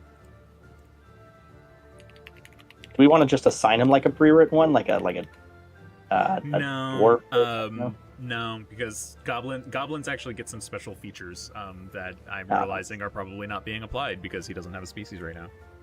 Ew. Okay. So I want to give him the goblin species, but because goblin isn't a 5.5 species, it's not in any of the compendiums that I have access to on Foundry. Gotcha. So I have to essentially copy it from the actual goblin that exists, but just make it a custom one in Foundry because it doesn't exist in Foundry. Gotcha. Right. It doesn't exist as a character, right? That's what Right. you're saying. Yeah. Okay. Well, because it does exist as a character option in the books, like in the physical books, But not in Right. but not on Foundry, because Foundry is Gotcha. technically not like Wizards of the Coast or anything, so you have to like import and like purchase things.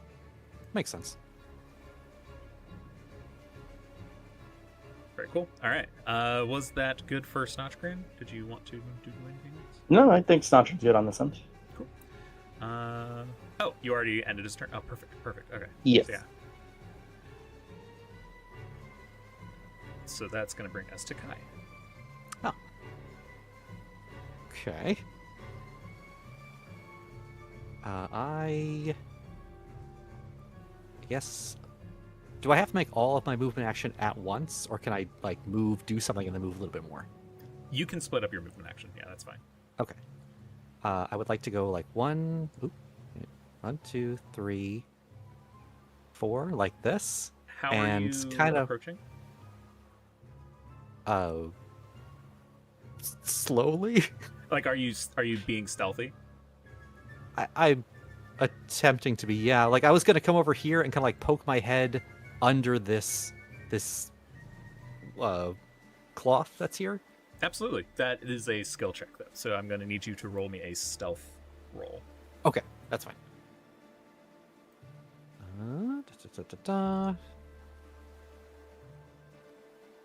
Stealth.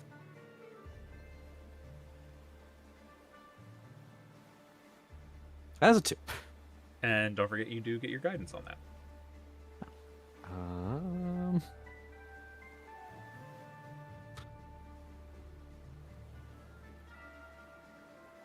Let's roll 1d4. Okay. That is so, 3. So, yeah, total of 4, because you actually had +1. Oh, on your yeah, plus stealth 1. check. So total of 4. That does not beat his passive perception score. So he sort of like perks up as you poke your head out from under the tarp of the fallen sails that currently sort of like border his little room thing that he's got going on there. So he, I like, absolutely peeks- just get tangled in it. Like at a 4, I'm just like I'm trying to poke my head under, and I just like flop around. It falls on top of me, and then I poke my head out. I love that. Do you like yipe or anything like whatever dog sound makes? Yes. Like it falls on me because I try to go underneath it, and then I'm just like, "Arr, arr, arr, ah," and then I like poke my head out I like it. of this. Yeah, like I'm just covered in it at this point. I just like he Oh, man. sees just a dog with the thing on it. So He thinks we're starting a Disney movie over here, and we're about to beat the shit out of him. So he kind of looks over to you and like sees this dog like entangled up in the sails, and he's like, "What the hell? Oh my gosh!" It's not his turn, so he can't move. But yeah, he sees you and is very aware of your presence, and it's just like, "What the hell is a little dog doing here?" Anything else you would like to do on your turn? You technically still have movement left, so you could like bolt if you wanted to. Or... You know what? Everybody else is pretty far away at this point. Thematically, the moment he looks at me, I want to go like, just dash over here, and be like away from him a little bit, like under this thing. Okay. Yeah. That just be as dog as possible. As dog as possible. I love it. Dog, it's possible. Too suspicious if I just stay there, right? Yeah, probably. I like it.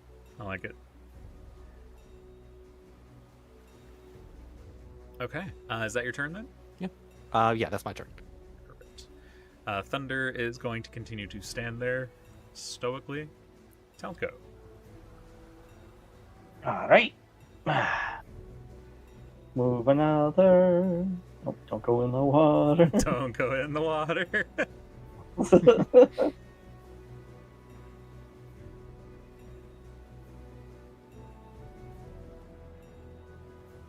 Yeah. And there we are. Beautiful.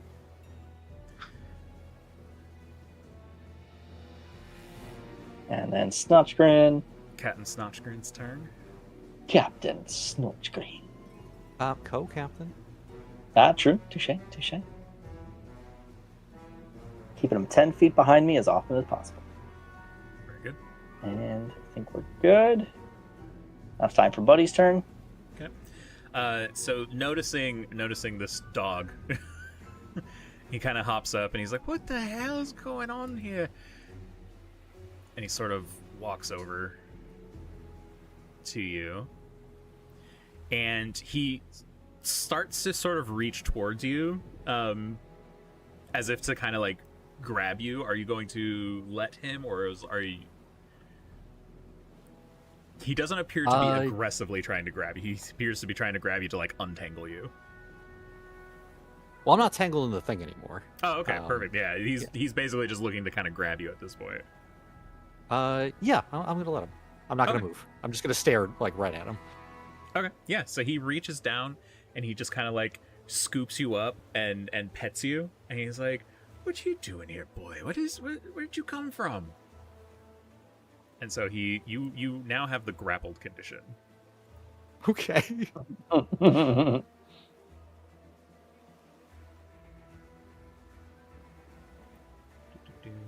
Which I know is on here somewhere. Boom, grappled. Okay. And that will be his turn. What does grapple do to me? So while you have the grappled condition, your speed is 0 and it cannot increase.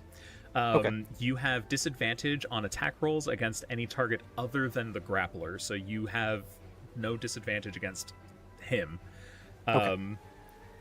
And right now you are movable, so he can drag or carry you when he moves, but every foot of his movement costs 1 extra foot, so like, he takes him twice as much to move around. Okay, I like that. You can try and break free of the grapple by making I believe it's strength athletics, or strength check, the athletics check or acrobatics check. No, this is pretty advantageous actually. If he can't move as much when he's holding me, I'm just gonna let him hold me. Okay. Yeah, that sounds like a great idea. I'm gonna nuzzle Can I him. pet that dog? You're gonna nuzzle him? I'm gonna nuzzle. All right. Nuzzle! Nuzzle. Does that end your turn? Yeah, the nuzzle is at my turn. Beautiful. Thunder is going to continue standing stoically. Talco. All right. Up, up, up, up, up. Up, up, up, up. Up, up, up, up. Up, up, up, up, up. Like, I'm trying to be mindful, obviously, of my line of sight here. Sure. You know, like, I'm not, like, probably from here on, I'll probably do some heckin' sneaking, but, like, you know. We shall see. Is that going to be both your turns then? Mm-hmm. Beautiful. All right. So yeah, he's continuing to just sort of pet you, and like he eventually sort of just walks you back over to his bed, which he can do because it would just be a dash action for him. So you are That's now fine by me. in bed with him. This is going well. Yeah, so far so good. He does appear to be like happy because he has a dog to pet. He's still holding me, right? Yeah, he's still holding you, Okay. and that will be his turn. It is now your turn.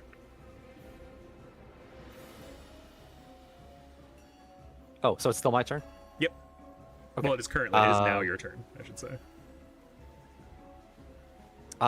Just paw at him lovingly. I think we're good at this point. I Just love that. keep me in his arms. That's what I'm going for. Amazing. He's gonna be so pissed when you turn into a dragon.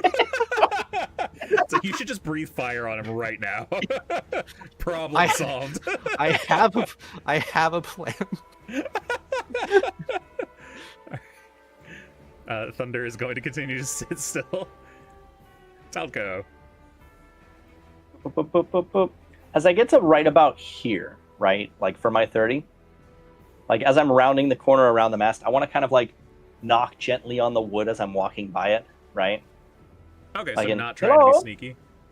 Hello? No, I'm gonna try something formal. See how this goes. We should be like, Okay. hello? Hello? Who are you? Who's there? Hi, Mr. Pike? Is that you? Who's asking? Depends on the day, depends on the name. Name's Talcum. Just came here to chat for a bit if you got a minute.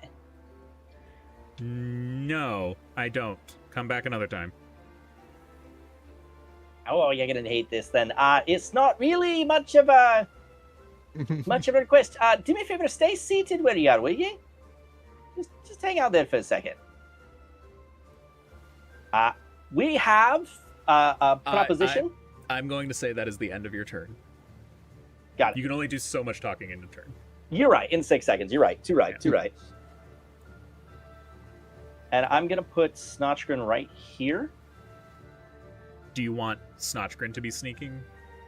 Snotchgrin is going to be sneaky. Then I'm going to need a stealth check. Gotcha. I'll have him roll for that right now. I am going to reset real quick, too, just FYI. Okay. Yep. So I might go down for a Stealth. second. Oh my god, he has a +8 in stealth. Mm-hmm. Yeah, he's invisible. That's pretty good. That's pretty good. You know? Like, I'm gonna have him, like, right there, just right behind that little mast, you know? And then I believe because he's a From this rogue, one, he can yes. bonus action hide. Yes, that is exactly what I was gonna have him do. I'm gonna have him use the rest of his movement to get, like, over here. This is, what would you call this? Because it's like a tarp mast kind of thing. 3/4 cover, full cover? What would you cover that? I would give him 3/4 cover. Yeah. Okay.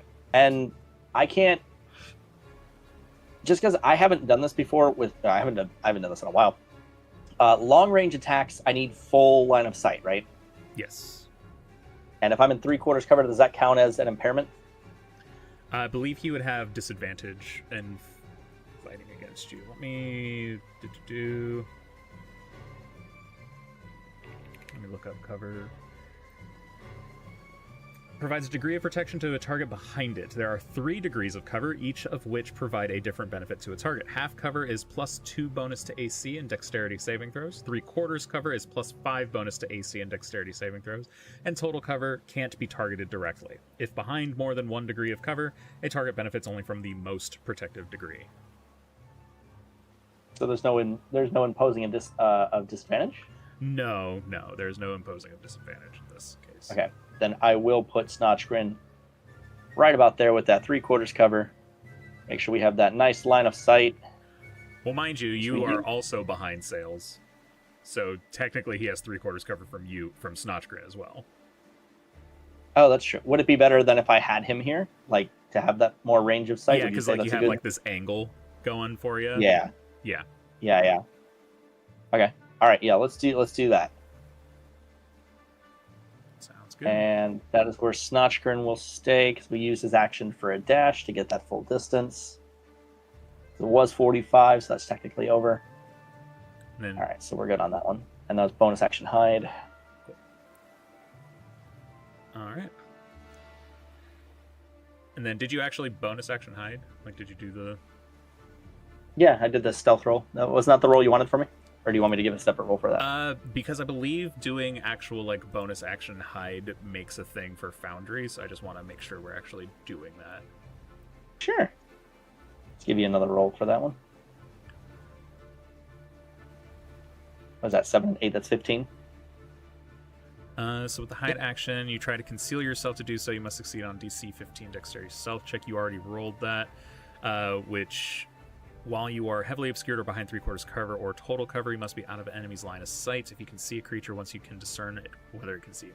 This gives you the invisible condition. That's why I wanted to double check that. Okay. Oh, nice. Yeah, while hidden, make a note of your check's total, which is the DC for a creature to find you with a Wisdom Perception check. So, Okay.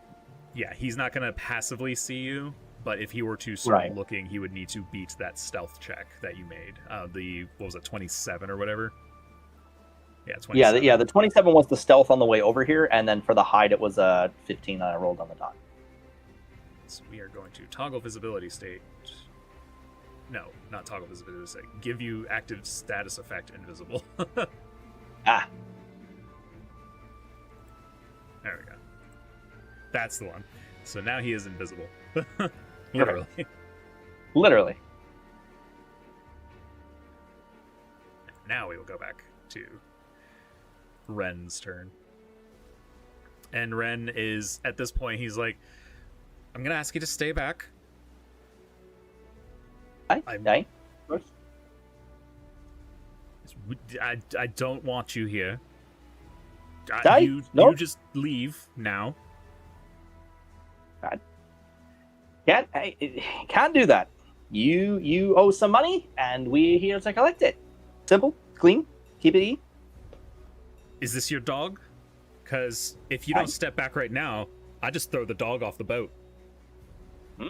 Oh no. I wouldn't do that. I would go as far as to say that's probably the worst thing you could do, because I don't think you'd be able to. I'm holding the dog in my hands right now. It would not be hard. I could just drop him right now. Can I lick him as a bonus action?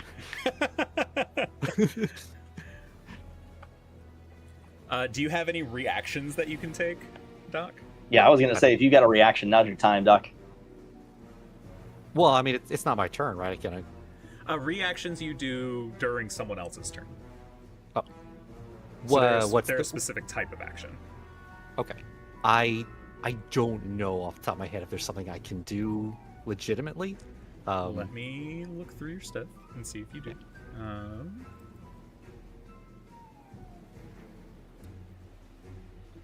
Starry Wisp is an action. Cure Wounds is an action. Moonbeam is an action.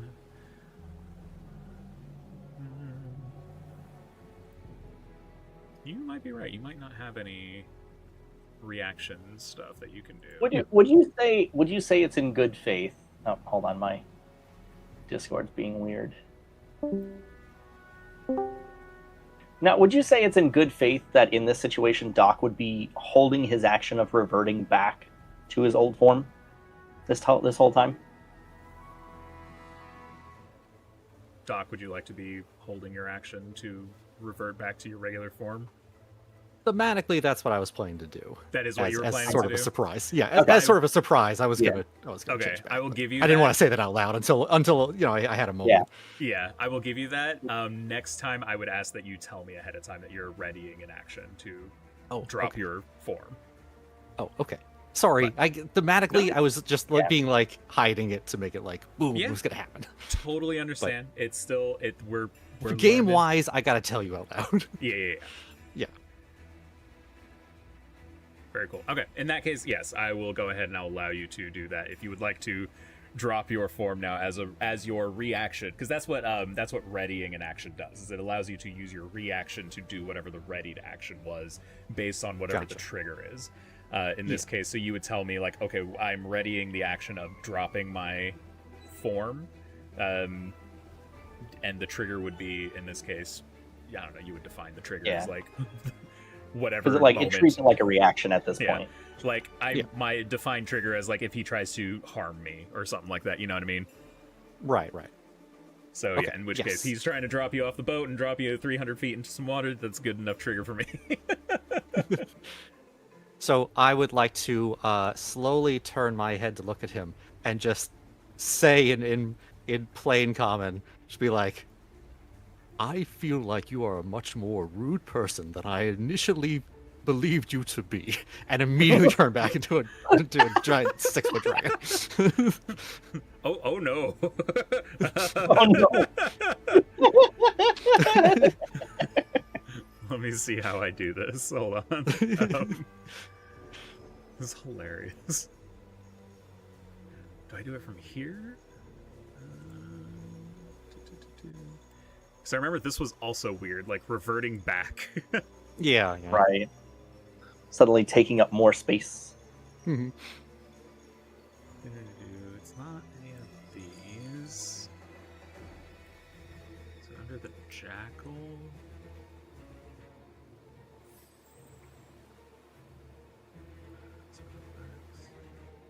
Spells. Features. Inventory. Details. I remember there was like something that's literally just like revert back, and I don't remember what it is. Hold on. To Google.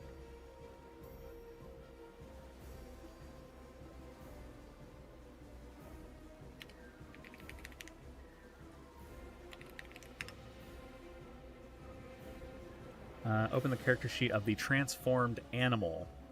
Look at the top right corner of the sheet and click the Restore Transformation button? What? There's a Restore Transformation button?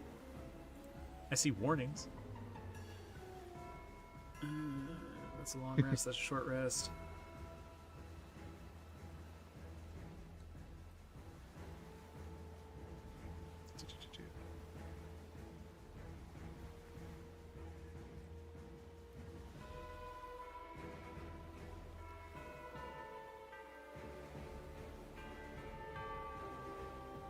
This should be easier. This should be an easier thing. If only it were so simple. I know.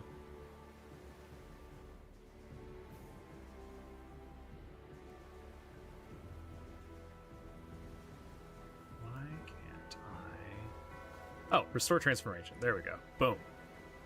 Hey, look Nailed at me. it. Oh, and you still have the temporary hit points. Awesome. That's cool. I'm so fancy.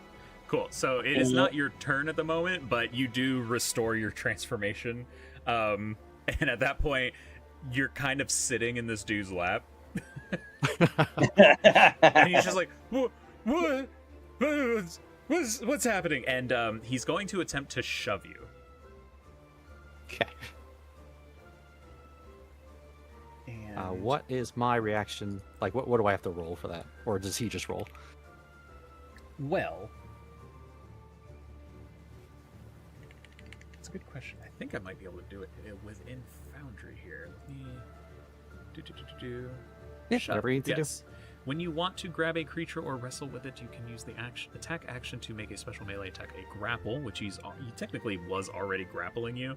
Yeah. If you're able to make multiple attacks with the attack action, this attack replaces one of them. Target of your grapple must be no more than one size larger than you, and must be within your reach. Using at least one free hand, you try to seize the target. Oh my god. Shoving a creature. Here we go. Using the attack action, you can make a special melee attack to shove a creature, either to knock it prone or push it away from you. If you are able to make multiple attacks, blah blah blah. Instead of making an attack roll, you make a strength athletics check contested by the target's strength athletics or dexterity acrobatics. So you succeed automatically if the target is incapacitated, which you're not. If you succeed, you either knock the target prone or push it 5 feet away from you, which is what he's attempting to do. So, Okay. He is going to make a, what did I say, strength athletics check? Which he does not have as a skill, so he is just going to make a strength check.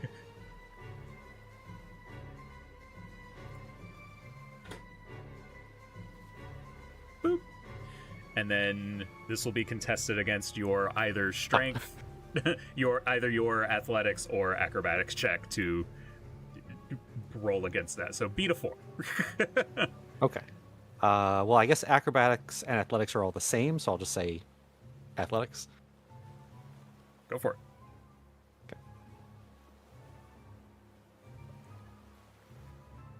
Hi. Imagine you lost that check right now and got shoved down 300 feet into the water. I don't lose nothing, okay? With the 5 was just for dramatic sake. So yeah, you passed, so you do not get shoved, and that's his action. So that was his turn. But he's just like which brings us to your turn. All right, my turn. I would like to cast my newly acquired, if I can find it, hold person. Okay. Does he get a save against that? Choose a humanoid that you can see within range. The target must succeed on a wisdom saving throw or have the paralyzed condition for the duration. At the end of each of its turns, it repeats the save, ending the spell on itself as a success. Okay. I would like for you to cast the spell on him. You should be able to do it from the bar on the bottom and like target him. There you go. And then I get to do DC 13 Wisdom saving throw for the deckhand, which he failed. All right. So he is now paralyzed. Nice. Boop. Beautiful.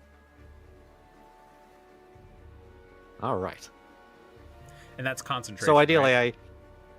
yes. Okay, so you are no longer concentrating on guidance, so you no longer gain the benefits Correct. of that. Okay, so I'm gonna go right over here. Oop, wait, is he like stuck with me? Do you have both of you highlighted right now? Ooh. Oh yeah, it looks like you may have highlighted a lot of things. If you press escape a couple times to like unselect everything, and then you just click yourself to move you. If I hit escape, it just reload application or log out. Oh.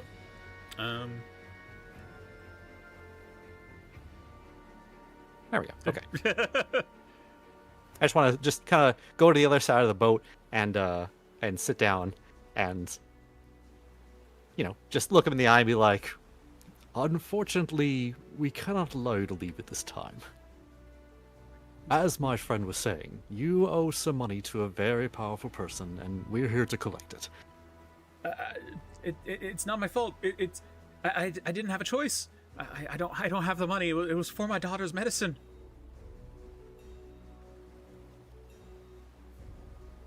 Am I allowed to keep talking, or? Yeah, I'll let you keep talking. Okay. I'll let you one response. Okay. So you're sure you don't have any money on you? No. It all went to the medicine. I swear.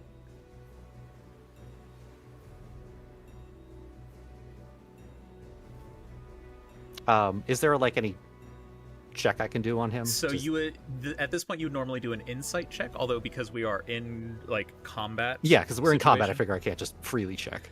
So it would take an action to do that sort of thing. I would say that if you want to, in response to this, I would give you an insight check just because you're talking. My right now mic and having died. a conversation. Oh, that's okay. But yeah, so if you want to do an insight check, go ahead. Yeah, I'll do an insight check. I was going to say, since we have hold person on him, do we want to move out of combat for the few minutes that hold person holds to talk? Or however long hold person holds? How Or do you want to maintain 1 combat? minute? That's a good question. Let me find out. It's 1 minute, so you would have Spells. 10 rounds effectively.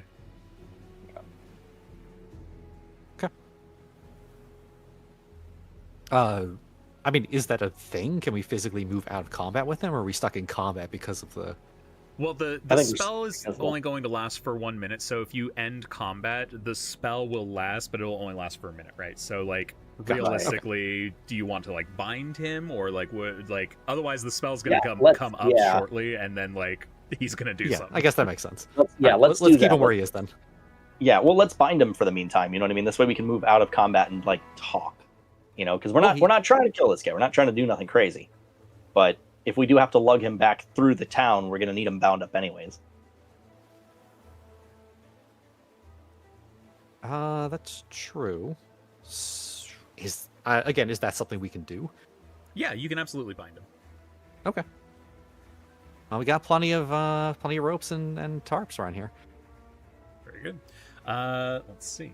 I believe there is a rule for that. Would that roll happen even with him being an held person? Well, the bind is more to give a DC if he tried to break out of it. Like, the roll you would make is like I think it's just an athletics check. It's whichever the strength one is.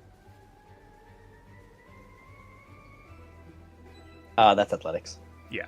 So you would make an athletics check. Whoever is tying him up would make an athletics check to essentially set the DC for him to break out of if he had tried to escape. I've got a +4 on athletics unless you've got something better. That's there, better Doc. than mine. So significantly better than mine. I mean, you can assist me at least, right? So we can get the advantage on it. Well, I'm concentrating on the hold now, so I can't. Okay. I can't do guidance. No, I don't mean guidance. I mean like the action of assist. Like, Oh. you can hold your action for assistance, and then when it comes to my turn, you can assist me in tying him up. Yeah, I wanted to do a roll to see if I could tell if he's lying to me or not. So I don't know if I can Yeah. do so many things at once. It totally up to Okay. Brenda, but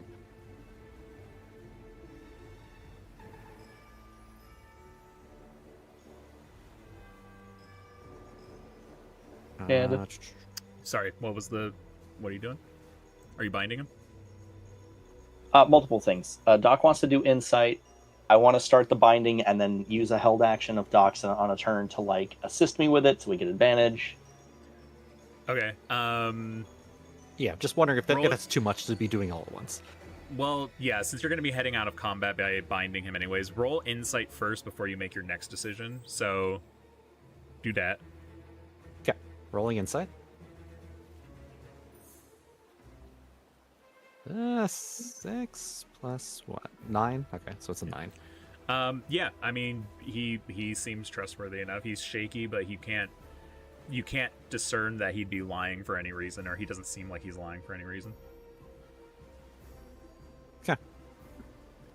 And then with that, so now that you have the understanding that he spent this money to pay for medicine for his daughter, would you like to bind him in ropes?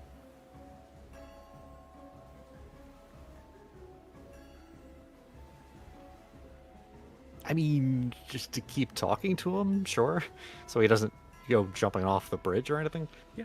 I mean, if that's what you guys are doing as a decision, then I would essentially just Yeah. say use the, like, we'll exit combat. You'll use the minute of time that he's currently paralyzed to bind Yeah. him in his ropes. Telco, I would ask a athletics check from you to determine what the DC would be should he try to break free. Yeah. Do I get advantage with the assistance from Yeah, I'll Kai? give you advantage since Kai's assisting.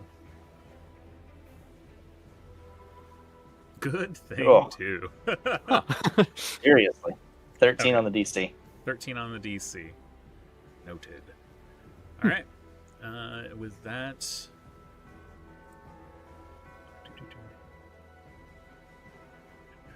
I don't know if bound is a thing, but we will say...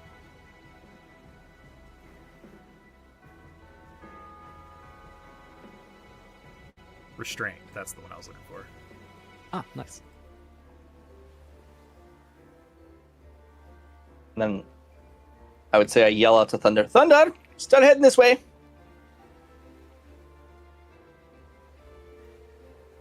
Okay, yeah. And so he starts to make his way over. Yeah, Ren is just like, I swear, I can't pay for it. I can't do anything. When I need you to stop. I need you to stop. I look over at Kai. You have to remember, we are on an island of pirates and misfits and those who have had to do what they need to do to get by. Aye? Now, I understand his story sounds truthful. It sounds something legit, right? But Thunder, you've met a lot of pirates on this island, aye? Mhm. And you've heard lots of stories? Mm. Exactly. I look over at Rin. I want to believe you. I really do. But you owe money, right? And you need to just give us the gold. Okay? You give us the gold. We bring it back. And everything's all hunky-dory. None of this ever happened. You go about your day. Nothing fancy, aye? I told you, I don't have any money. I spent it all on the medicine that I needed for my daughter. Right, the medicine, right. So what do you have to sell? Maybe we can help you sell it. Something, anything. I mean, you're looking at it. I just have this little corner. What do you do for work? I mean, if I had money, the kind of money that I could get from work, I wouldn't be asking for loans from Blacktide. I lean down and I look at him. I'm like, there's like 7 different pubs here. Go be a busboy. You earn a couple silver, maybe a couple copper. That's a start. Right? What, you're gonna let me go? I look over at Thunder. Say, Thunder, if, let's say, Ren here were to start working and start paying back the captain, do you think he'd be all right with that? No. Ren,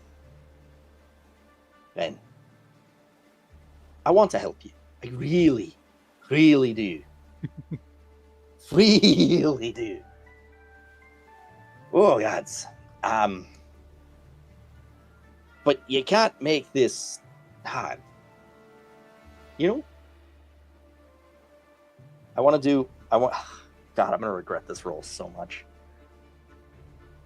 I want to do an insight on the medicine thing for his daughter.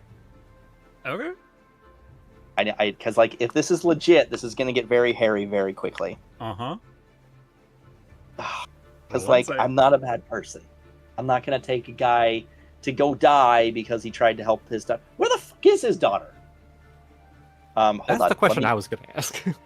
Okay, cool. Let me roll the insight on the medicine. You know what? Before I roll that, ask that. Yeah, that. Do that. Do that? Do that. Look, my daughter and I, my family and I, we're not close. I couldn't just leave them. I couldn't just not do anything that I could for them, but they don't talk to me either. Come on. You'd expect us to leave that? What? Really? It's an island filled with pirates. I'm not trying to say that I'm a good person, but I'm trying. You're trying. Oh, jeez. Say Thunder. Another proposition. What if? God, all right, hold on. Before I make any rash decisions. Do I believe his story about his daughter? Yeah, you do. Fuck. Say Thunder. Let's say he's telling the truth. But entertain me for a second. What if I were to employ him? Bring him onto the ship? You're good on the ship, right? Ren, you good on the ship? Yeah, I can... You know how to work? Just nod your head. You know how to work a ship and keep things going, right? You're good at that, right? Of course, yeah. And he like nods. Good. Say Thunder.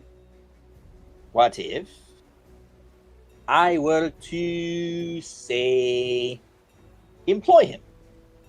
And we transferred his debt, and I look over at Kai as I say that questioningly. Okay. We were to transfer his debt? And I turn to Thunder and spill out to us. Do you think the captain would be alright with that?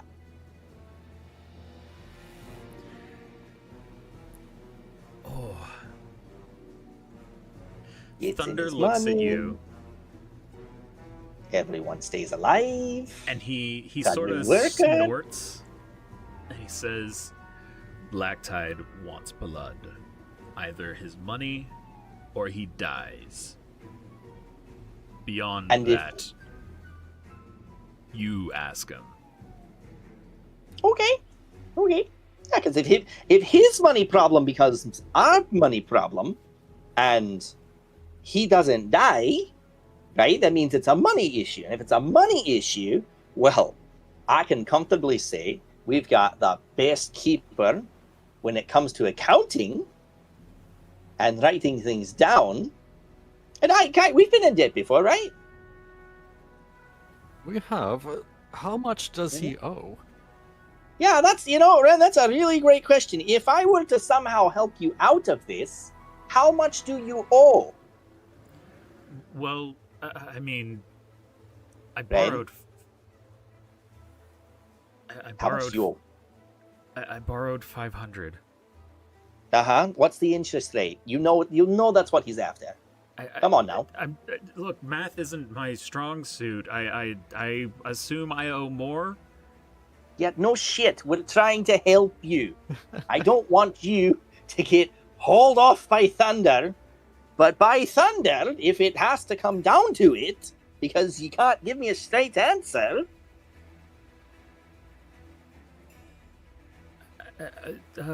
Probably something like, I don't know, like 1,000, I guess. I don't know how interest works. Oh, you're killing me, Ren. At this point, Snotchgrin, who's like still tucked behind the sails off in the distance, is like, "How long have you been? How long ago did you borrow the money?"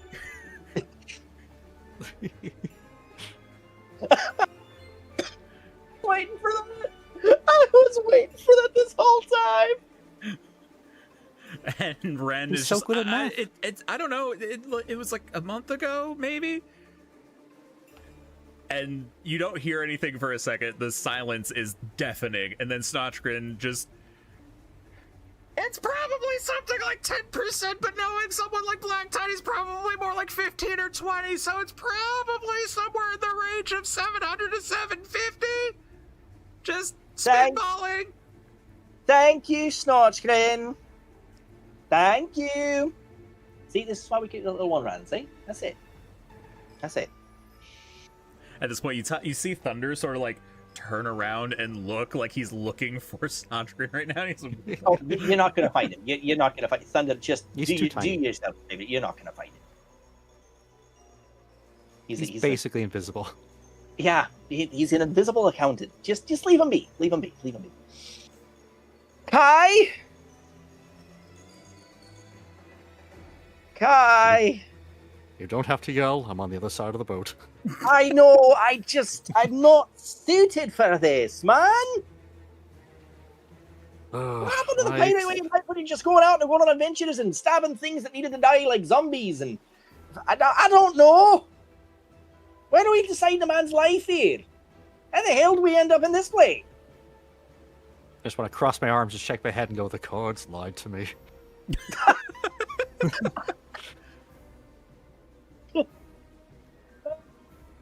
Oh, Guy, I have half a mind to tell you flip a coin and see if Thunder's going to carry him off if we're going to put him on the ship. I'll just kind of tilt my head to the side and say, I don't have it in me to murder a man, so we're going to have to ask Blacktide if there's something else we can do. We just got out of debt! Well, now we're going back into it. I did. You know, I didn't become a pirate to stay in debt. Quite the opposite, actually. Oh, a great googly moogly. I can't with this. You know, we might have to take a bit of a sabbatical with taking a couple jobs from Blacktide.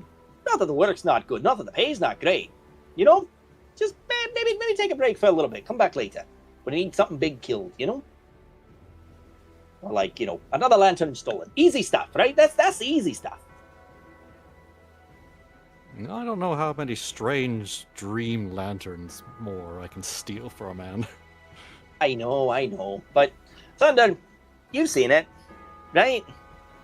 Blacktide's got all kinds of jobs. Does he ever issue out something that's just simple as go out and kill the big, I don't know, Cyclops-looking thing, the giant monstrosity? Chop down a tree off in a forest. Does he ever do stuff like that, or is it always shit like this? You mean kill this man? Yes. Seems simple to me.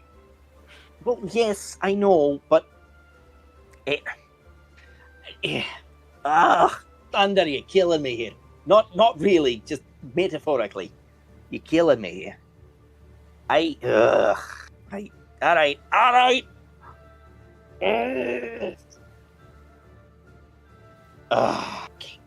All right. So, Captain Barlow's gonna kill us for one. He's gonna love this. We show him back to the ship and be like, we have good news. We're in debt again. He's gonna wonder how. God, he's gonna wonder how. Oh, and we spent the rest of it. We did. I'm going to reset real quick. Okay. Yep. Oh, God, we spent the rest of it.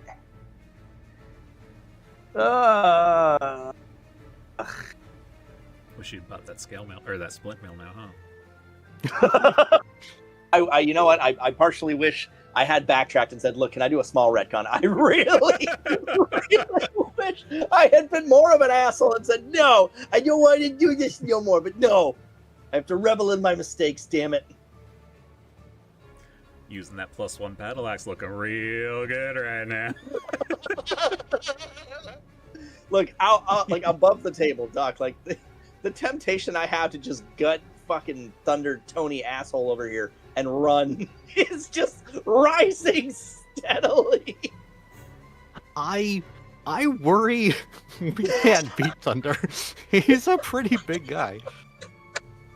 Look, man, if we do We this, already tried to take on one giant thing, and it God, one-shot me. Look, if we do this, man, if we do this, we have no sustainable income for the time being. We had none coming to this place, right? That's true, but we Where are we gonna also get the perk? we can't just murder a guy either. I know. But would it be so And bad? to if be we just let to be Thunder frank, take them? I don't think pushing Thunder off the edge of this cliff does that. Yeah, right. It won't I even don't think it kill him, fixes right? anything. I think it just raises more questions. Oh God, 1,000 more. You kidding me? What if we just let Thunder carry him off? Just exonerate ourselves completely of this. Don't think that's gonna work either. Ah, We know of what's course gonna happen. not. I know, and we're good people, and good people don't just let random people die. Why did we have to become pirates? Let's go back to Panda's original idea. Just go back to the first island and explore. Don't laugh at me, you ass. Oi. My, if it isn't the consequences of your actions. A new player has joined the party. Oh, yeah, you know, I did tell you I love picking up NPCs, right? What's another one, right? There Oh, you yeah, go. yeah. Just extending the crew, right? 1,000 gold at a time.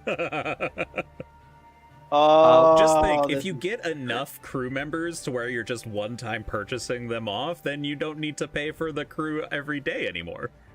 That's true. Oh, yeah, we only need, let's see, 20, we need 30 people. We only need 30 more people worth of debt. What's another potentially 30,000 gold? Realistically, though, depending on what level you guys are, what is another 30,000 gold? Also true. We're level 4. We won't see that gold fall out of a Tarrasque's ass for another 12 levels easily. I just want to while we're talking, can I do a check to just like look around and see just one more time? Like, is there anywhere he could just be hiding this money? Sure, give me an investigation. He doesn't have a ton Oh, of yeah. space here, but like, And like legitimately, let's have Snotchgrin do that too, because Snotchgrin's invisible. He can 100% like search as well. God, I didn't even think about that. He could just straight up be lying to us, dude. But like, we believe his story. That's the thing. Like, we did the check and we believe his story. But yeah, but my checks were bad. yeah, but we don't know that, right? Like, as the characters, we don't know that. Our characters Right, believe right. what he said. Right. But like, Snotchgrin's never technically made one, and he could be searching around for the gold. Yeah. And Snotchgrin's really good at finding gold. I mean, I'd let Kai make the investigation too. I'm not gonna stop him. Right? Yeah. Right. I mean, Yes, I have a for -1 reference, to Snotchgrin has a investigation, so +4. if Snotchgrin has a better one, we can let Snotchgrin do it. No, both of us roll. Like, let's all three of us roll for the meantime, just to look around. You know. I mean, if that's okay. Yeah. Yeah, go for it. Oh, Notchgrin got a 23. that's pretty good. That's pretty good. I'm gonna give I Snotchgrin got a I got dirty it. 20. Jesus. Oh, you knocked me into a 1. I had an 18. I hope that doesn't count. It bumped it to a 1. No, Did it really? you have 18. You show an 18 on Okay, mine. good. Yeah. Yeah. And then Talco, I see, shows a 4. What? Really? Yeah, D20 plus I 1. got a dirty 20 on my end. That's weird. I show that you rolled a 3. Oh, okay. Probably Snotchkin because got you hit. Probably because you hit his dice. Okay. Oh. Ironically, I didn't see that. Like, none of my dice collided on my screen. Oh, really? Huh. Yeah. Interesting. Yeah, I'm just looking at the recapture from the chat window. Oh, It shows what you yeah. guys No, rolled. you're right. It did bounce to a 4.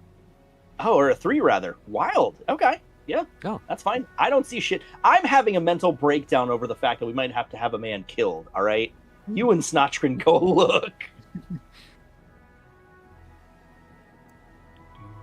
You know what? I will change Man. that later. But yeah, so Snotchgrin definitely rolling the highest would, if there was anything to be found, would find it. He's turning over these like vases. He's looking under the table. He climbs into the boat at one point in time and looks under the bed. Nothing. There is nothing to be found. Okay. Ah.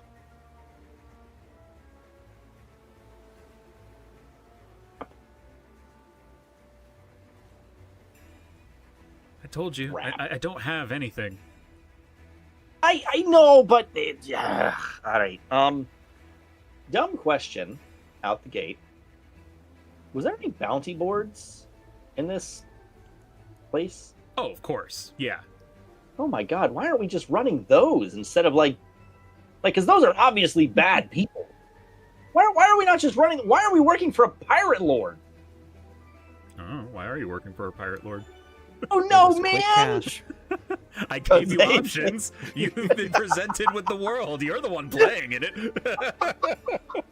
Touche. We Okay, picked okay, the quick okay. cash. That's what we did.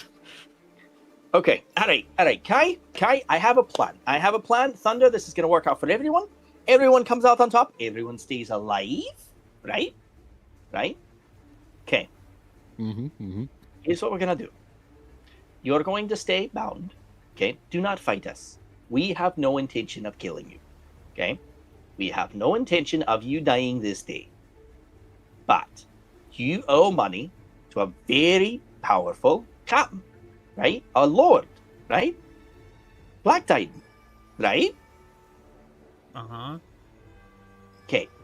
You come work for us. What do you know how to do? Like, actually. Can you fight? Can you fix? Kinda. It's a little Are bit. you a medicine man? Like, what is the deal here? Above table for a second.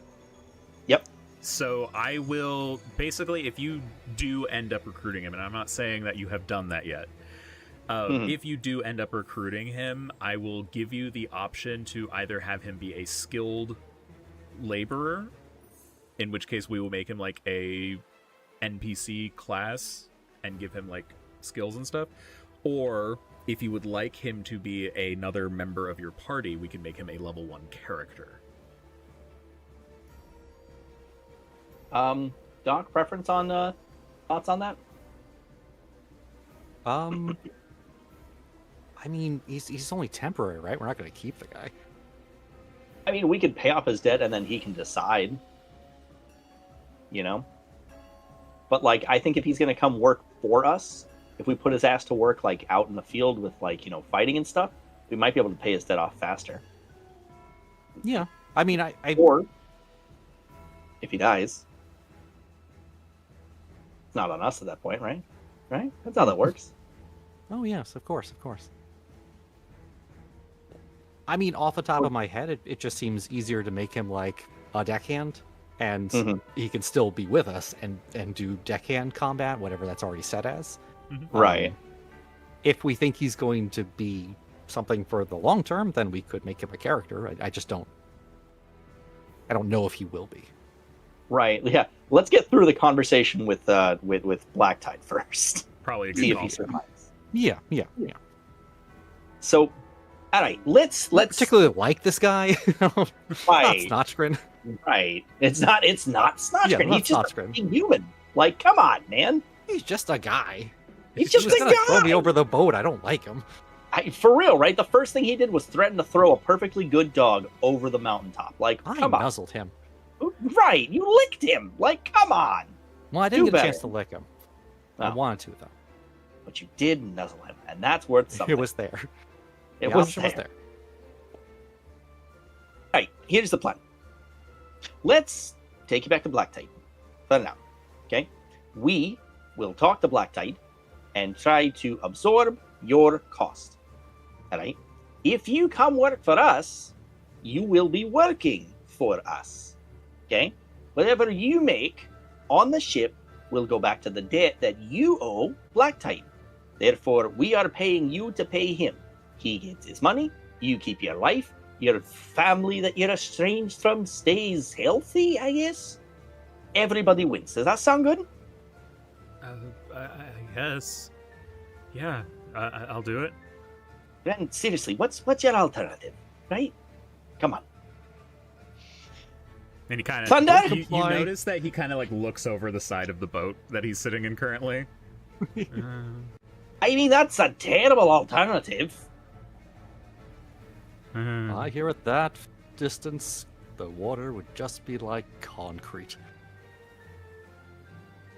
Oh. Okay. So Yeah. let's do this quietly, right? If we untie you, are you going to run? No. Inside? Yep. I would like to assist with that and say out loud, if you do attempt to run, I will turn into a lion, eat you, and then transform back. Which would be very uncomfortable for both of us. Do you want to do the insight then? Because you have a +3. I got a -1. I feel like that's not what these checks are right now. If you would like to insight what he just said, you could roll Alright. insight. Doc, if you would like to roll intimidation. Oh, yeah, right. Yeah, right. Yeah, that makes sense. Oh, God. Ugh. Was that your I'm insight? rolling. Yes. Oh my god. I got an 18. Nice.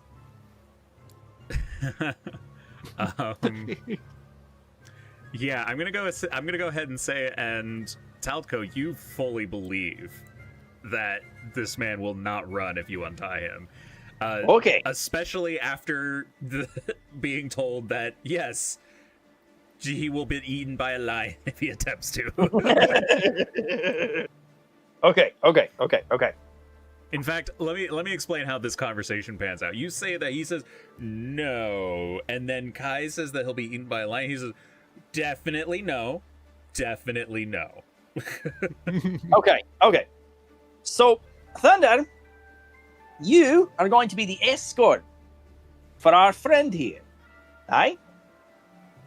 And we're all going to casually walk back to Blacktide. Go from there. Kai, if you're alright with that, I'm going to start untying you. I'm alright with it. Before you untie him, Thunder just walks over and grabs the dude and throws him over his shoulder, and just keeps it tied. Yeah, alright. That's works. alright. That's one way to start it. Alright, Thunder. Fine. Alright. Back to Blacktide then, aye? Blacktide's not going to like this. I know, but better a man live and pay his debt back than die, right? The interest rate will get him back. He'll get more money in the long run. It's an investment. Blacktide doesn't invest. Oh. He Shit. sends messages. Well, I think we sent a pretty good message, don't you?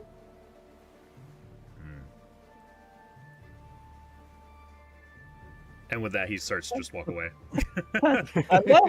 Thunder! Wait up, lad! Wait up! I don't know why I'm Stop doing screaming. this one at a time. I should just click them both.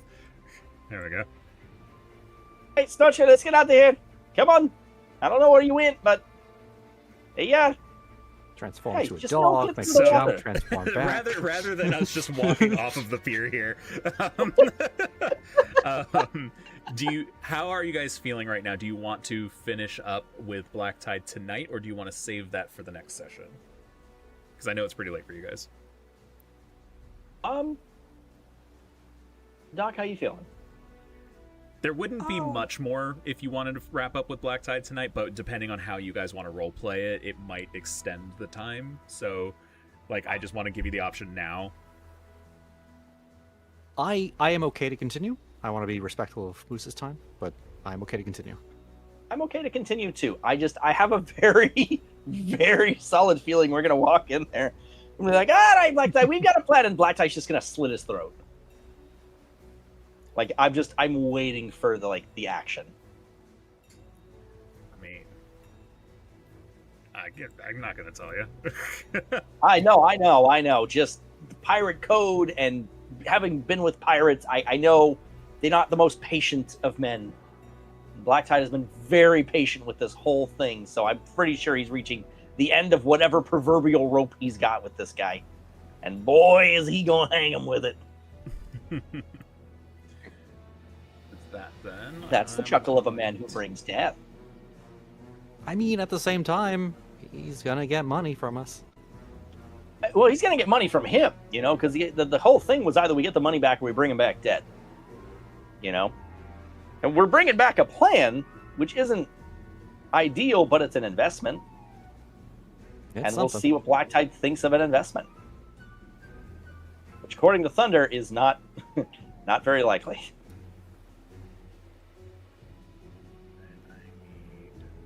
How are we? Oh, there we are. Oh, how the hell did we get here? Okay. I moved you guys. Okay. We drank that thing again. We're just drunk. Yeah, I'm basically. We're stumbling through. Leading this a little bit instead of. So yeah, you make it back to the Scuppered Maiden. You take your drinks, and bring up your new Mr. Pike. person. You bring Ren Pike up to Blacktide. Well, now, this isn't what I asked for. I asked for gold. Aye, Captain Blacktide, just to give you the full skivvy, we did search his entire area thoroughly, and I mean thoroughly. Turned over everything we could to try and find a speck of gold. Nothing there. I know your alternate request was blood. I bring an opportunity here to make substantially more gold off the interest alone, if you'll hear me. This is surprisingly amount of alive, but sure. Tell me what your idea is. Hey, for the sake of, second-hand embarrassment for the man who's drove himself into a pit, right? We've all been there. Now, let's go the alternate route here. Instead of offing him outright and losing the investment, put him on our ship, right? Sort of transfer the debt, and then whatever we pay him goes directly back to your pocket, right? And then when he's finished paying off your debt, or the debt that he owes you, right? You get extra interest because it is going to take him a bit longer, but it's like an investment. You get more back over time. If you're down for that, Cap. So you're saying that I'm going to be able to keep making money off of the three of you to pay off his debt? Effectively. That's the gist of it.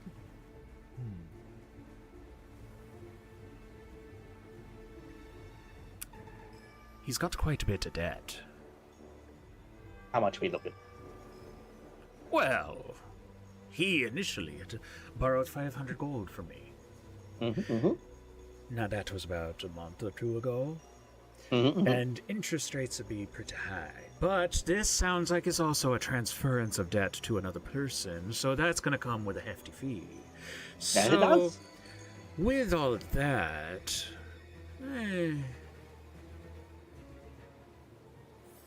suppose I could do it for about 1,500 gold. I look over at Kai. What's the price of a man to you? Price of a man is what another is willing to negotiate for his life. Aye.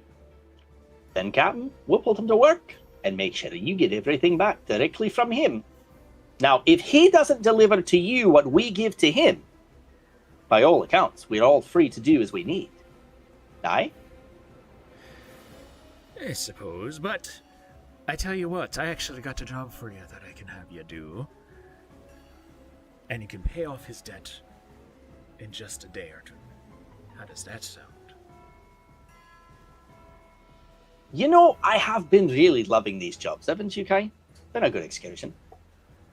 We do actually have some prior arrangements we want to get back to, and as much as I appreciate your hospitality, and I have genuinely adored how generous you have been with your entire situation, we do actually have to get back to the seas at some point. I don't think you'd be wanting to turn down my offer. And at this point, you've noticed that Thunder has positioned himself behind you. Hey, Thunder. Good to see you again. By all means, then, Captain. Right there. Now, I'm a generous soul. I say that you not be wanting to turning down this offer, but it's not because I'm threatening you. I'm saying that there's a lot to be earned here. You'll be paying off the debt to this man. You'll be making quite a bit of money for yourself. And anything else you happen to find can be yours. See, I want you to steal something for me. A ledger. There's a pirate captain here. Likes to sail these waters, a particularly greedy bitch. And as it happens, after you've been gone for a bit, I've heard tell that you are a friend of his. Oh, no. I believe you're familiar with a Maxwell Claydon. Maxwell Claydon. That's the pirate you stole from in the last session. Yeah, I was going to nudge in and be like, that's Shit. the man who shot me in the head. Yeah. I was like, that name sounds really familiar. Very recently. Ah, shit. You see, Maxwell Claydon's got a counting house where he keeps a ledger filled with all of the debts of everyone who owes him money. I'd like that ledger. His counting house is here on Deadwake. I am tasking you with breaking into his counting house, the same counting house where he keeps all of his treasure and money, and asking you to lift his ledger for me. And in return, you'll pay off his debt. I'll give you 2,000 gold pieces, and if you happen to be stealing some treasure off of that counting house for yourselves, well, I'm certainly not going to bat an eye. So we need to lift the ledger from Maxwell. From his counting house. From his counting house. Just writing things down here. The pay is 2K. Mm-hmm. Plus paying off Captain Dickhead's debt. Sure, if that's the name you want to give him. Yeah. Plus paying Captain Dickhead Ren for short. His debt.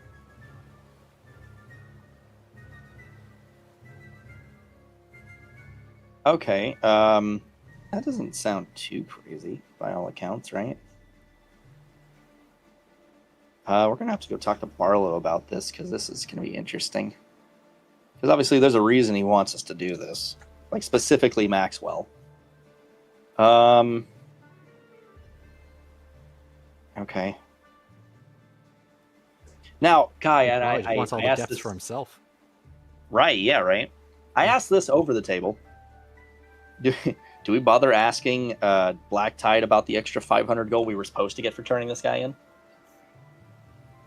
I mean, that's up to you. Right? Or do we just let that ride? Technically, you didn't do the job, so I don't know. I know. Yeah. I know. I feel was like like, we dude, just shut let it up. ride, considering there was. I Okay, mean, didn't he give us the money? So He like, did. He just already shut gave up. you the 500 gold. Yeah, Yeah. we just shut up and let it happen. It's- right.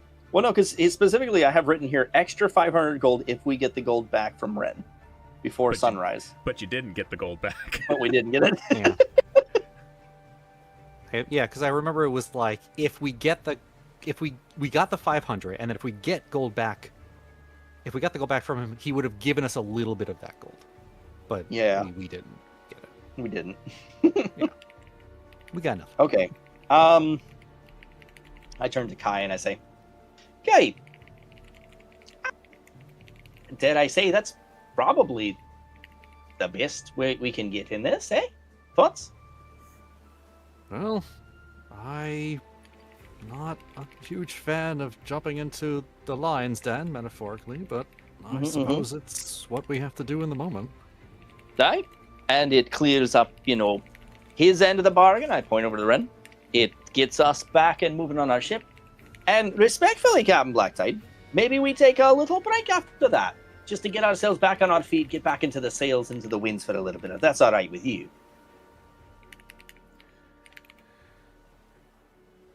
Take a break? From what? Piracy?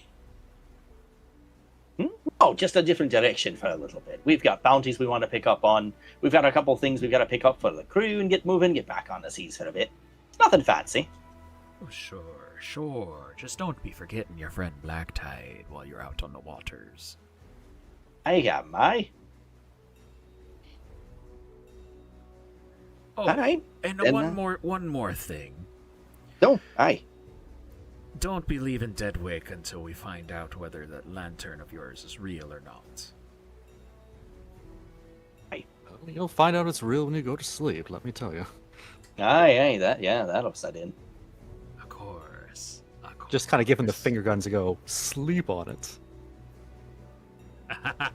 Arnold's cousin Wink. Of course. God, he's gonna fucking kill us in our sleep. Oh my god. All right. Then we'll report to you when the deed's done. Okay. All right. Well, with that, that's the last I had. Was there anything else that you wanted to do tonight before moving on to essentially what would be the next session? I obviously got wanna nothing get, off the top of my head. Okay. I want to get as much information from Blacktide and whoever is going to give us the information on Maxwell, where this place is, what the security looks like, what we need to know going in, like as That- many specifics as we can get from them. Yeah, that we will save for next session. Okay. And then the veritable question would be, is he lending us another crew member to get through this, or is this something we have to accomplish on our own? This is something you're gonna have to accomplish on your own. Okay. I guess the three of you. Right, yeah, right. I don't think Thunder's very stealthy. No. right, yeah, right. Now maybe he's got his own, assassin goblin hiding under a table, Who knows? Maybe he's just 3 goblins in a trench coat. Ooh. Blacktide secretly goblin confirmed. Hmm. Oh man. All right. Yeah. No, then I'm good. Yeah. Then I am 100% ready to go. Because this is Maxwell, right? Like Maxwell's a piece of shit. Like I don't feel bad about robbing a piece of shit. You That's shoot right. me in the head. You don't I think have you're no gonna qualms break your robbing him. oath stealing from Maxwell Clayton? Yeah, right. Am I really gonna break my oath stealing from the Maxwell Caden, the one who fucking kicked the shit out of us last time? I don't He feel bad. shot me in for the him. head. I would like to reiterate once more. She shot me in the head. I'll do a lot more than steal from him if I see him again. Hopefully not Right. get shot in the head. Not getting shot in the head would be a good one. Yeah. I'm gonna turn into a dog and I'm gonna nuzzle him. Lick his And then nose. I'm gonna transform. Fire! Yeah, and with our Amazing. newly upgraded Snotchgrin, we should be fine. Very good. Well, in that case, did you have a good session? Did you have fun? Hell Yeah, it was man. good. Amazing. How dare Appreciate you put me in guys. the morally complex situation of having to gauge a man on his morals based on a terrible. No, it's fucking almost like insight. I love having paladins as players because giving them moral quandaries on whether they should keep their oath or not is just a delectable treat for me or anything like that. Look, Why did you I just let want the to be cards morally lie to me, Panda? Why? Right. How dare right. Like, I just want to be morally like debatable. All right, I want to be chaotic neutral. You make it very hard to be a good guy and chaotic neutral at the same time. I dare you. paid for that reading. You did pay for that reading. I'm gonna go beat up that shopkeep. You can. That is you. I'm not stopping you. Certainly gonna- try. Just gonna do a little roll here. Yeah, all right. 15 for punching the shot. Square in the nose. Give him a solid backhand and just leave. Right? No, Give no him the head. speaking. He knows what he did. You know, He got off easy. it doesn't even fucking remember you either. It's like, oh, good to see you first time. Welcome in. That was fun. Smack him on the side with the red eye. You know, just make Right. it hurt. Right. Red Oh, to that red. You was- know, just Red to red. Right. Uh, I like that we're level 4. Me too. it's nice. Feels right? nice to grow. All right. So how do we get Chef Saltburn on our team? How do I get a ghost genasi to follow us into combat? I mean, is that something you're interested in? Because I can make that happen. We can figure that out. Oh yeah, I mean we need to solve Chef Saltburn's whole thing at some point. Because I would love to have an air genasi flavored as a ghost, flying around with us, cooking us up meal Kirby, Chef Kawasaki style. Sure. I liked what we did in the last session with him, where we just tricked someone into falling into his barrel, and he screamed Yes. at them, and that was Yes. cool. I genuinely think as we grow as a party, we're going to need more members. Having Snotchgrin is a good start. I think we need at least one more. And I think Chef Saltburn could be a good addition because he's a ghost.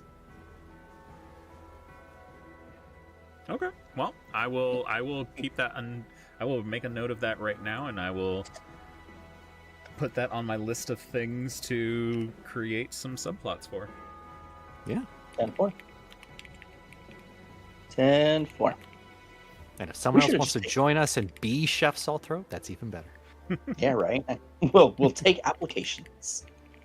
All right then. I reckon we're good to go then, gentlemen. Always a pleasure. The sleepies are kicking in something fierce. Absolutely. Beautiful. Okay. In that case, do you guys want to raid out or anything, or should we call it here and be on our merry way? I think call it here is fine for now. It's pretty